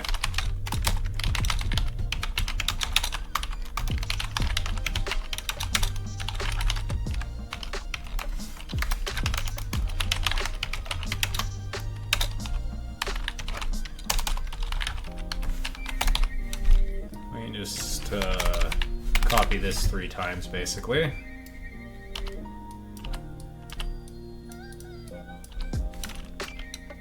And this should limit the player to that 2 meters per second max speed, and we won't be able to have any other forces applied, such as being shot out of a cannon or something. It's fully controlled in this movement. That's not working at all.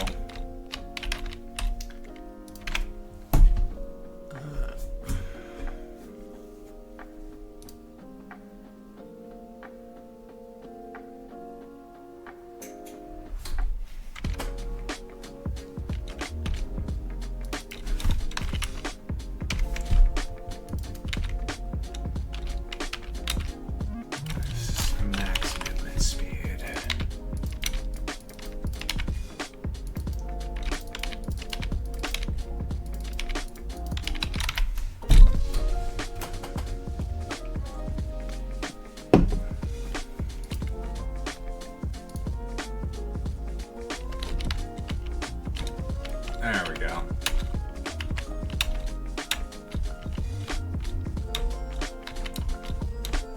And our jumping has basically been crippled now because we can't exceed that 2 meters per second.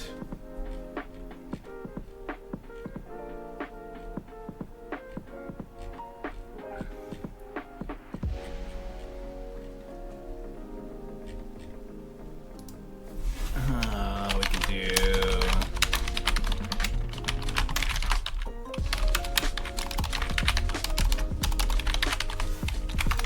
0 like so, and then what we can do is set when jumping the jump velocity, and then we'll do the same reduction from drag for jump velocity, and then where we actually apply the rigid body linear velocity, we will do this dot velocity plus this dot jump velocity, and they should both decay. And in fact, let's do jump velocity. Dot jump velocity, and we can actually store that separately.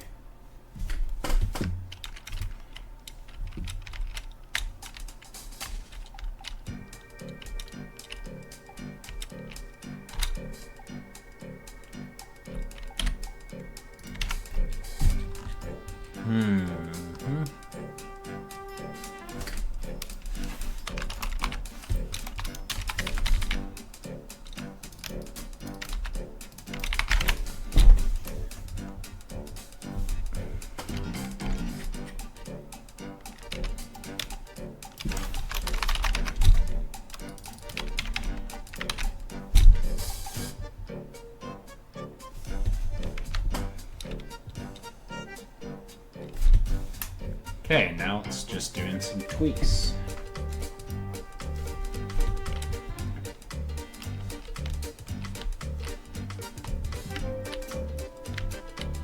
This is doing some weird shit.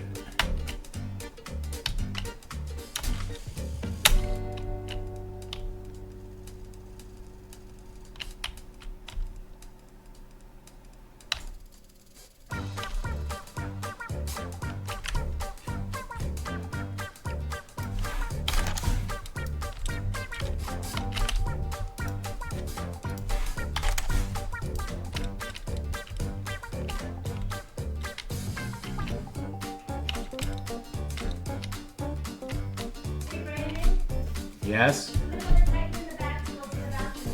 Okay.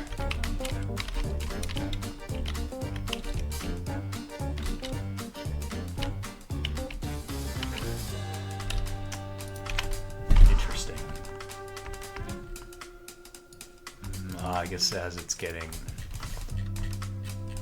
Alright.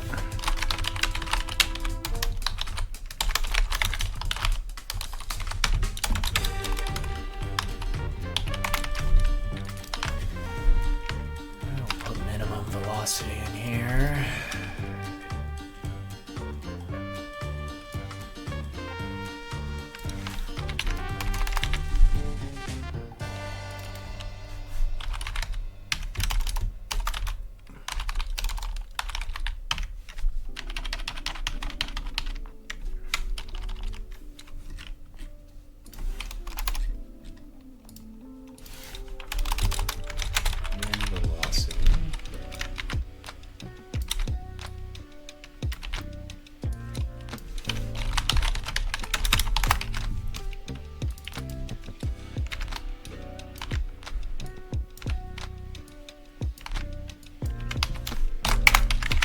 Okay, well, then we'll clamp the, if it's not enough velocity, we'll just set it to 0, because the lerp, as it gets closer, actually slows down.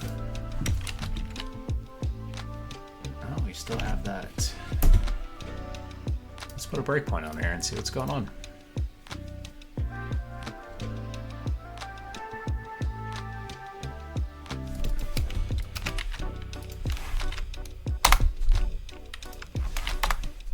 Oh, 0.6, so it should be going in here.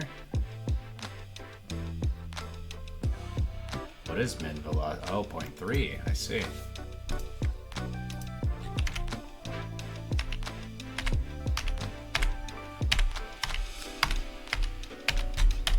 Let's try, let's tweak that around a little here.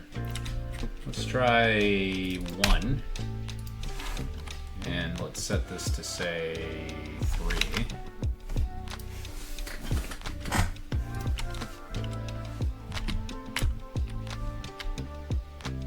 Why is he wobbling?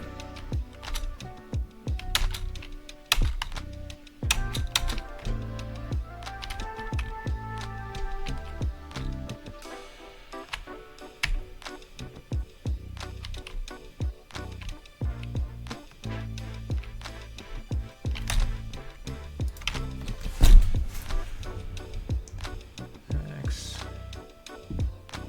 Y, Z.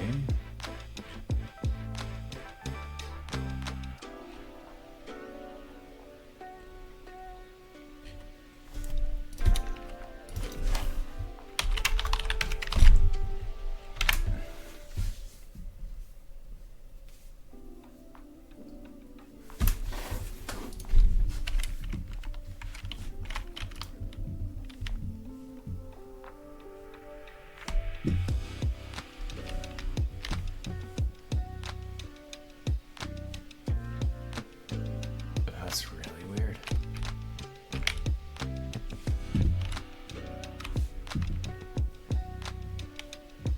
There's some sort of weird pull on the left axis here.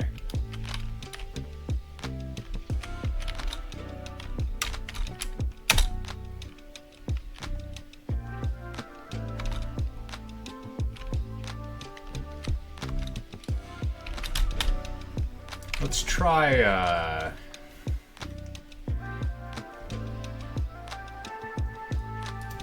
let's do an else here. This dot velocity dot y is 0. This dot jump velocity dot y is 0.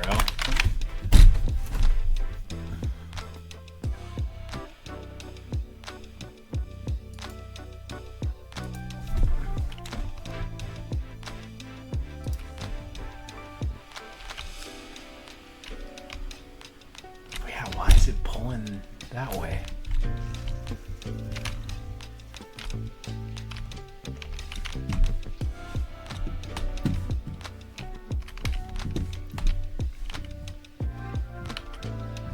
No, I think I understand what's going on. It's maxing out in one of the directions at that 3. Yeah, this really isn't ideal.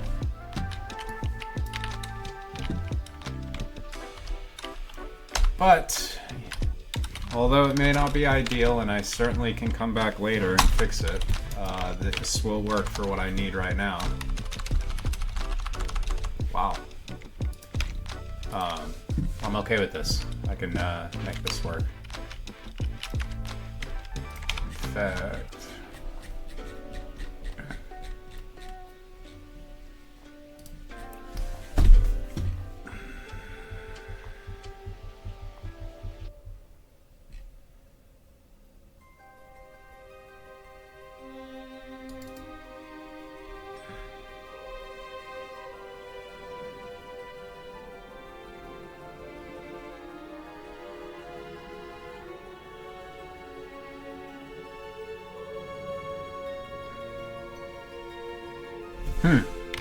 I might need to do a little bit more math to figure that out. Because, yeah, basically it's getting forced in this, these, like, little partial angles. It's maxing out, so it's making you go diagonal. When it should be kind of respecting the, axis and keeping the last one from, exceeding it. Or keeping... Really should be keeping them, the magnitude of it from equaling that max movement speed.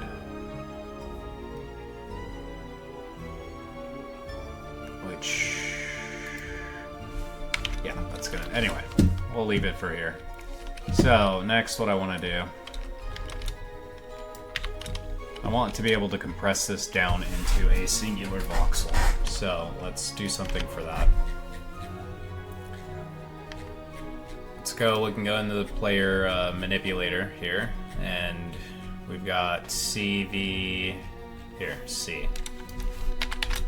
We're gonna put a new one for Z, and what we're gonna do here is when we project, we're gonna add a property here. Let's just do true. Compress the grid down. We'll compress to singular. It is false. So if we're gonna do all this, and then if this dot compress, if compress to singular, we're gonna do t dot local scale will be equal to this dot clipboard. So if it's a 3 by 3 by 3,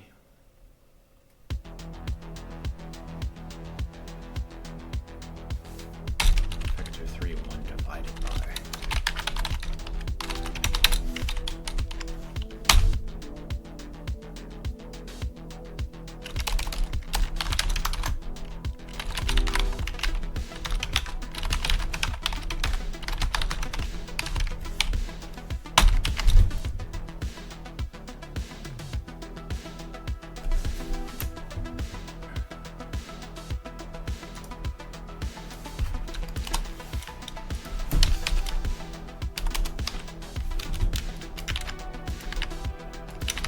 Try that.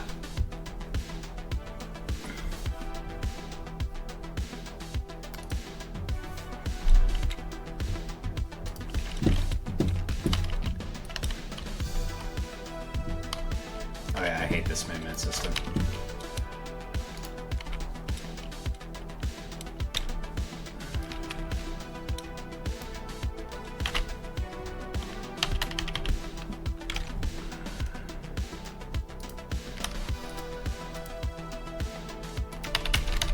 Clearly didn't save her.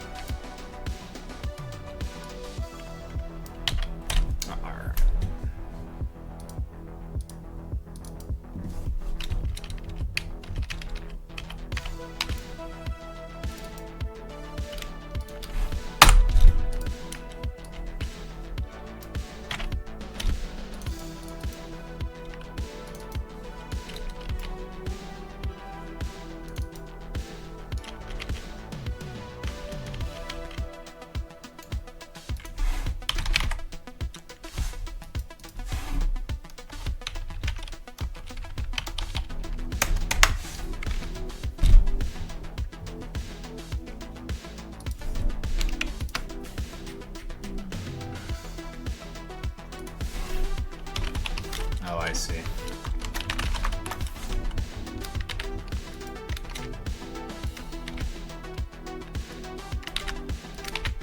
Let's get it converted to an integer.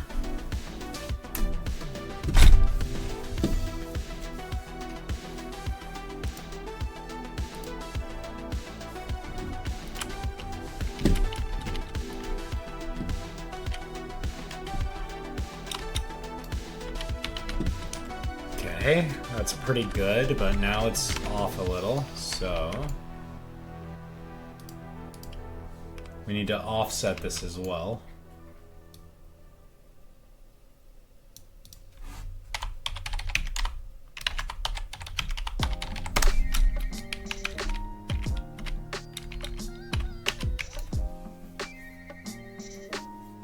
Huh. Well, I mean, I'm not sure if that's just a coincidence, but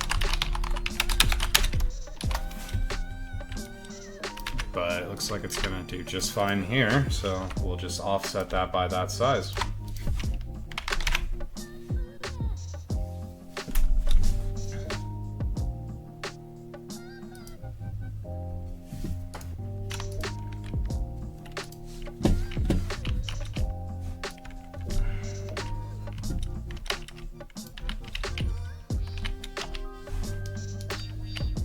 Okay, so we've compressed this grid now. Now, if we want to actually do something complicated with that, we're going to need to create a new block that can render this, and then to do that, the chunk is going to need rendering layers as well. But we have the capabilities here. Now, back to this movement. Now, this just isn't doing us any good here.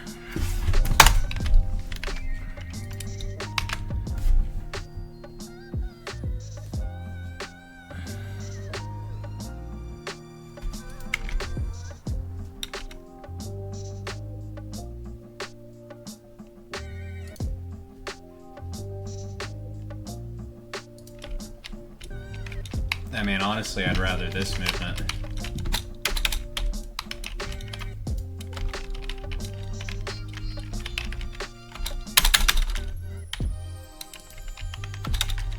Why is jumping not doing anything?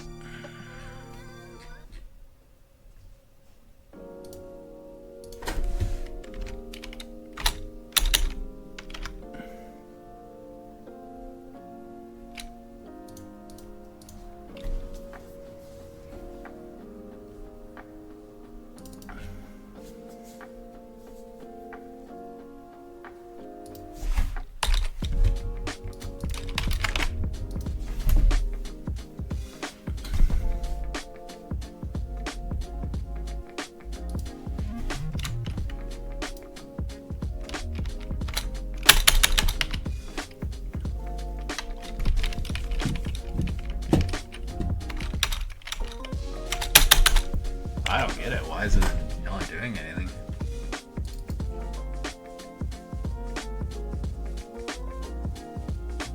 Oh. Yeah, that would do something.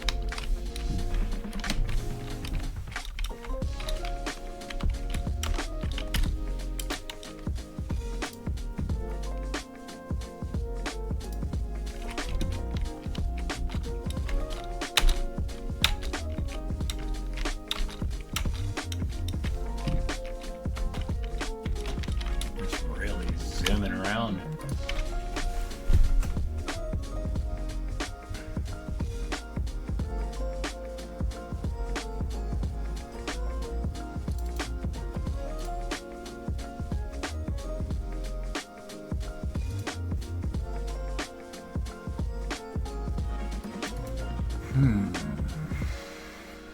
decay here.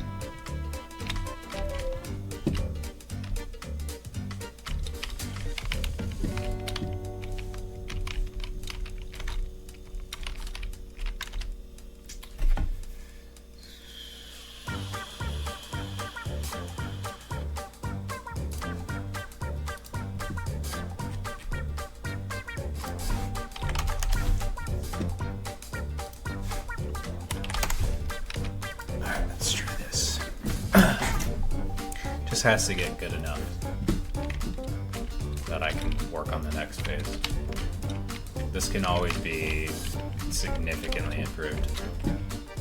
Wow, that's nuts. What a jump.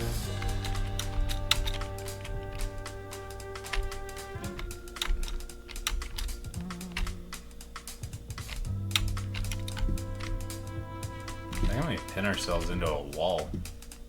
Shouldn't even be possible.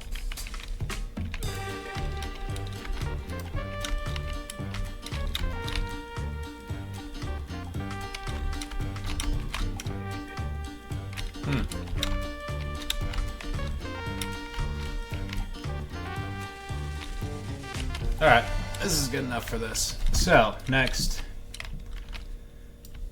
I want to be able to add more complicated blocks, so I might just have to do that privately and then make a little video on it or something. Because I want some more fluid movement. I'm not very satisfied with this. So, anyway, back to this. Now that we can compress any area. Let me see if I go over here. If we take something like this entire area, press Z, we can actually compress an entire chunk of the voxel grid into here. That's not quite right either. That might require a little bit more math as well. I might have to use matrix multiplication there.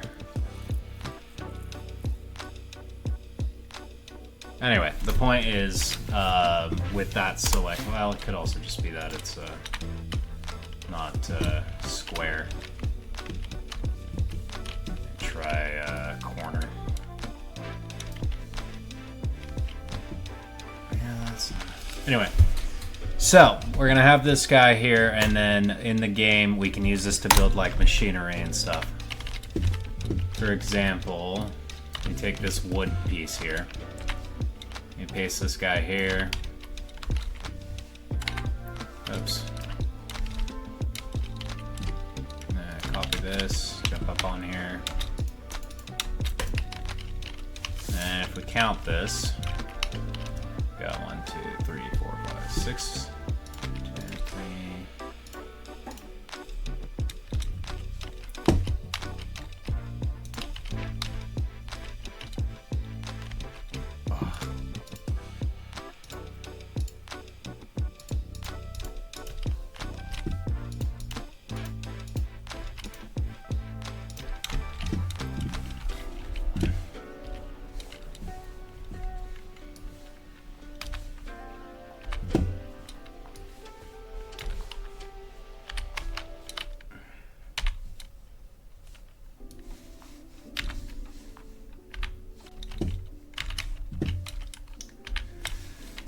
So something like this, a simple like compost kind of bin, right?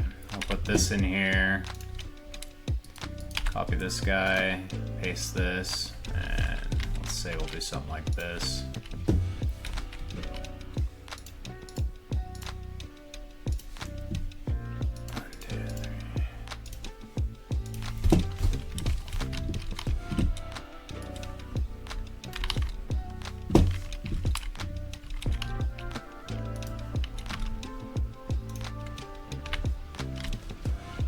And if we grab something like this, now we can press Z. And yeah, it's not quite on the grid, but basically this could now be an in-game item for composting and interacting with if we get the model and then we can get it to render in here as like a machine. That's kind of the point with it. So in the game we can build our own objects that are more complicated using this very simple framework. That's going to be it for tonight. I'll see you guys tomorrow.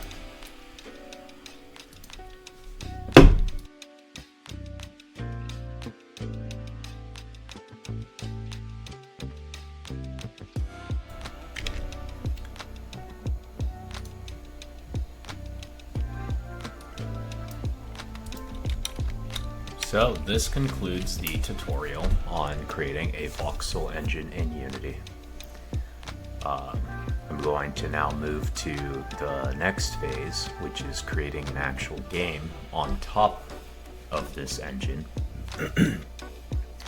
And for that, I'll be doing devlogs. I may add some tutorials on some of the more complicated aspects of it, or I might just leave kind of explanations of how the code works for that. I'm going to continue to record as I develop this game, and I'll be putting those videos up as well. They'll probably be more like breakdowns of what's going on with the project. I might put some code investigations or sort of like looking into what these things are doing. If you followed along to this point, you should have basically everything you need to create a game on top of a voxel engine. And just finally on that, a couple of things to point here. So if you have different kinds of blocks or voxels, we can use this tick function now to give it specific actions. Something like if you go into the player, and we look here on the grid manipulator behavior because it's a good example. We have this subret, which is the current block that the player is selecting. If you then add like an input for mouse button left and right, you can get the specific voxel that they're hitting, such as like this. Do this dot, world, there we go, where we get the voxel. Shift grid, looking for something like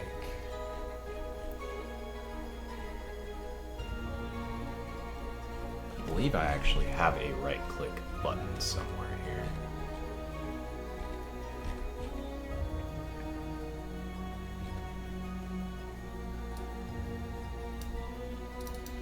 Okay, we're using the selection to do so.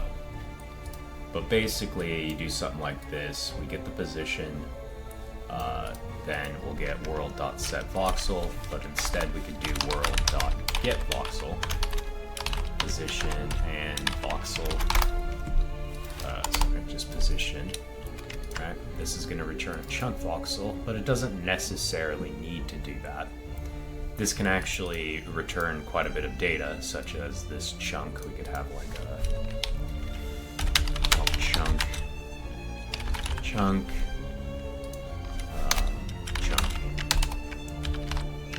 chunk is equal to, let's do CK here, CK, right? And then do alpha C. Dot tick. So now we can access the tick function, but we could have a on left function or a on right, and we could make it where, you know, on right or on left it can like open a GUI or something like this. But these all fall more into game development instead of engine development. So that is the conclusion to the Voxel tutorial series. And I may put some more as I go along, but I will be putting the devlogs. So, see ya then.